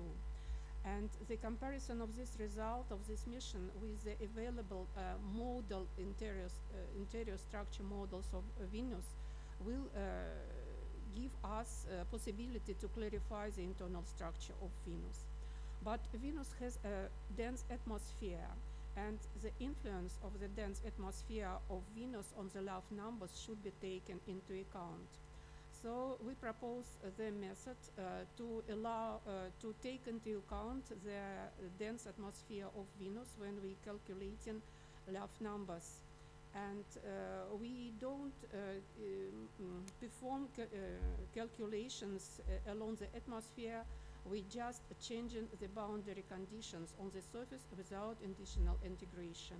And our results show that the atmosphere reduces the Love number K2 by about 3%. And this value is quite significant, especially when the Veritas and Unvision mission will get more accurate value of Love number K2. Thank you. Thank you, Tamara. The next one on the Chandler wobble of Venus. Tamara. We change the number of posters. First, I tell about the method. So, of course, our goal was to estimate the value of the Chandler wobble of Venus. But to do this, first we make validation of our method for calculating the Chandler wobble of Venus and use the models of the Earth. So to obtain the period of the Chandler wobble is a free mode of the polar motion. So for Earth, this value is well known. It's 430.4 days. And for the Earth, we know also quite accurate value of Love number K2. To get the period of the Chandler wobble, it's necessary to solve an implicit equation with unknown value of Chandler wobble. And this value depends on the elastic properties at this frequency. But not only the value of the Chandler wobble depends on the elasticity, but also the tidal Love number K2 depends also on the distribution of viscosity in the interiors. So here we consider different viscosity profiles in the interior structure of the Earth, which are also maybe not very well known, but known in comparison with Venus.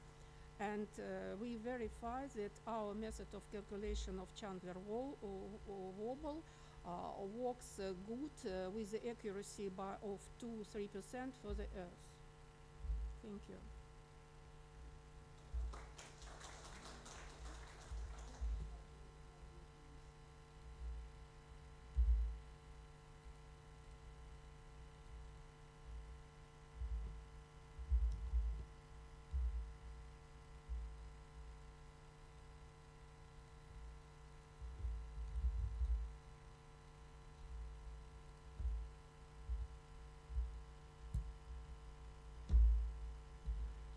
So first we constructed the Earth-like models of Venus. And the study of Chandler wobble was carried out based on these models. The predictive estimates of the Chandler wobble period of Venus have been obtained by some authors, but the value was not measured yet. Our estimate of this period, as we have got, it's about 48,000 years. And this large error in the results is mainly due to the large scatter of possible values of the precession constant of Venus. So this is because Venus precession constant estimates are 200 times less than for the Earth. And this leads to a noticeable increase in the period of Chandler wobble. And also Venus rotation is 243 days, which also leads to the increase in the Chandler wobble. So we used different interior structure models of Venus with different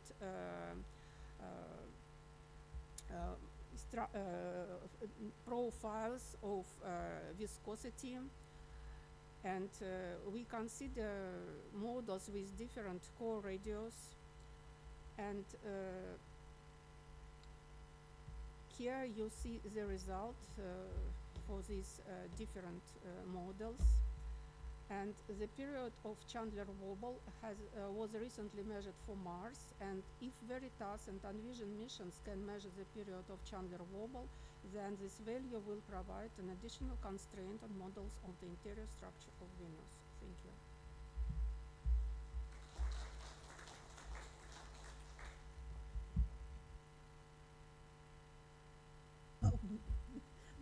Now we finished our Venus session. So thank you very much everybody for interest and for interesting presentation. See you next time. And now coffee break. And also here is very interesting things. Please take. I think yes. Yeah, these are Yeah. Avengers stickers which you Yes. can take. Feel free to And also the posters are all available online if you want to take a closer look at them.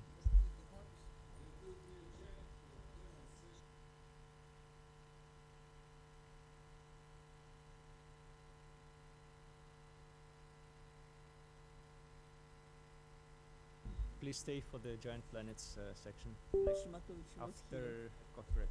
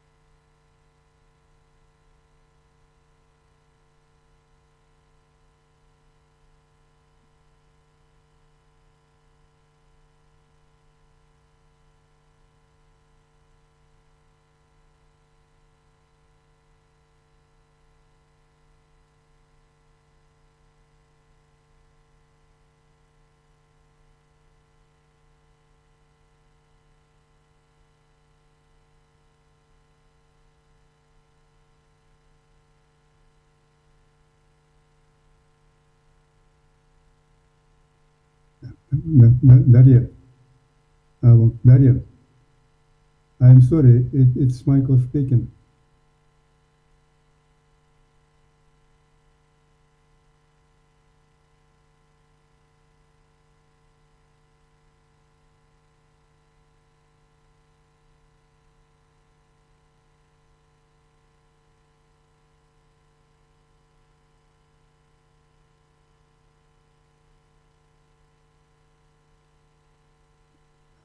Дарья. Алло. Вы меня слышите?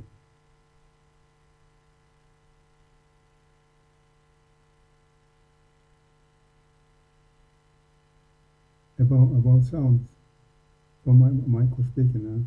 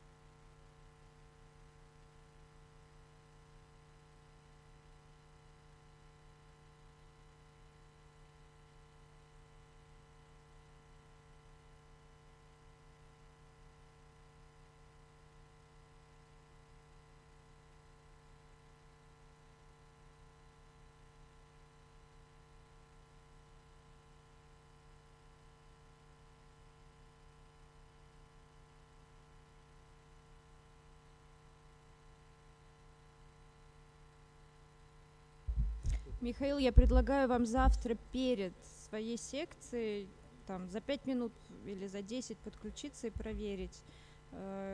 По-моему, без особых изменений.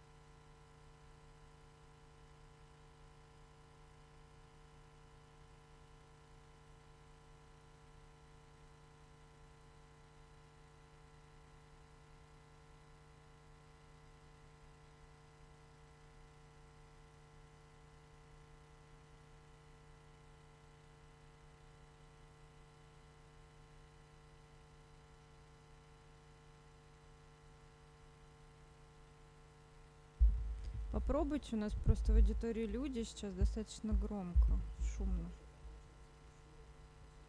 Но у вас выключен микрофон. Всего 2 слова. Сразу понятно станет. Да? Вроде бы нормально. Очень хорошо, спасибо. Но у нас сейчас просто кофе-брейк, и поэтому достаточно шумно в аудитории. Не могу вам сказать 100%. Подключитесь завтра перед своей секцией. Хорошо, спасибо.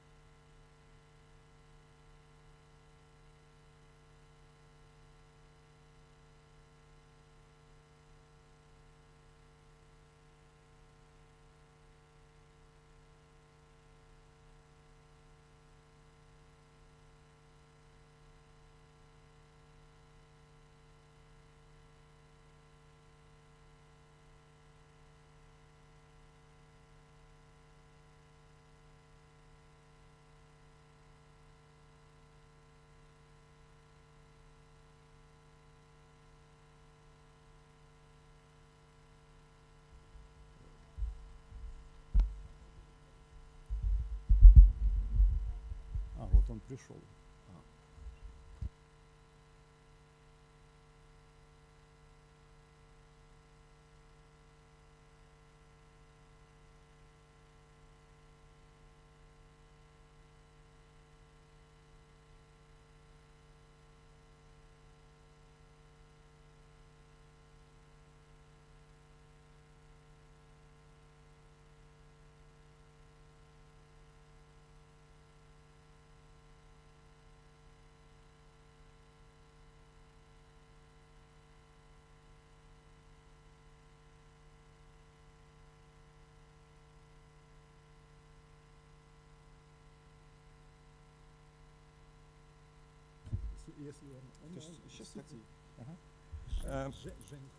Hello, Zhenghua. Zhenghua. Hello.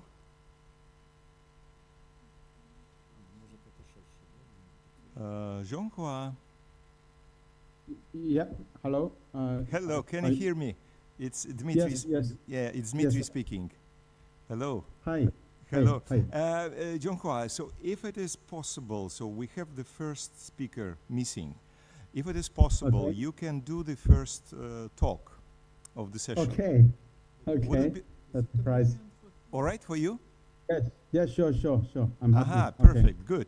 Good. So then I Okay. think when we should, in a couple of minutes, we will begin the session. Okay. Okay. Great.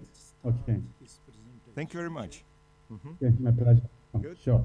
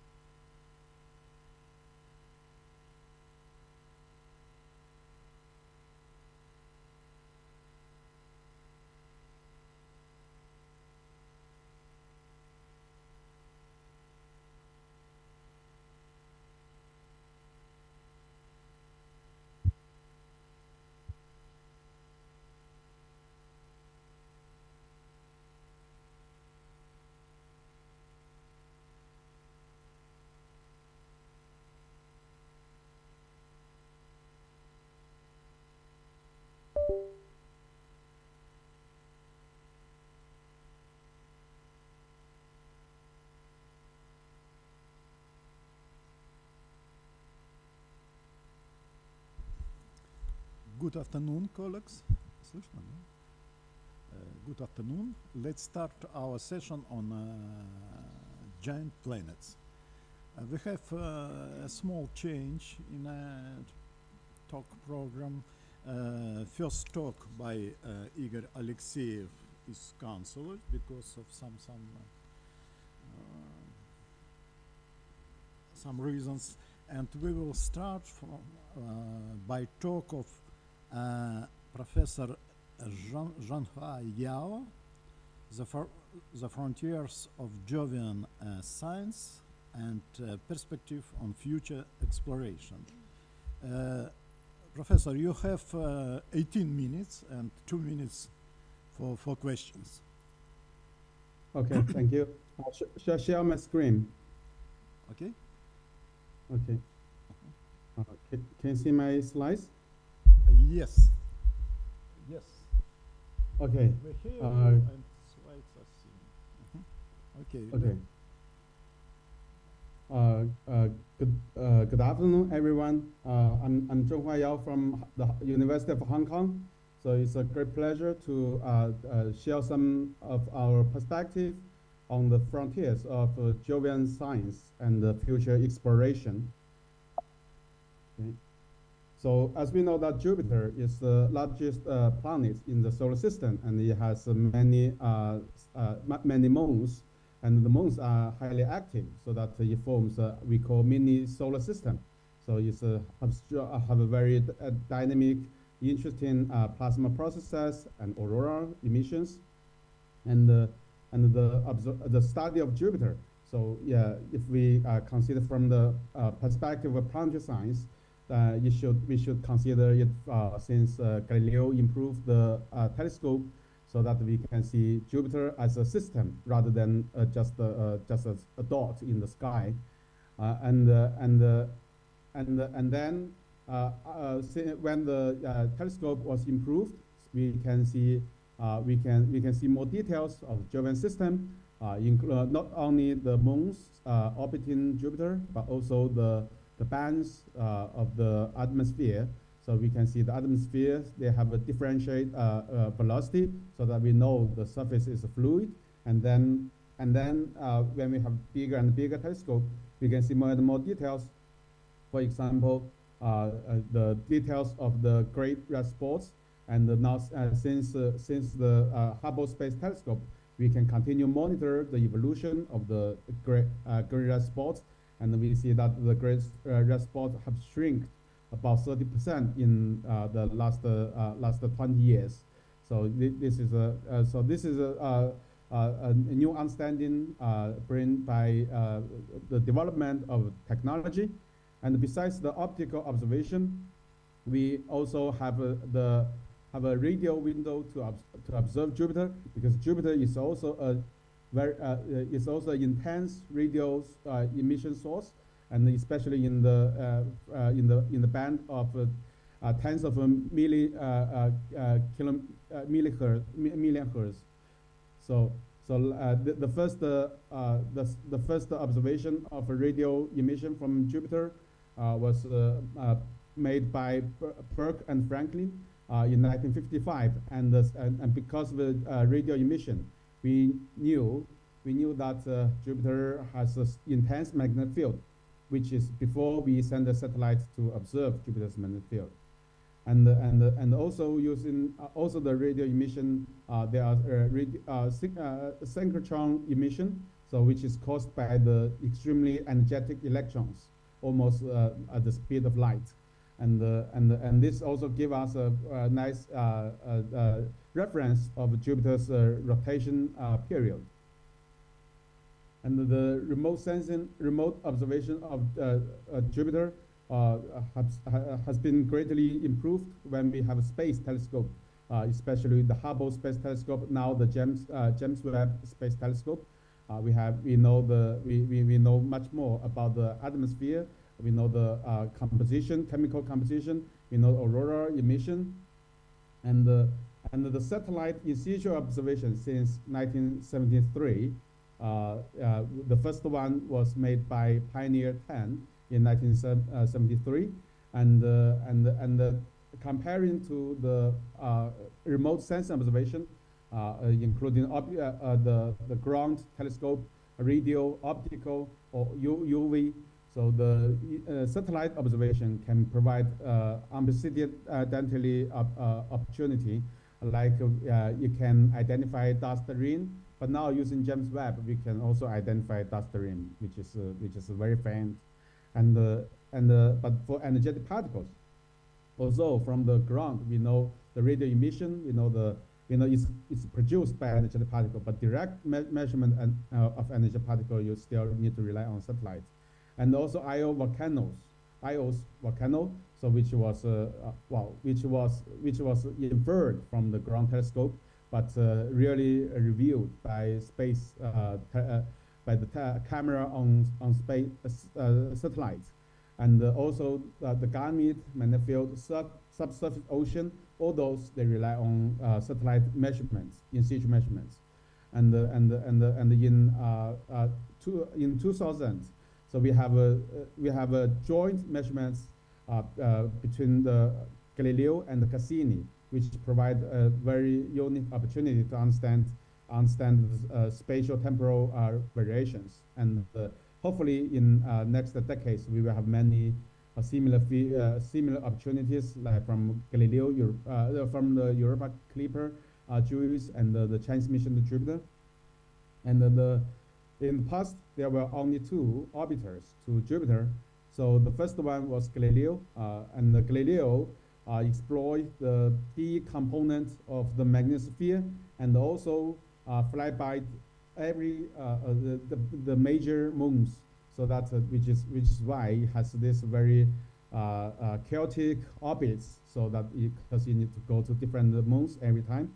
And this Galileo's observation have provided us a global understanding of Jupiter's magnetosphere, all the key components, and made loads of important discoveries, like all the beautiful images of the moons, and the global structure of the magnetosphere and its dynamic evolution. So that's from Galileo.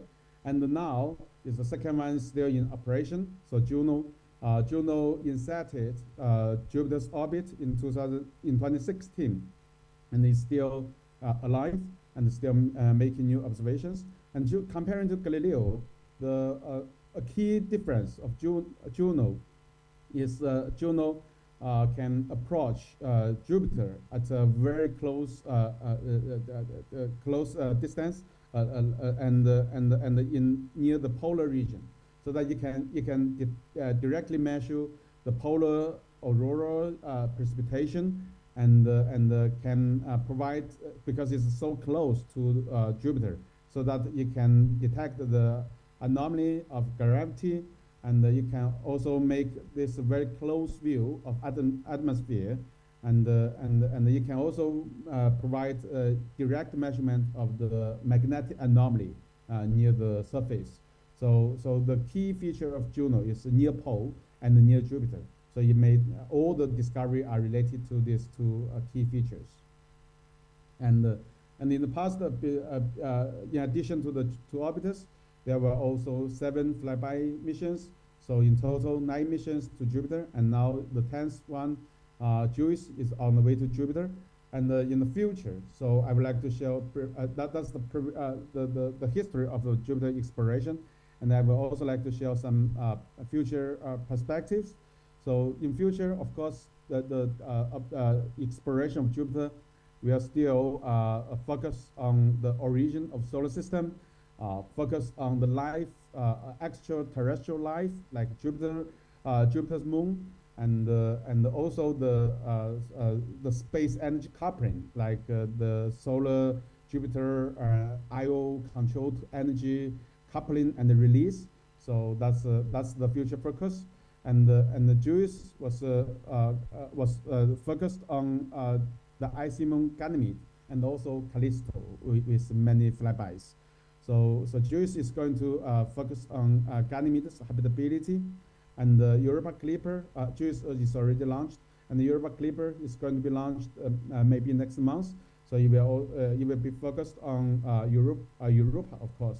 So I believe that after JUICE and the Europa Clipper, we will have much improved understanding on the icy moon habitabilities, and Europa Clipper's key science is habitability, including water, chemistry, and energy. So to understand the habitability, they will study from these three key components, and for the future exploration after JUICE and the Europa Clipper. So like the Chinese mission to Jupiter. So of course it's still this is not we do not necessarily all these key aspects are going to be achieved by one single mission, but still in future like the interior structure, habitability, energetic environment, and origin of solar system, they are still the future focus. So I would like to briefly share some key focus, and many of them, they are likely to be related to the Chinese mission to Jupiter, but it's not officially announced, so that we cannot announce of any official documents. But these are some key signs that we will do in future. So for the space science, the mass and the energy circulation. Like now we know that all the space particles originated from volcanic activity, the atmospheric escape, and then it will be ionized by collision, by solar radiation, and then it will be transported outside, and during this processes, particle will be accelerated, and then at some location there will be energy release, and some of the energy will go to atmosphere and cause aurora. So we know this global energy and mass circulation. We also know that when aurora precipitation to the polar region, it will hit atmosphere from the polar region to low latitude.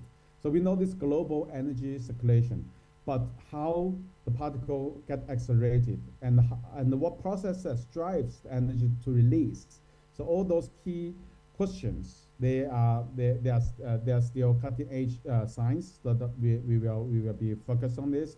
And then like the particle, how do the particle so what force drives the particle to move out and beyond the MHD frame? So these are going to be the future focus, one of the future focus. And a specific one is the distant magnetic tail. So now we know that Jupiter has extremely long magnetic tail. So the tail can go to even Saturn or longer. We don't know, but at least the Saturn. So it's a heliospheric scale, not planetary scale. So for Earth, for Mars, so it's unbelievable to go. Earth's magnetic tail goes to Mars or Jupiter, but for Jupiter's magnetic tail can go to at least Saturn or longer. We don't know. So and it has been directly measured by Voyager. Voyager have particle and the magnetic field, but Voyager's orbit is just have a cross of the tail. So you cross the tail in 7,000 RJ Jupiter radius, and but inside in the inner region, so it has no measurement, so that we don't know why the tail can extend so long, and for Voyager 2, so that's Voyager, and the New Horizon. For New Horizon have particle measurement, and New Horizon goes to the tail all the way, so that it measures the magnetic tail particles all the way down to 2,000 RJ, but it has no magnetic field. So we know particle is there, but how the particle is trapped, so what's the magnetic configuration, we don't know yet. So it's a pity that we have this all the way to measure the particle, but we don't know the magnetic field. We have magnetic field, but we don't have the inner information. So that so far we know there is a long tail and the particle, but we don't know why the tail can maintain such a long, and what's the difference between the Jupiter's tail and the Earth's tail. So if we send the satellites to the deep tail, then you can, with simultaneous measurement of magnetic field and the particle, then we can potentially solve this long-lasting question. And also, like the Earth's aurora is mostly driven by solar wind.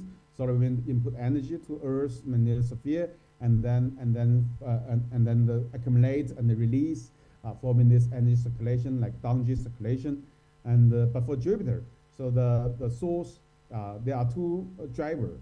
One is the solar wind, another is the ioplasma torus. So ioplasma torus actually it provides more energy and particle, but solar wind provides perturbations. So perturbations,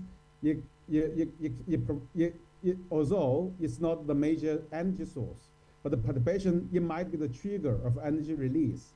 So how solar wind and ioplasma torus control the energy accumulation and the release is a long-lasting question. And then to solve this question, we will need simultaneous observation from solar wind, direct measurement of solar wind particle magnetic field, and remote sensing measurement of ioplasma torus, and remote sensing measurement of aurora. So this is a SMILE-like mission, like the SMILE mission, but SMILE mission is for Earth, but if we put a SMILE-like mission to Jupiter, so you can simultaneously measure the three key components and to understand how they operate. So that's the key science for future, and the final a key future science. So like Europa Clipper is going to focus on Europa, and JUICE is going to study Ganymede, and there's another important icy moon, Callisto. We don't know yet if the interior of Callisto is differentiated or not, and there is a high speculation that Callisto may have a liquid ocean layer, and if we can have a long orbiting observation of Ganymede with sensitive magnetic field measurements, we can potentially study, the interior structure using the induced magnetic field, and also using the gravity observation, we can study if the differentiation degree. So I think that's going to be a very exciting science for future, and so far that's also a key discussion for the Chinese mission to Jupiter. And I would like to also share a key future which may not be easily to be resolved by any mission. Like the traditional picture of Jupiter's magnetosphere, we just extend Earth's magnetic field to a greater scale. So, but with similar composition, similar structure, like day side compressed magnetosphere, night side extended, and the cusp and the lobe, everything is similar to Earth. So that's from the textbook picture, which has been widely used for half a century. And recently, we realized that this picture is totally wrong, because it cannot explain why Jupiter's polar cap aurora is always bright. So this is totally contradict to the picture. And the picture come out from nowhere, actually.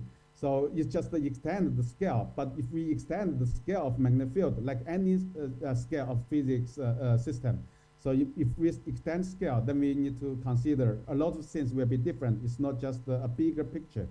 Like because it's rotating. If we extend the magnetic field, because often speed is not going to be 2 minutes. 2 minutes. Sure. I will finish in 1 minute. Thanks. Okay. So because the magnetic field often speed is there is typical number. So if we have too big magnetic field, then the magnetic field will be helical. So highly helical. It's going to be three-dimensional. There's no way to have this two-dimensional picture, and this is a new discovery, and has not been confirmed by direct measurement. And so that comes to the conclusion and remarks. The study of Jupiter and the moons is going to be the future, and in 2030s there will be simultaneous measurements in multiple satellite measurements in Jovian system, China, USA, and Europe and the international collaboration is going to be important in future. Thank you very much. Okay, thank you very much. Thank you. We have time for questions.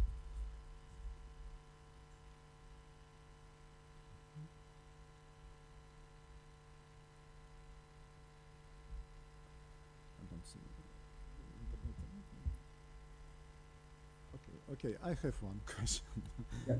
When you discuss this habitability conditions for icy moons, always there is a force condition, stability of the system. Do you plan in your missions to estimate the stability, the time of existence of these icy satellites and so on? You mentioned only three conditions: energy, chemistry, and there is fourth condition: stability of the system on long astronomical time scales. Wow, for now, so like because we will focus on Callisto, and the key goal of Callisto this is a Ganymede picture, but we are going to focus on Callisto, and for Callisto, the key question we are going to solve is if Callisto have a water layer or ocean layer or not. So we don't not even study the any energy since. So we will this is a key focus now, and we also have some spectrometer like the infrared and the X-ray.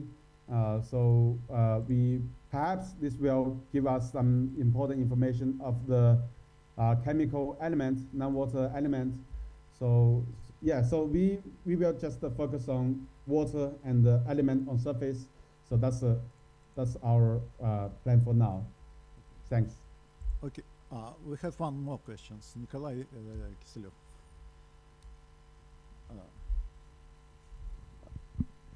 Thank you very much for interesting talk. My question is, what main reason for the volcanic activity of Iowa? Yeah, that's a tidal force, tidal heating. Yeah, so because it's close to Jupiter and it's now still experiencing a strong tidal heating now. Yeah. Did I answer? Yeah. Okay. Thank you, Professor Yao. Thank you very much. Thank you. Next talk will be given by Andrei Kirillov. And the item is the study of the role of metastable nitrogen in collisional molecular processes of the upper and middle atmosphere of Titan. Andrei, 18 minutes and 2 minutes for questions. Thank you.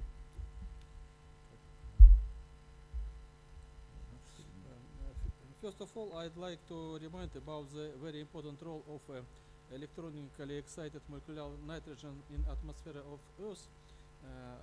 For example, you can see the ultraviolet spectra, namely Lyman-Birch-Hofeld bands of molecular nitrogen in day glow, measured by Discovery, and these emissions can be seen from ground because of absorption in the atmosphere of Earth. From the ground we can see polar lights with green and red colors, and low border of polar lights is related with the transitions in molecular nitrogens, namely from B state to A state, with the emissions of first positive bands. And also there are transitions from C state to B state with the emissions of second positive bands, and bands of first positive group can be divided into different progressions. For example, with delta V 2, 3, and 4, and the progressions with delta V equal to 3. These are bands in the red region of spectrum, and therefore we can see namely red color of lower border of polar lights. Green color of polar lights is related with emissions of atomic oxygens from singlet state 1C to with transitions to 1D. But about 40 years ago, it was known that a main mechanism of the productions of this state of 1C is collisions with the participation of metastable molecular nitrogen with atomic unexcited atomic oxygens and transitions of energy of oxidations to this state. And in cosmic research we have published our Landau-Zinner calculations. We have shown that namely the rose vibrational levels take part mainly in this energy transfer. In the middle atmosphere there are transient luminous events as sprites, blue jets. Here you can see red sprites, and different measurements of this spectra of the sprites show that bands of first positive system dominate in the spectrum, but also there are bands of second positive and first negative systems in the spectrum. And we have applied the results of our calculations for the interactions of electronically excited N2 with molecular oxygens. I have calculated the populations of singlet oxygens, molecular oxygens in B and A states, and have shown that there is influence of these molecular collisions on the productions of electronically excited molecular oxygens. But now there are experimental data. We have not published these theoretical results. Here you can see two pictures from scientific literature about different sources of ionizations in Titan atmosphere and in Earth atmosphere. And for Titan atmosphere, this picture from paper by Marina Galland. And in these presentations, we will use photoelectrons, namely ionizations by ultraviolet photons, and in the upper atmosphere of Titan, and the ionizations by galactic cosmic rays in the middle atmosphere. If compare the atmosphere of Titan and Earth, you can see that in sorry, another.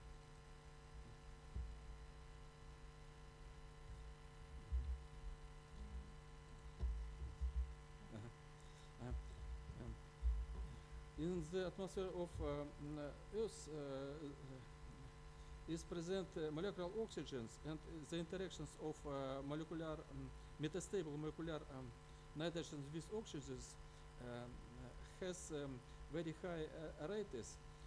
We have calculated these rates and compared with available different experimental results and received good agreement. And according to our calculations, the productions of electronically excited molecular oxygens is not so effective as productions of two atomic oxygens, namely dissociative processes.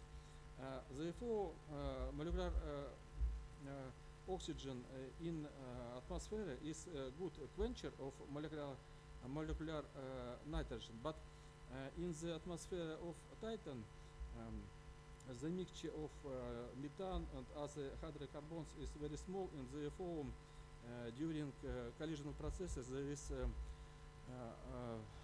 the movement of excitations to lowest vibrational level of metastable nitrogens, and in other collisions this metastable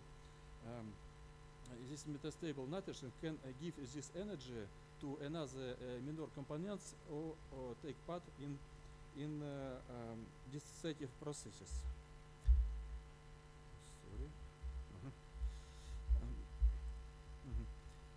Here you at the beginning of this century, two papers by Lelouch and Lopez Valverde was published in Icarus, and the authors report the discovery of emissions due to carbon monoxide from Titan atmosphere using a very large telescope. And they detected about 45 emissions lines related with rotational structure, including transitions from first vibrational level and from second vibrational level. They applied a non-LTE model to explain these observations. This model included vibrational kinetic of two vibrational levels of main carbon monoxide, of two vibrational levels of isotopic carbon monoxide, and one vibrational level of molecular nitrogens. And this LT model provides a reasonable agreement with transitions from first vibrational level, but was less successful in the explanations of 2-1 emissions, namely for transitions from second vibrational level.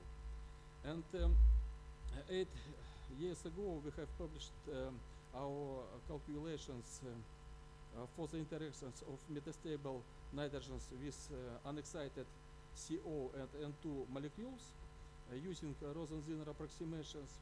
And one of reviewers of this paper has written that the case is not made for the collisions to be important in planetary studies. The author could consider whether the paper by Lopez Valverde is appropriate for this. Namely, can be these reactions of metastable nitrogen with unexcited carbon monoxide can be important, namely in vibrational excitation of ground state. And we have made the calculations of metastable nitrogen and metastable carbon monoxide in the atmosphere of Titan at different altitudes. And we have received that here you can see the picture for CO, dashed lines, the excitations by photoelectrons direct, and solid lines is the excitations by the collisions with excited, electronically excited molecular nitrogens. You can see that with the decrease of altitudes, there is influence of these molecular collisions on the populations of metastable carbon monoxides, and therefore next cascade processes can be effective in populations of vibrational levels 2, 3, and other of ground state. 5 years ago, Krasnoporsky Vladimir Anatolovich has published a very interesting book, Spectroscopy and Photochemistry of Planetary Atmosphere and Ionospheres, and chapter 13 was devoted to Titan. He has written that Titan has been subject of many studies and have aimed towards understanding its climate and important role of the haze that is formed in its atmosphere. The main haze extends up to 200 kilometers with a detached layer near 300 kilometers. hazy formed on Titan by polymerization and condensations of hydrocarbons and nitriles and recombinations of heavy ions. He described different models of Titan atmosphere, but Witten, together with other authors, has written that it is known that reactions of metastable molecular nitrogen with different molecules can produce excitations or dissociative quenchings of touched molecules, but these processes have never been included in photochemical models so far. Now there are a lot of publications in scientific literature devoted to laboratory generations of haze in Titan's atmosphere. For example, you can see the paper published in Planetary Space Science 1 year ago by scientists from China. Usually in these papers used the mixture of molecular nitrogens and methane. After the mixture, there is impact of ultraviolet photons on discharge, and after that there is mass spectra analysis of this gas mixture and the analysis of different emissions after impact of ultraviolet photons or discharge. And authors analyze the productions of different minor components after this impact. We have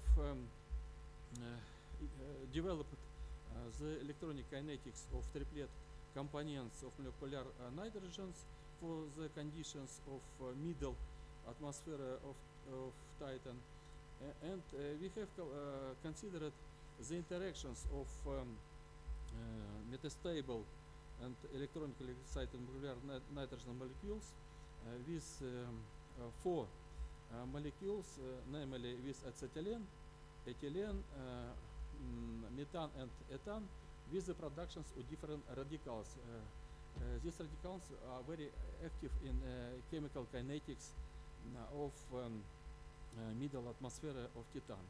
And you can see that the interactions of metastable nitrogen is shown by red lines, very effective in productions of different radicals.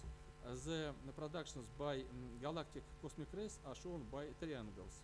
You can see that in all cases there is significant in exceeding in comparison with production by galactic cosmic rays. Therefore, we believe that the interaction of this metastable molecular nitrogen with all hydrocarbons leads to the effective production of radicals. Therefore, conclusions.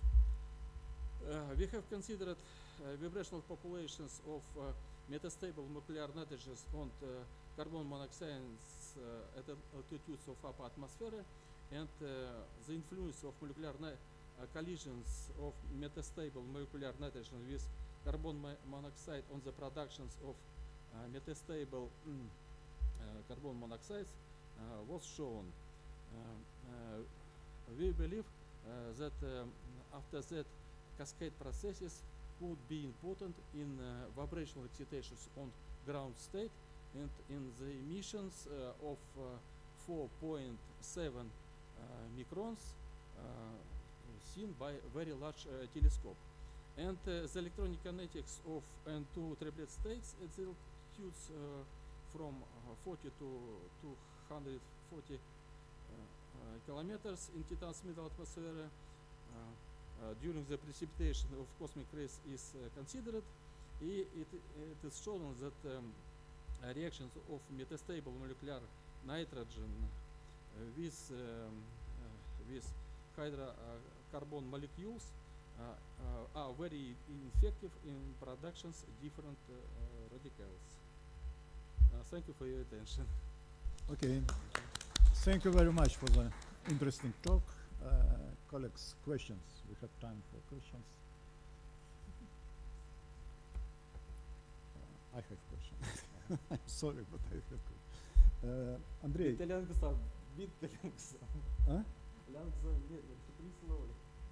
Okay. I always speak slowly. Okay. Did you take into account this dissociative excitation which results in dissociation of N2 molecule in your kinetics? Because dissociation N2? Yes. No, we have only excitation of the states. Yes. We have considered only the interactions of metastable with another molecules, but you know that interactions I'm of sorry. photoelectrons It's not collisions with electrons. Yes. Yes, photoelectrons the processes of atomic nitrogen. Yes. Okay. Okay. Questions, colleagues? One more question. Okay. Did you take into account quenching collisions? Yes. Yes. Quenching. And cross sections. What kind of cross sections you use? Some calculated or some measured? Cross sections we have taken for photo excitation. Photo excitations. In the middle of the server, we use only quenching rate coefficients, and these quenching rate coefficients we have calculated according to 1,000 resolution, and these results are published in scientific publications, mainly in chemical physics, chemical figures letters, only analysis. Okay, thank you. Questions, colleagues? Okay, thank you very much.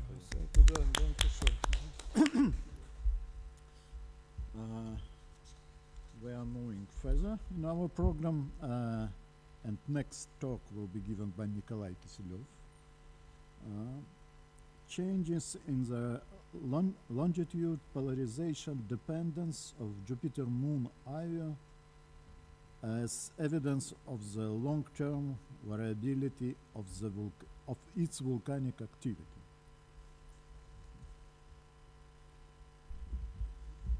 Okay. 18 minutes and 2 minutes for questions. Okay, thank you very much.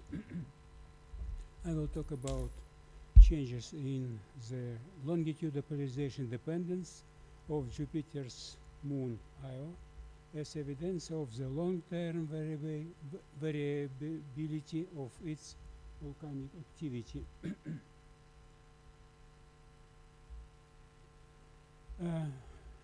The linear polarization of atmospherally solar system bodies, such as asteroids, satellites of planets, depend on many quantities and the observational circumstances. So we can write that observation polarization is function of phase angle, longitude, wavelengths, and time for activity, for example, for activity asteroids. The dependence of polarization on phase angle is most sensitive to the optical properties, albedo, and structural properties, for example, inclination and size of roughness of regarding surfaces of atmospheric solar bodies. However, by measuring polarization at the same phase angles, but at different angles of the satellites relative to the planets, it is possible to detect changes in polarization over the surface of the body, so-called longitude dependence of polarization.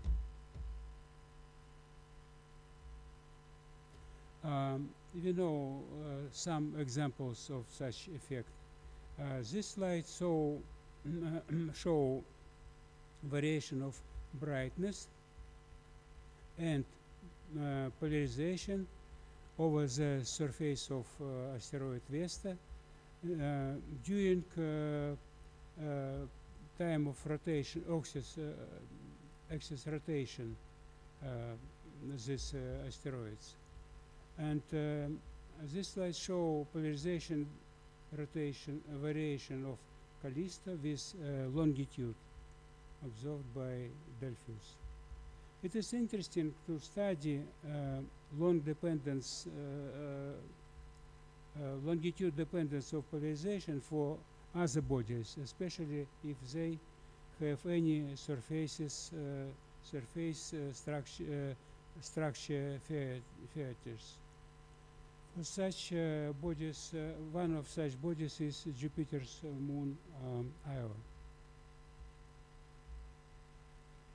This very interesting object. There are more than 400 volcanoes on surface of Io. It is constantly renewed by volcanic eruptions that throw out lava, consisting mainly of molten sulfur and their compounds.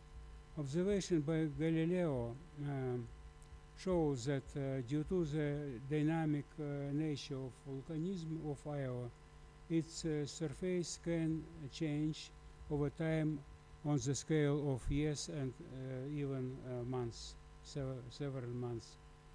Allotropic sulfur compounds give different colors to Io's surface. You see this volcanoes on surface Io, and this is map Ios. This is great volcanoes Pelée. What about polarization? A similar effect can occur for polarization due to the frost deposits on the surface of Io. And so the main of our work was to investigate the longitude orbital dependence of polarization of Jupiter's moon Io and compare results of our study with that is reported in the literature. This slide shows previous observations, polarization phase angle dependence of polarization for Io, which was given in book Veverka, Satellites of Planets.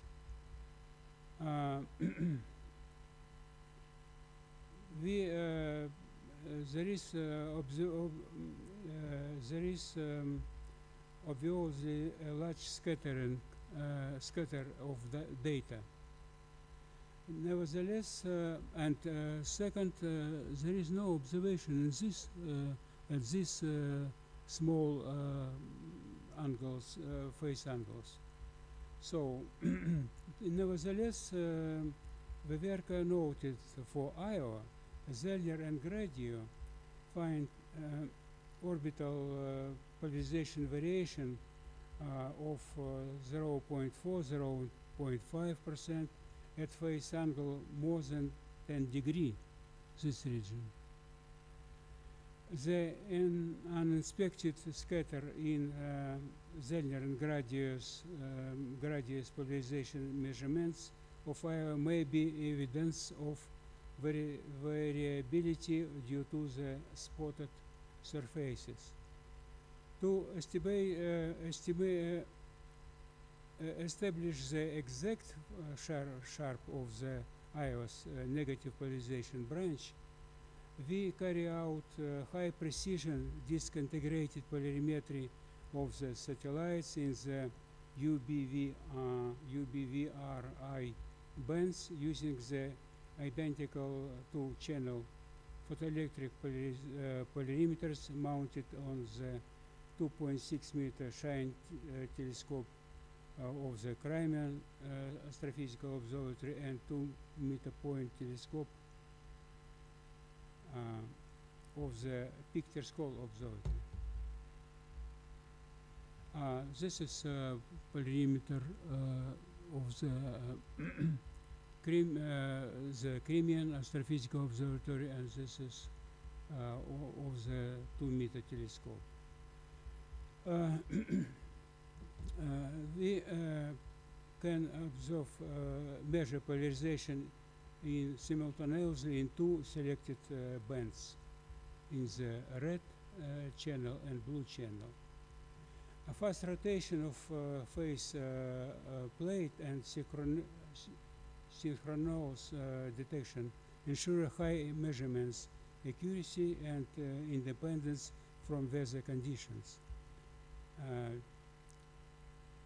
Typically, the accuracy is 0.02, 0.05% for objects up to 14 magnitude.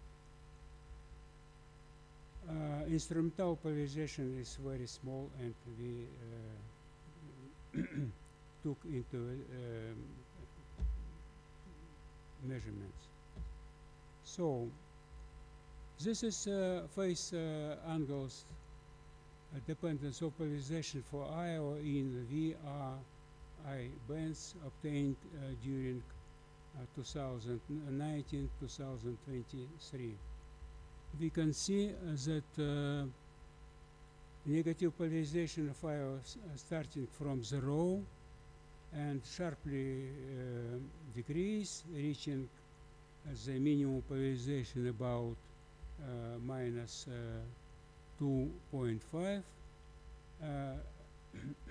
and then negative polarization increase linearly to the minus 0.15 at phase angles about 20.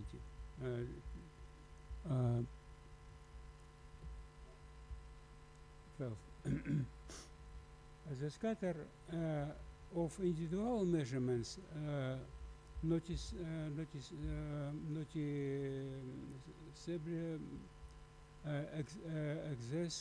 accessed the variable, observational variable. You can see this.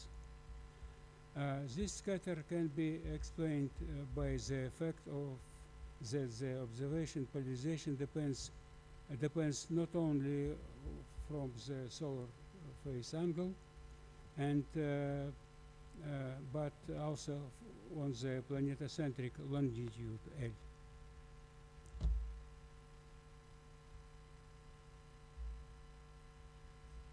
Imagine that polarization change linearly with phase angle such function. We found longitude dependence of polarization in range of phase angles between 2 and 12 degree. This is fifth shows this line. It is obviously that the amplitude of longitudinal polarization dependence of polarization does not exceed 0.1%. However, errors in the parameters of phase curves introduce additional errors into the longitude dependence, and moreover, it is not obviously that the amplitude of the longitude dependence of polarization is constant for the entire phase range of phase angle in this range. To minimize errors in longitude polarization, it is necessary to use polarimetric observation of the satellite in narrow range of phase angles, where the phase polarization dependence can be considered constant. For this purpose, we observed above mentioned measurements of ions polarization in narrow range of phase angles of 10, 12 degree, and carry out new observations of IO in this range of in the 2023-2024. This slide show all our observations, old and new, carry out during 2019-2024, and to construct of longitudinal polarization, we used on the observation data only in the phase angles interval 10, 20 degree, 12 degree in this diapason. So we can use phase angle polarization and construct such longitude polarization.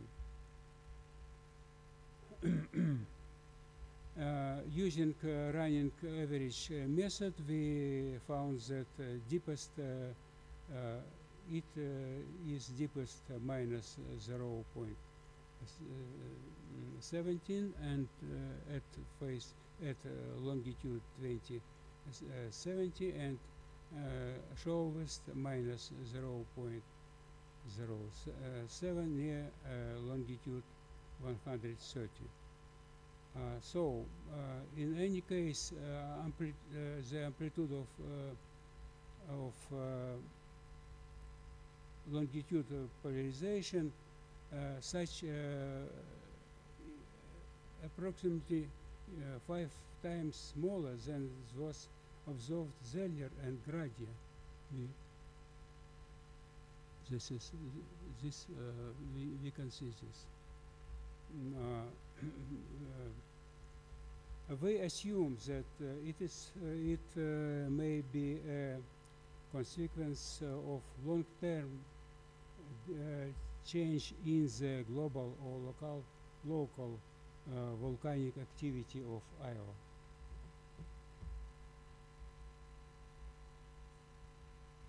So our summary is as follows. The longitude polarization dependence of Iowa depends observed by us in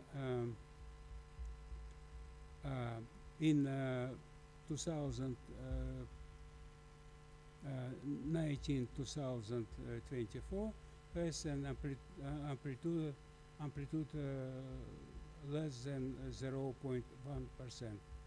In the V band, it is deepest and its parameters is such. This reflects changes in Iowa's surface properties with longitude, which, however, differ markedly from the longitude dependence parameters obtained by Zellner and Gradia. We assume that it may be a consequence of long-term change in the global or local volcanic activity of Iowa. Thank you very much. Thank you very much for your interesting talk. Colleagues, questions? Oleg. Yes, Please thank stall. you. Yeah, very fine work. Thank you. Well, I just have a question about this Zellner-Grady measurements. In the 1970s, are you sure their accuracy is compatible to yours nowadays? Yes. Zellner and Gradio is famous observers, and they used the same aperture polarimeters with and errors very, very small. There's no problem with this is and authors remark that is this effect due to the longitude of Iowa. It's correct. Thank you. Questions? I have a question. Nikolai Nikolaevich, Iowa is very volcanic active moon, and one of the results is formation of some very rarefied atmosphere, SO2 atmosphere, main gas injected during volcanic eruptions is sulfur O2 gas. Do you take into account in interpretation of your observations this very transparent but nevertheless it's existing atmosphere? No, it is not. We measure polarization of surface, no atmosphere. Surface. But atmosphere is very thin, very thin. It's and input is very small, yes. Very small, yes. But problem is we measure disk integrated polarization. This is effect may be small, smaller than if we measure will be measure in narrow surface area. But this is no effect, atmospheric effect. Okay. Thank you. Colleagues, any questions? No? Thank you very much for your interesting talk. And we are moving to the next talk, which will be given by Nikita Simbirev. Simbirev, isn't it? The flight to Neptune and its moons Triton and Nereid, as a demonstration of the possibility of using low thrust engines in mission to giant planets. You have 18 minutes and 2 minutes for questions. Thank you much. Good evening. Today I'd like to tell about my work, the flight to Triton and Nereid with the use of low thrust engines as a demonstration of the possibility of such a flight to giant planets. The main goal of my work is to develop a scenario for a flight to Neptune's moons only with use of low thrust engines and come up with a concept for a spacecraft that can perform such a flight. First of all, I'd like to talk about spacecraft concept and then about the subject of the study. At the moment, the amount of existing information about Neptune and its moons is insufficient to understand the process of its formation and evolution. In this regard, it is a great need to carry out new missions to giant planets with a detailed study of planets and its moons. Such a mission will require relatively high energy expenditure and a lot of time to fulfill. Therefore, it is advisable to use a propulsion system with low thrust engines to minimize the propellant consumption.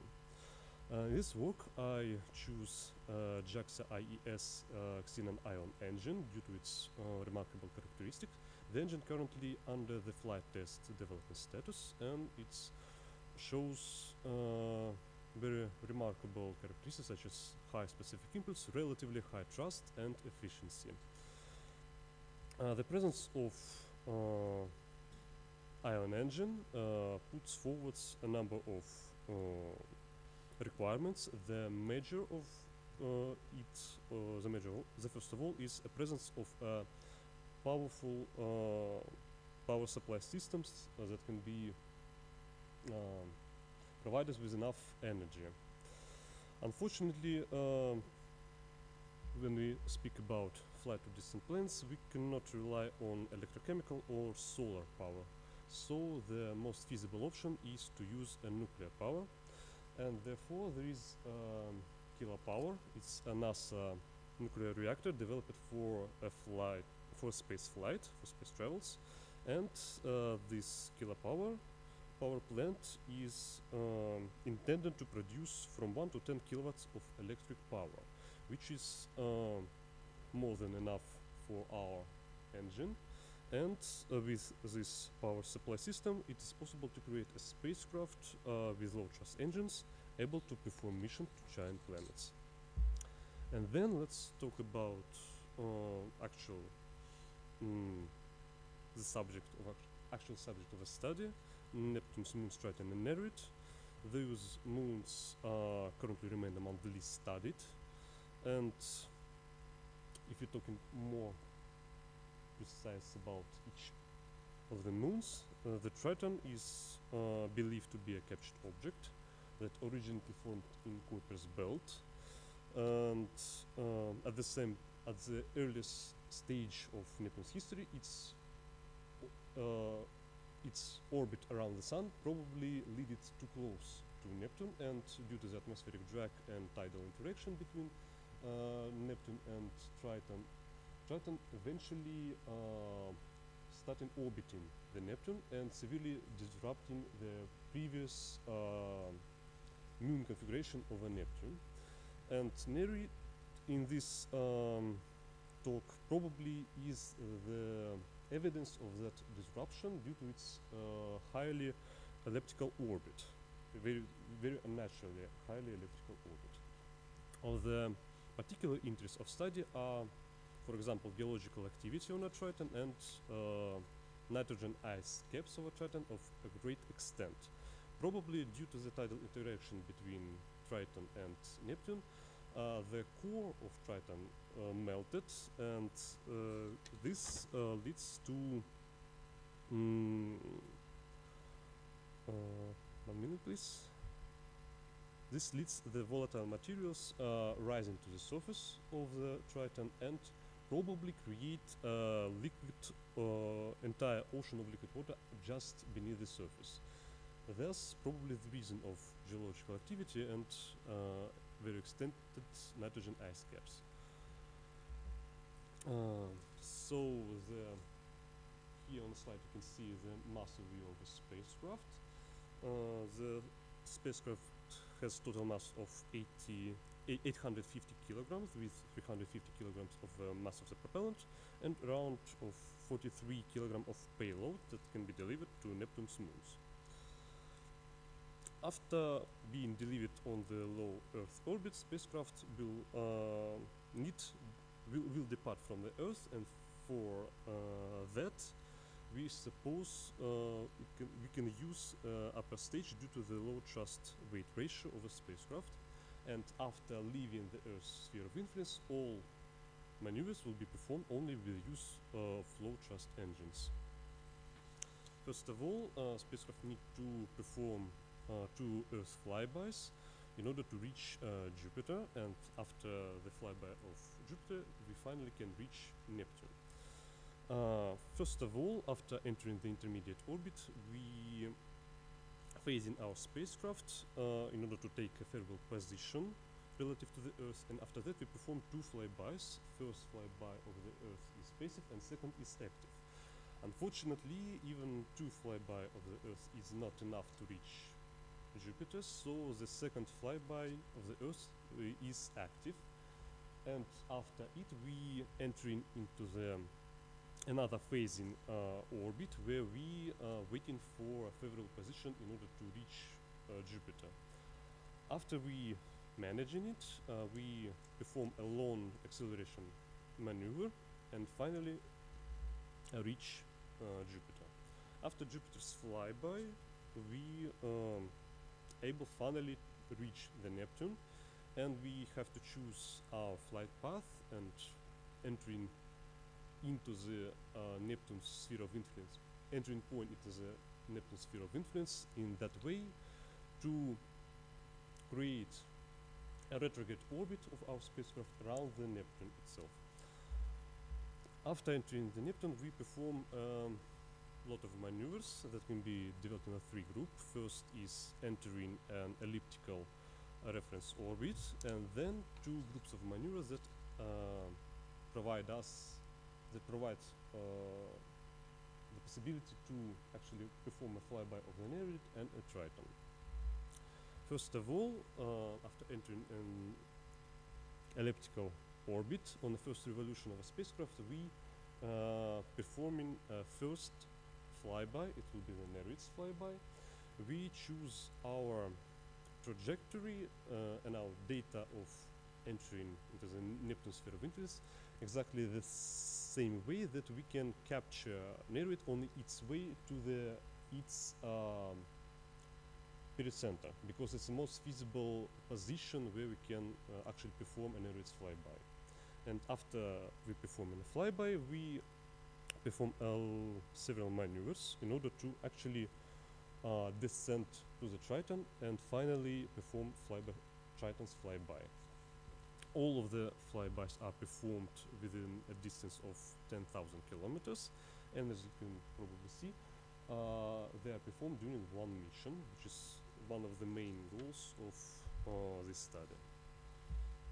In conclusion, I'd like to say that the main purpose of my work is to show importance of studying giant planets and the Moon and demonstrate the possibilities that we can may utilize to conduct such research. Now I may take your questions. Thank you. Thank you very much for interesting talk. Colleagues, questions, please. Okay, I have a question.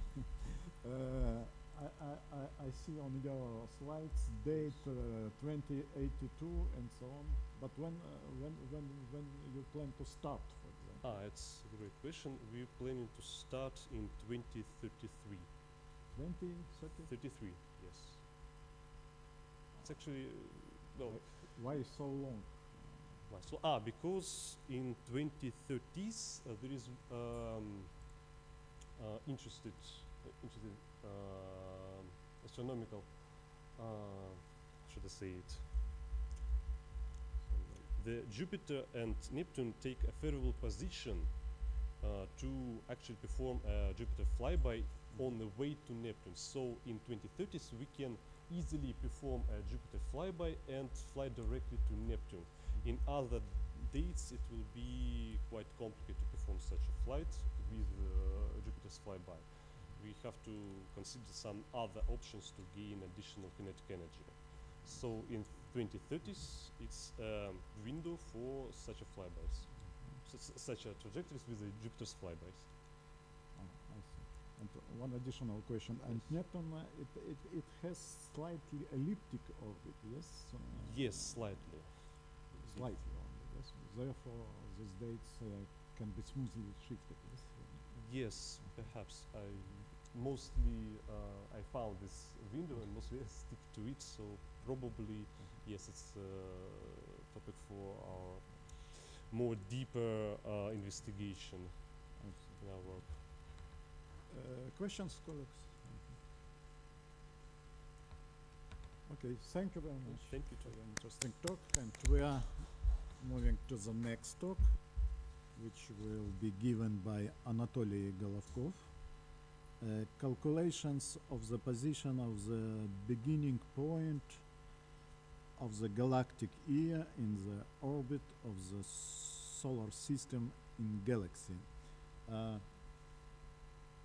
As I know, this talk will be given in Russian, yes? На русском, да?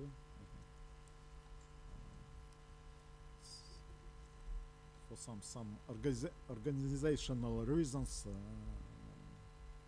the organizers asked to give this talk in Russian.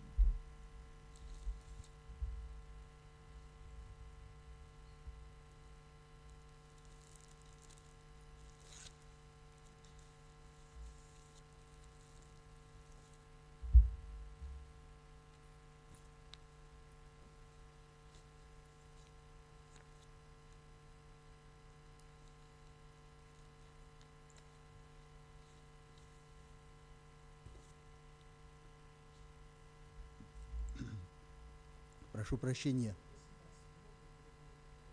Хорошо. Прошу прощения за мой английский. Буду говорить на русском. В работах Белоусова, Сарахтина и Монина выделено 20 тектонно-магматических циклов. Протекающий в настоящее время незавершенный альпийский тектонно-магматический цикл начался 93 миллиона лет назад. В работе академика Хайна была изложена гипотеза с предположением о том, что тектонно-магматические циклы отражают собой периоды времени обращения Солнечной системы вокруг центра галактики. Если это действительно так, то мы имеем возможность рассчитать положение точки начала текущего галактического года на орбите движения Солнечной системы в галактике.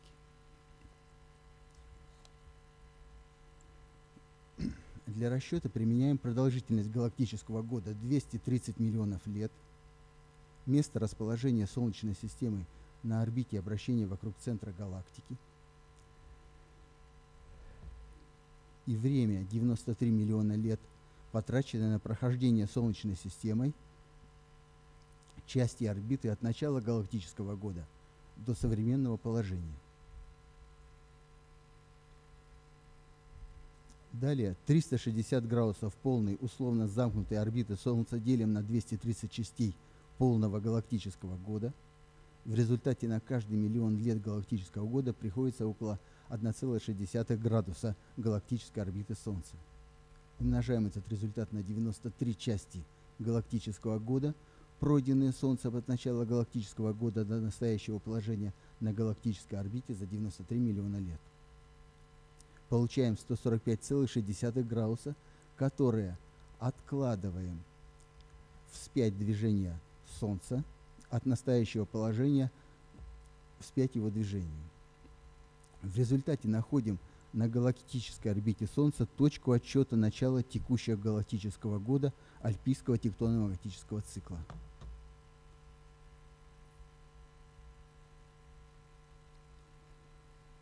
Соединяем эту точку с центром галактики. Получаем луч, исходящий из центра галактики. Его направление совпадает с направлением длинной перемычки.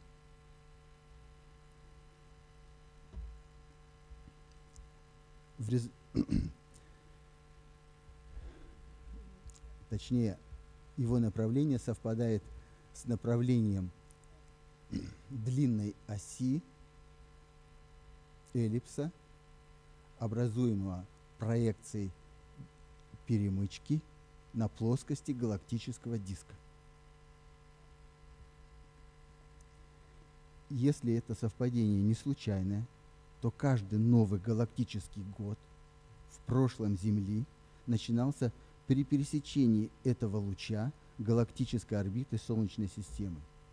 На Земле это сопровождалось усилением эндогенной активности, начинался новый тектонно-магматический цикл. Особенность усиления эндогенной активности в начале альпийского, ныне текущего тектонно-магматического цикла – это проявление коматиитового вулканизма на острове Горгон у берегов Колумбии. Коматиитовый вулканизм является типичным для архея и редким явлением в протерозое и фенерозое. Коматииты – это самые тугоплавкие вулканические породы на Земле. Своим проявлением они отражают самые высокие температуры плавления мантии на глубинах зарождения коматиитовых магм. Эти температуры на 100, 200 и 300 градусов превышают температуры современной геотермы мантии. Они отражают собой повышенное выделение энергии в недрах Земли, вызывающее сверхадиабатический температурный градиент. Это выделение энергии обычно связывается с распадом радиоактивных элементов. Абсолютный возраст всех вулканитов коматиитовой толщи, залегающих на острове Горгон, составляет в среднем 87,4 миллиона лет. Этот возраст ложится на галактической орбите Солнечной системы в точку, отстоящую от современного положения Солнечной системы вспять ее движения на 136,17 градуса. Эта точка находится на пересечении галактической орбиты Солнечной системы и линии луча, простирающегося из центра галактики. Этот луч своим простиранием совпадает с длинной осью эллипса, образована проекцией длинной перемычки на плоскости галактического диска. Вот она, длинная перемычка, и ее длинная ось с пересечением галактической орбиты Солнца попадает на возраст извержения коматиитов на острове Горгон. С концов длинной перемычки выходят газовые рукава галактики с располагающимися в них структурами звездообразования. По данным работы Юсеф Заде за 2017 год с авторами, в современном образовании звезд, формирующихся в настоящее время структурах звездообразования в окрестностях сверхмассивной черной дыры Стрелец А, участвуют струи плазмы и коллимированный поток, исходящий от сверхмассивной черной дыры Стрелец А во внешнее пространство галактики. Направление распространения струй плазмы и коллимированного потока, участвующих в звездообразовании, совпадает с направлением исходящих из центра галактики газовых потоков. Вот эта схема исходящих газовых потоков в области Бара.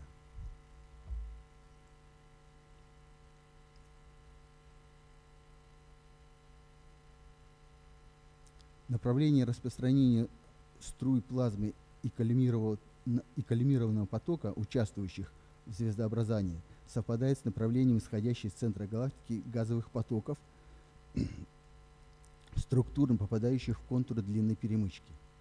Соответственно, крупномасштабный коллимированный поток энергии, распространяющийся из центра галактики в ее внешнее пространство, вдоль направления длинной перемычки оказывает воздействие и на Солнечную систему, когда она в своем движении проходит через коллимированный поток.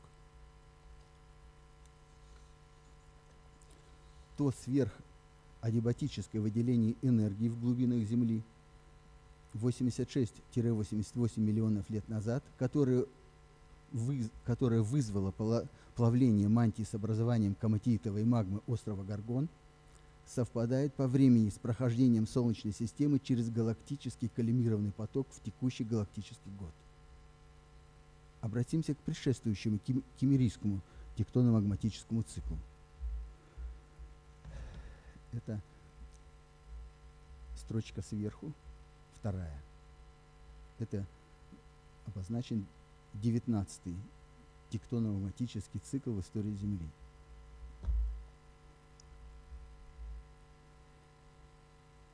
Значит,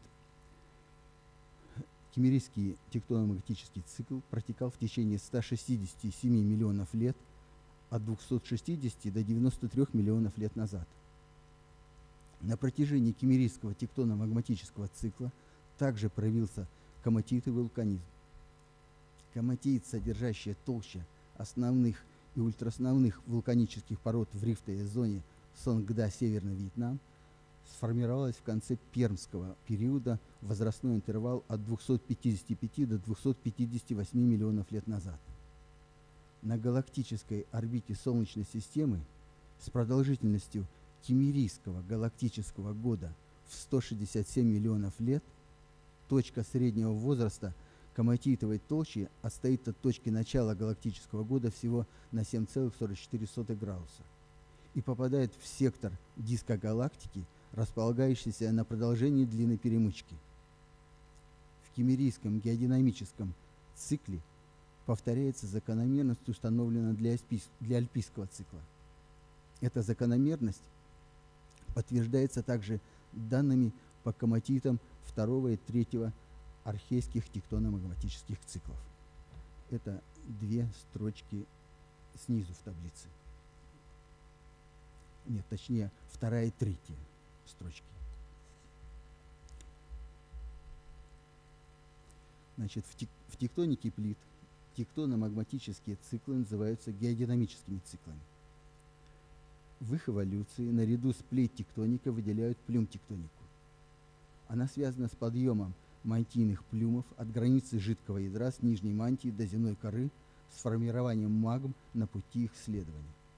Одним из ряда признаков проявления плюмов в геологической истории развития Земли служит извержение коматитов. Извержение коматитов соответствует геодинамическим условиям, аналогичным океаническим плато в условиях растяжения. Кроме того, под действием мантийного плюма в режиме растяжения протекает первая стадия геодинамического цикла предспрединговый внутриконтинентальный рифтогенез.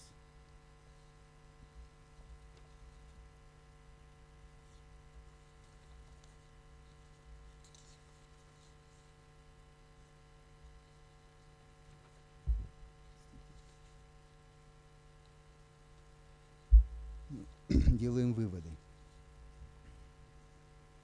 Значит, закономерное положение точек начала галактических годов на галактической орбите Солнца, а также закономерное положение извержения времени извержения коматиитов на галактической орбите Солнца подтверждает гипотезу Хайна о том, что тектономагматические циклы представляют собой периоды времени обращения Солнечной системы вокруг центра галактики. Второй вывод. Значит, вариации продолжительности галактических годов от 100 до 490 миллионов лет,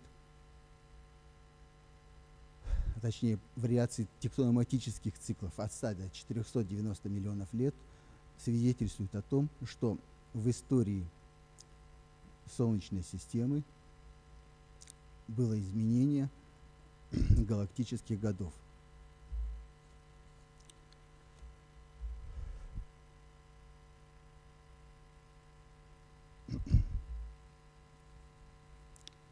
И следующее, что можно сказать, что в целом прохождение коллимированного потока через Солнечную систему способствует образованию плюмов на границе ядра и нижней мантии Земли. У меня все.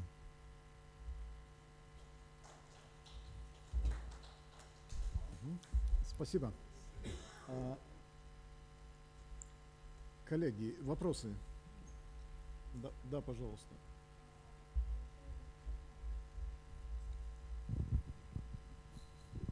Получается, при прохождении какого-то определенного положения на некой закономерности происходит тектоническая активность на планете Земля, если я правильно поняла. Да. А через сколько тогда ожидается следующее по вашим расчетам?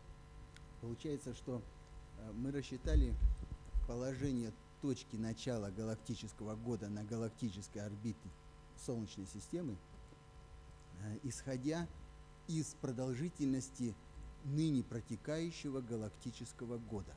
А ныне протекающий галактический год составляет 230 миллионов лет. Соответственно, если текущий галактический год начался 93 миллиона лет назад, то, соответственно, еще значительный промежуток времени текущего галактического года будет для нас он не будет, простите, впереди еще большое количество геологических событий, которые будут проходить аналогичным образом, как в предшествующие тектономагматические циклы.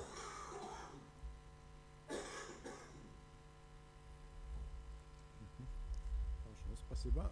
Еще вопросы, коллеги, есть? Несколько удивительно, что это на секции планеты-гиганты, а вы рассказывали преимущественно эффект на Землю. Хорошо. Да. Все, спасибо. Большое спасибо вам. Мы продолжаем программу. Let's go to the next talk, which will be given by Philip Visikailo. Is that okay? Non-stationary 3D perturbation theory for describing nonlinear interaction of electric field with matter in plasma with current. Okay? 18 minutes and 2 minutes for questions. Okay?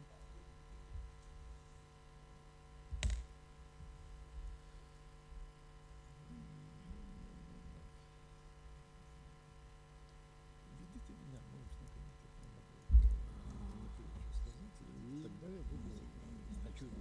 Все из чего? Ну что, русскоязычная секция началась, да?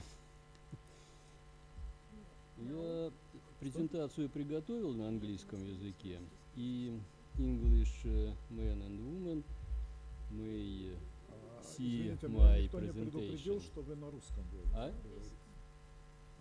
Вот с предыдущим докладчиком была договоренность с научным комитетом. То, что Ну, я могу прочитать, что тут есть, либо пояснить по-русски, там шепотом, если интересно у нас будет. есть слушатели онлайн, не русскоговорящие. Я не знаю, как аудитория решит. Ну да. Так, нехорошо. В принципе, для самого докладчика. Да? Accumulation, self-focusing of charge particles in non-uniform plasma, this current is universal property of cumulative dissipative structures with size from the femto to the macro world, non-uniform atmospheres and ionospheres of all planets of the solar system.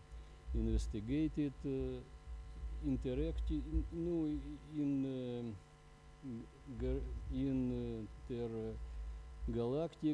lighting.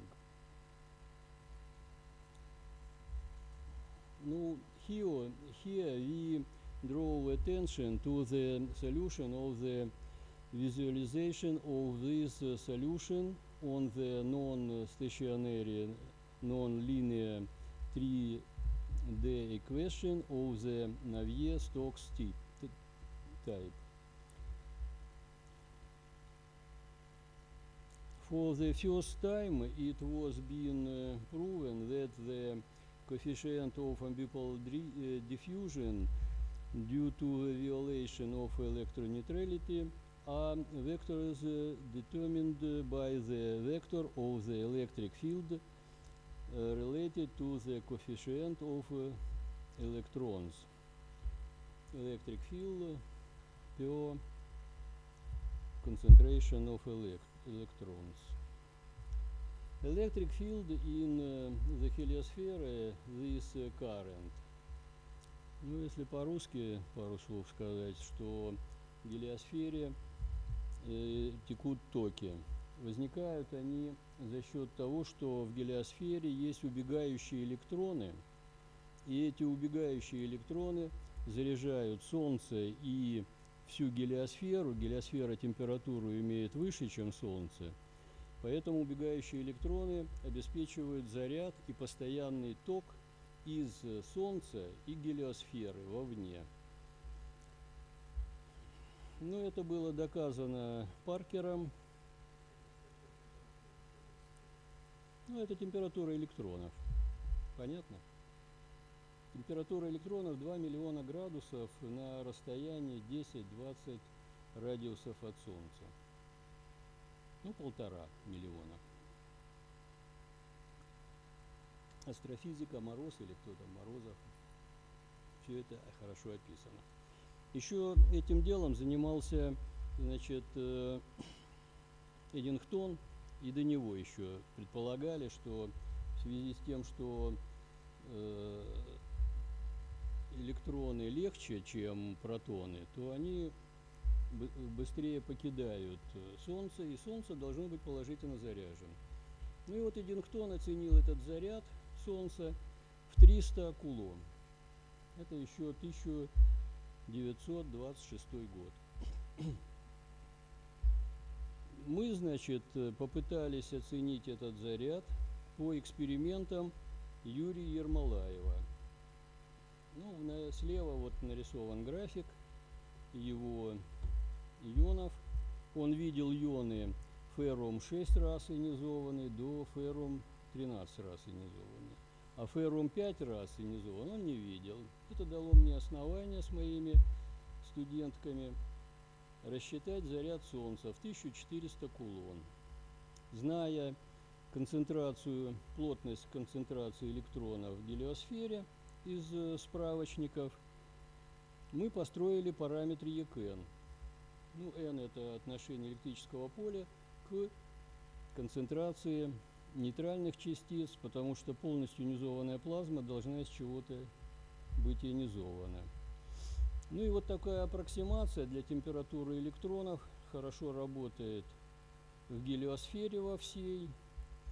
Самое интересное, что она для водорода работает и в газоразрядной плазме. При таунсендах от 2 таунсендов до 200 таунсендов в разряде в водороде.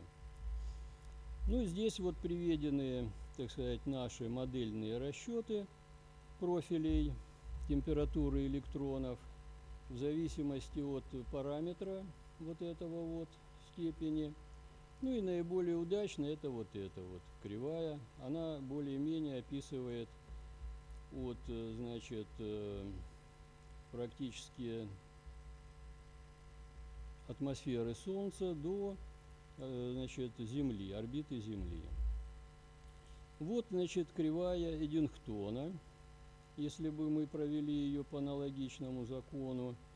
А, значит, что касается хеликаса, когда мы рассматривали Паркер, то хеликас идет ниже Эдингтона, у него 200 кулон возле Солнца, а дальше у него 500 кулон получается. То есть он приближается к нашей зависимости, немножко увеличивая температуру, которую можно получить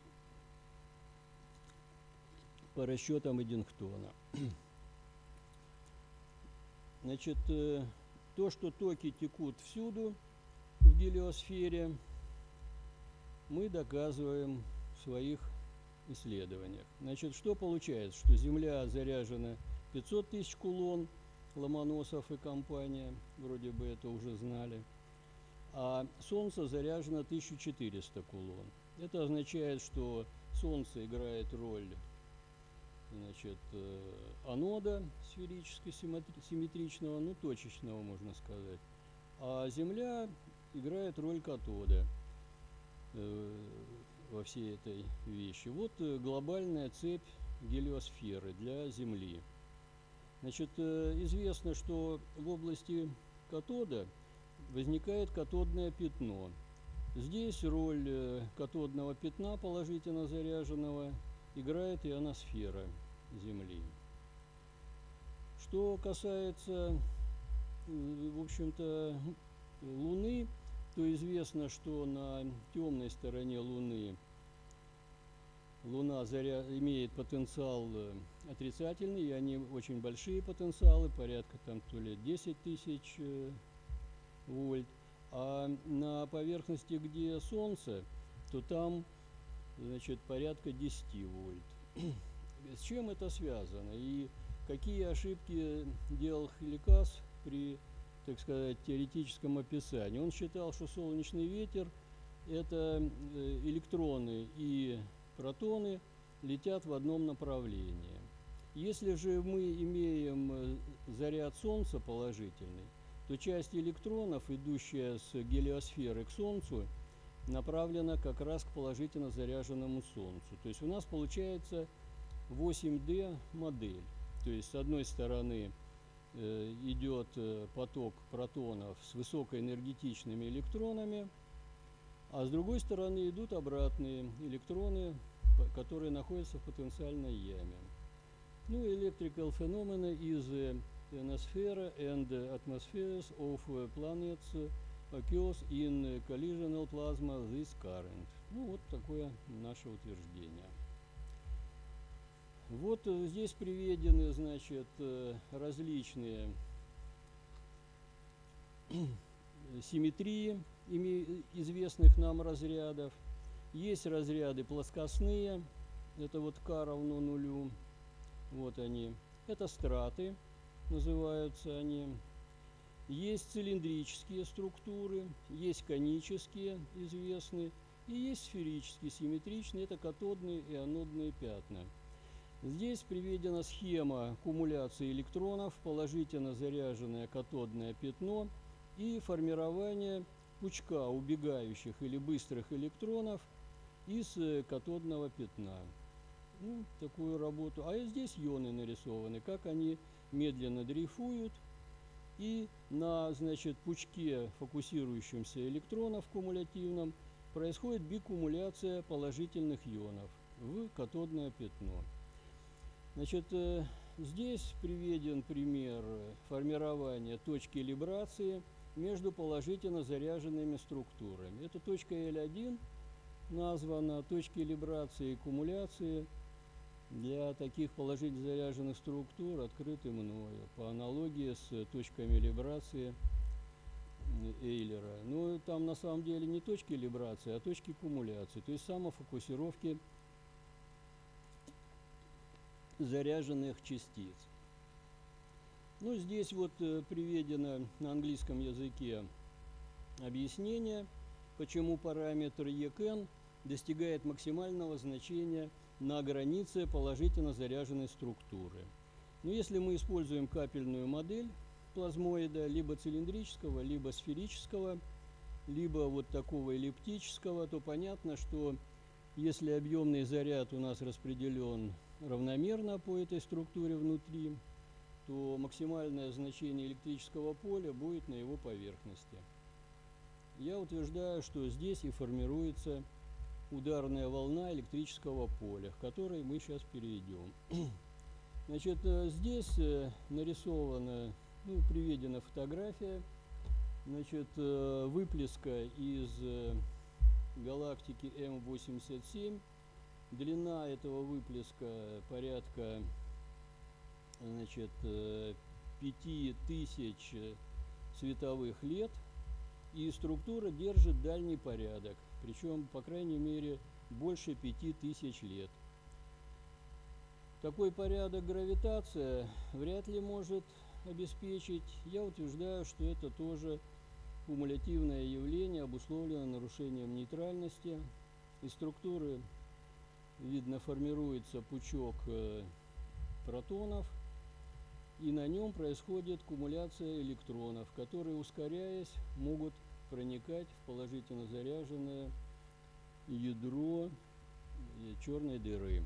Здесь приведена, значит, длинная аналог молнии, хвост метеороида Челябинск, и видно, что какие-то силы взрывают метеороид, и частицы летят вперед.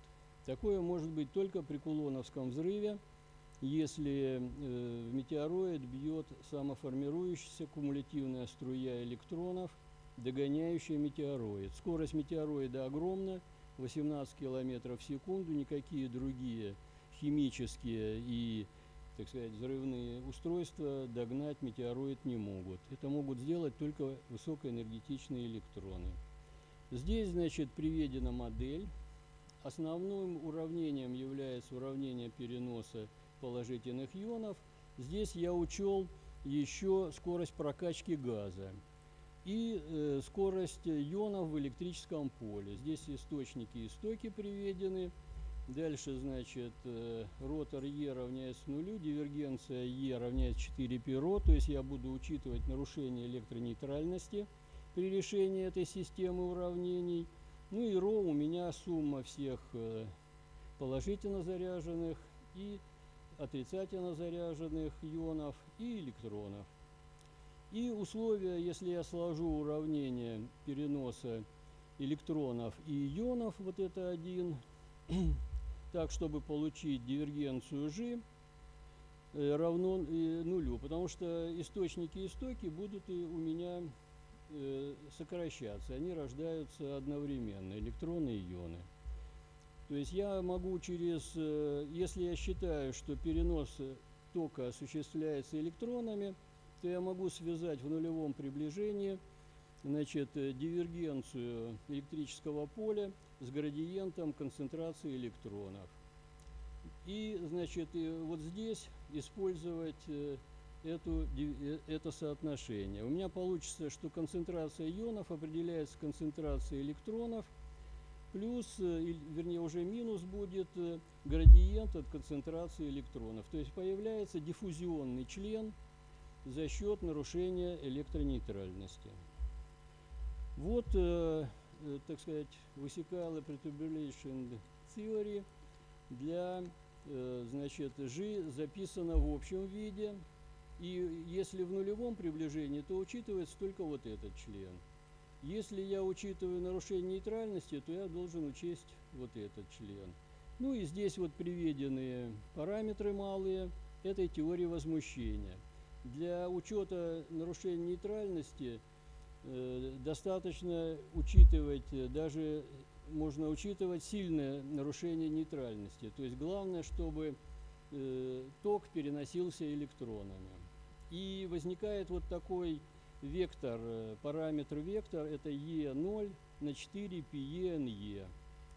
Он будет входить во все диффузионные коэффициенты, которые появятся, амбиполярные. Их будет достаточно много. Ну, здесь вот это уравнение для ионов модифицированное N1 со звездочкой. При учете нарушения нейтральности принимает вот такой вид через концентрацию электронов. Это уравнение для ионов. N плюс с уравнением Пуассона здесь учитывается. Что здесь появляется? Здесь появляется смешанная производная по координате, ну, за счет Пуассона, и коэффициент, вот он, векторный, ну и производная по времени и по координате. Вот этот член описывает нелинейность, то есть когда у вас подвижность ионов и подвижность электронов откликаются на электрическое поле по-разному. В этом случае плазма поляризуется и как целое вносится туда либо к катоду, либо к аноду, в зависимости от отношения вот этих подвижностей друг к другу. Это подвижность электронов здесь фактически, потому что это полного тока. Вот этот член возникает, как я уже говорил, аналог диффузии. То есть у нас получается, что коэффициент, то есть вектор LE умножается на дрейфовую скорость ионов.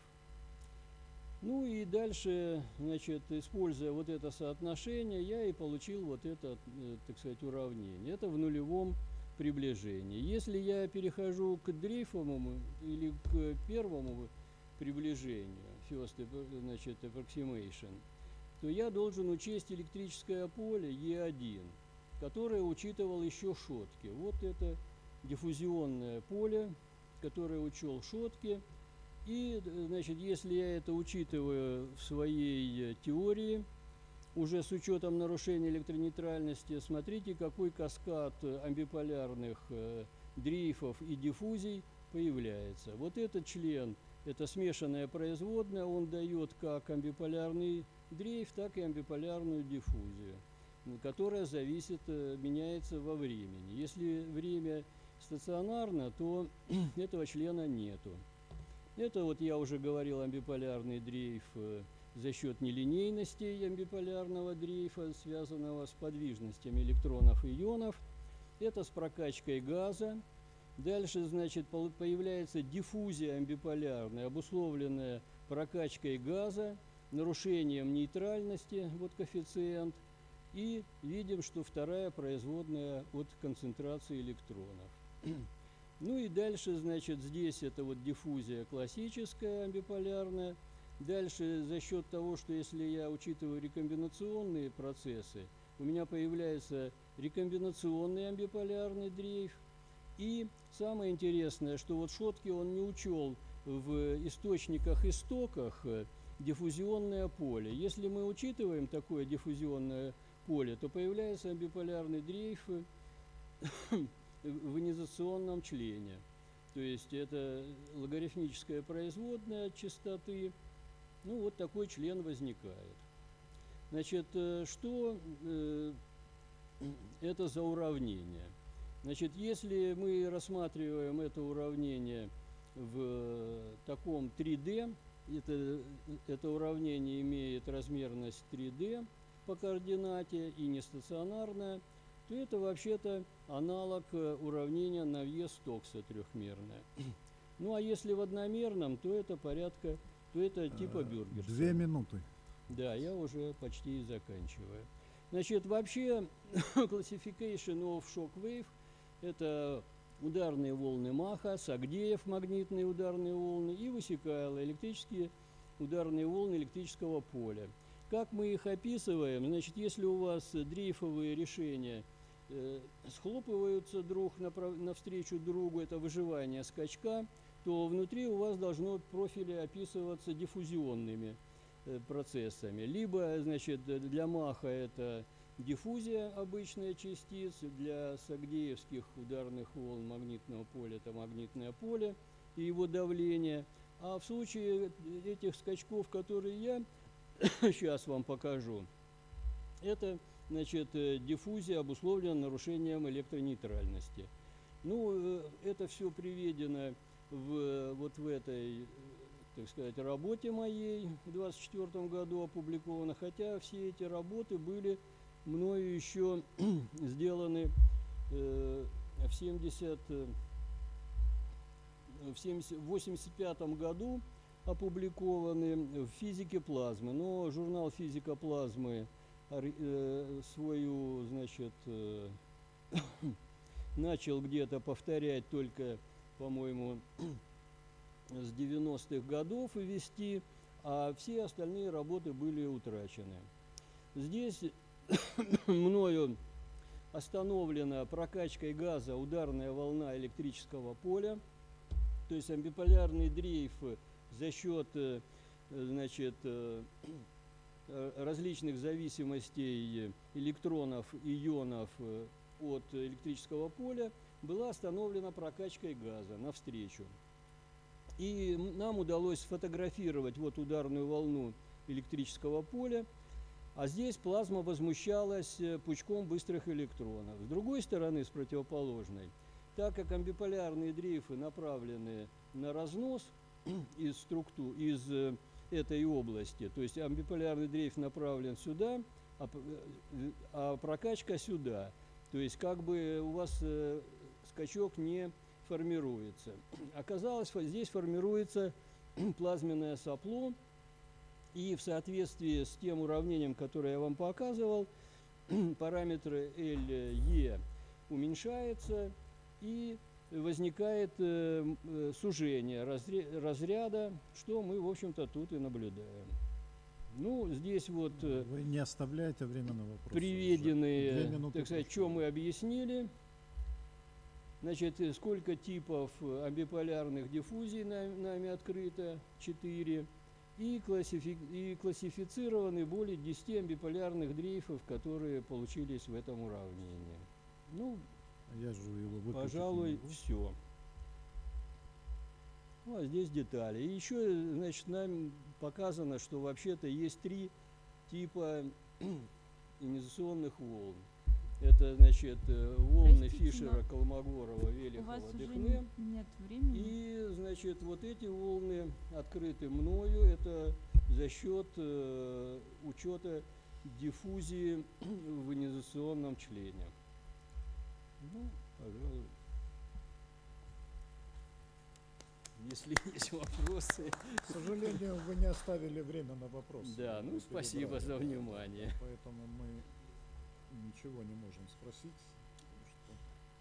Ну, Лев, спроси что-нибудь. Ну, приватно. Ну, уже. Да, один. Теория всего излагалась, тут вопросов есть, но я с самого начала не понял вот о нейтралах. Там, значит, было сказано, что нейтралы обязательно должны быть, но шла речь о температурах. миллионы градусов. Откуда нейтралы возьмутся? Ну, вопрос, конечно, правильный, но с другой стороны, если у вас Зачем они вообще нужны в этой теории? Если у вас есть, ну, вообще-то они не очень нужны, тем более, что параметр у меня напряженность электрического поля, концентрация электронов работает в этом, так сказать, процессе. Но, тем не менее, я считаю, что плазма же не стационарная у вас в гелиосфере, она дышит все время.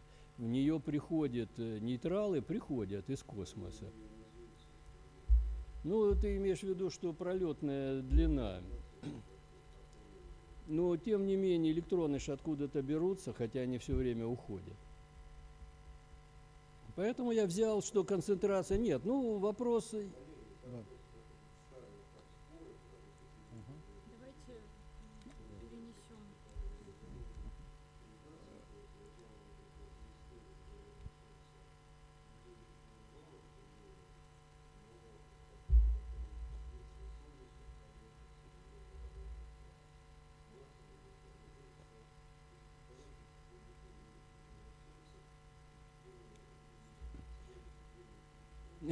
Ну, Эдингтон к этому перешел, он считал заряд. Да. Не, я тебе пришлю, если хочешь, работы. Да. Да я с ним не общался, я с ним общался по другим, по нанотехнологиям, но...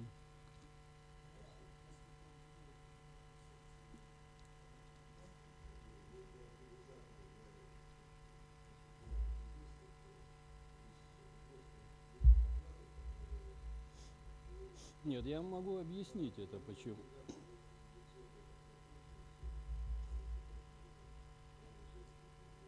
Да.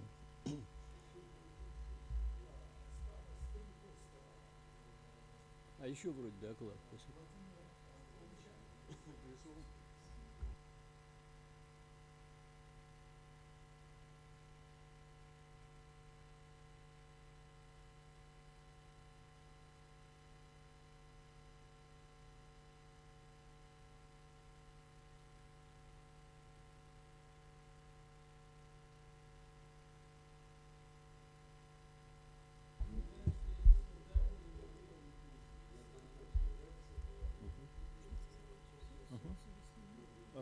Уважаемые коллеги, Владимира Вдовиченко, как-то он не подает признаков жизни, онлайн его нет, в зале нет, поэтому, наверное, мы его постеры никак не можем заслушать, да? Я перешел на русский, да? Dear colleagues, thank you very much for all speakers of this session and for all participants. I think it's this session will have a future because 2 weeks ago the Europa Clipper spacecraft was launched to the Jovian system, and 1 year JUICE spacecraft is on a cruise to Jovian system. Therefore, hopefully this session in the future meetings will extend your presentation of scientific results and so on. Therefore, thank you very much for participation in this session.